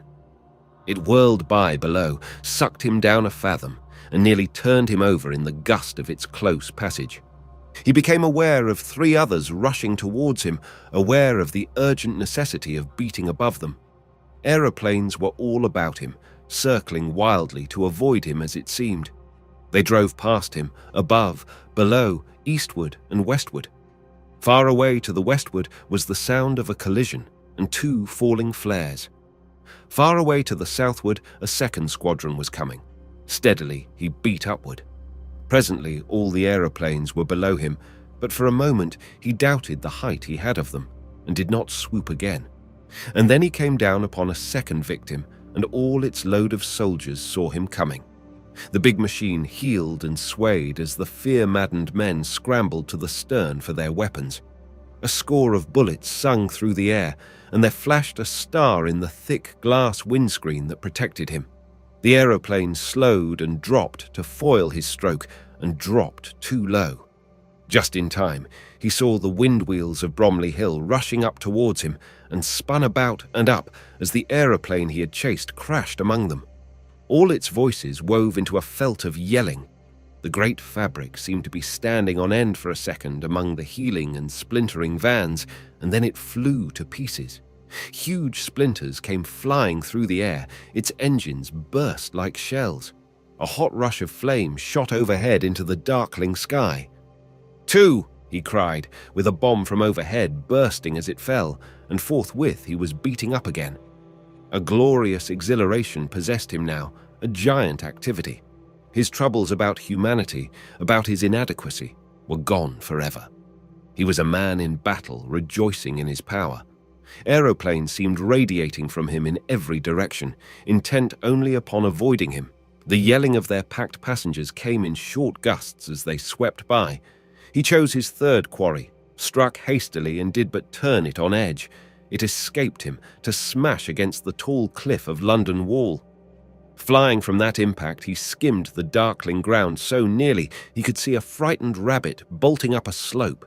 He jerked up steeply and found himself driving over South London with the air about him vacant. To the right of him, a wild riot of signal rockets from the Ostrigites banged tumultuously in the sky.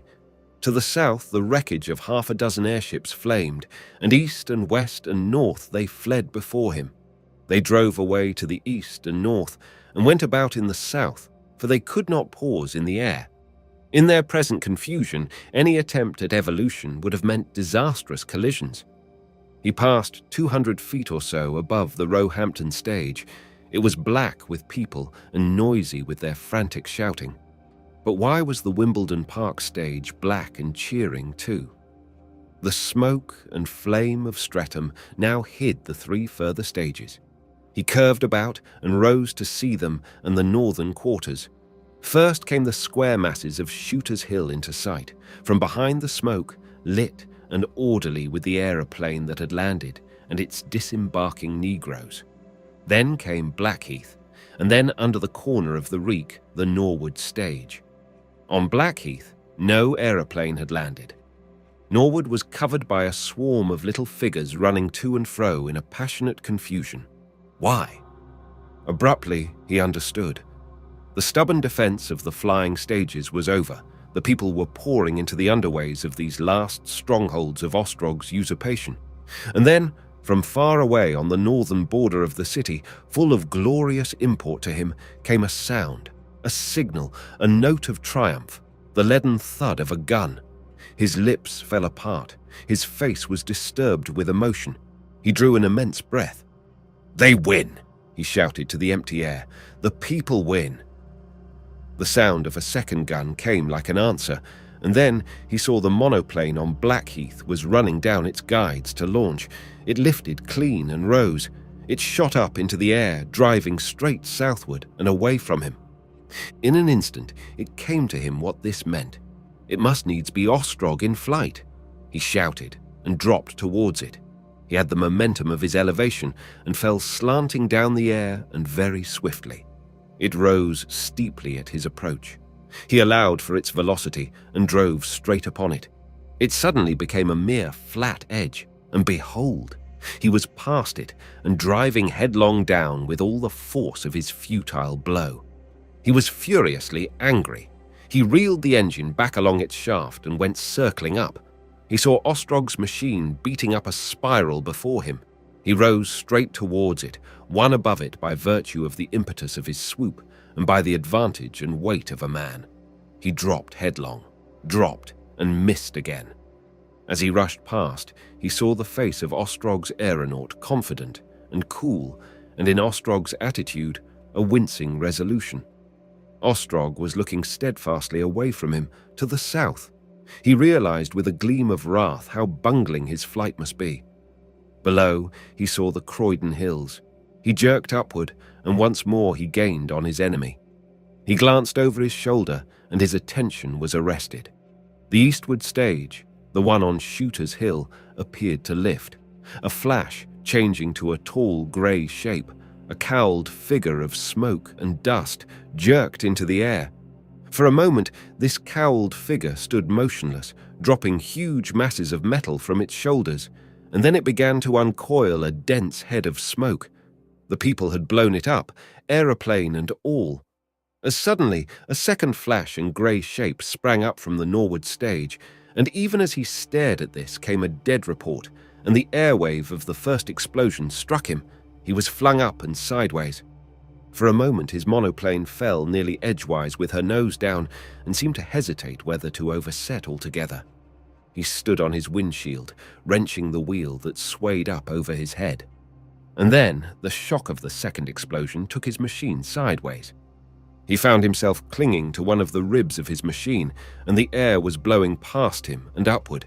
He seemed to be hanging quite still in the air, with the wind blowing up past him. It occurred to him that he was falling. Then he was sure that he was falling. He could not look down. He found himself recapitulating with incredible swiftness all that had happened since his awakening, the days of doubt, the days of empire, and at last the tumultuous discovery of Ostrog's calculated treachery. The vision had a quality of utter unreality. Who was he? Why was he holding so tightly with his hands? Why could he not let go? In such a fall as this countless dreams have ended. But in a moment he would wake. His thoughts ran swifter and swifter. He wondered if he should see Helen again. It seemed so unreasonable that he should not see her again. It must be a dream. Yet surely he would meet her. She at least was real. She was real. He would wake and meet her. Although he could not look at it, he was suddenly aware that the Earth was very near. Hey sci-fi horror fans, it's Theodore. That concludes When the Sleeper Awakes. If you enjoyed this story, make sure to give it a thumbs up. A huge shout out goes to our official members of the channel. We appreciate you all. Craving for another classic sci-fi tale? Click that video on your screen. Until next time everyone, and remember, stay cosmic.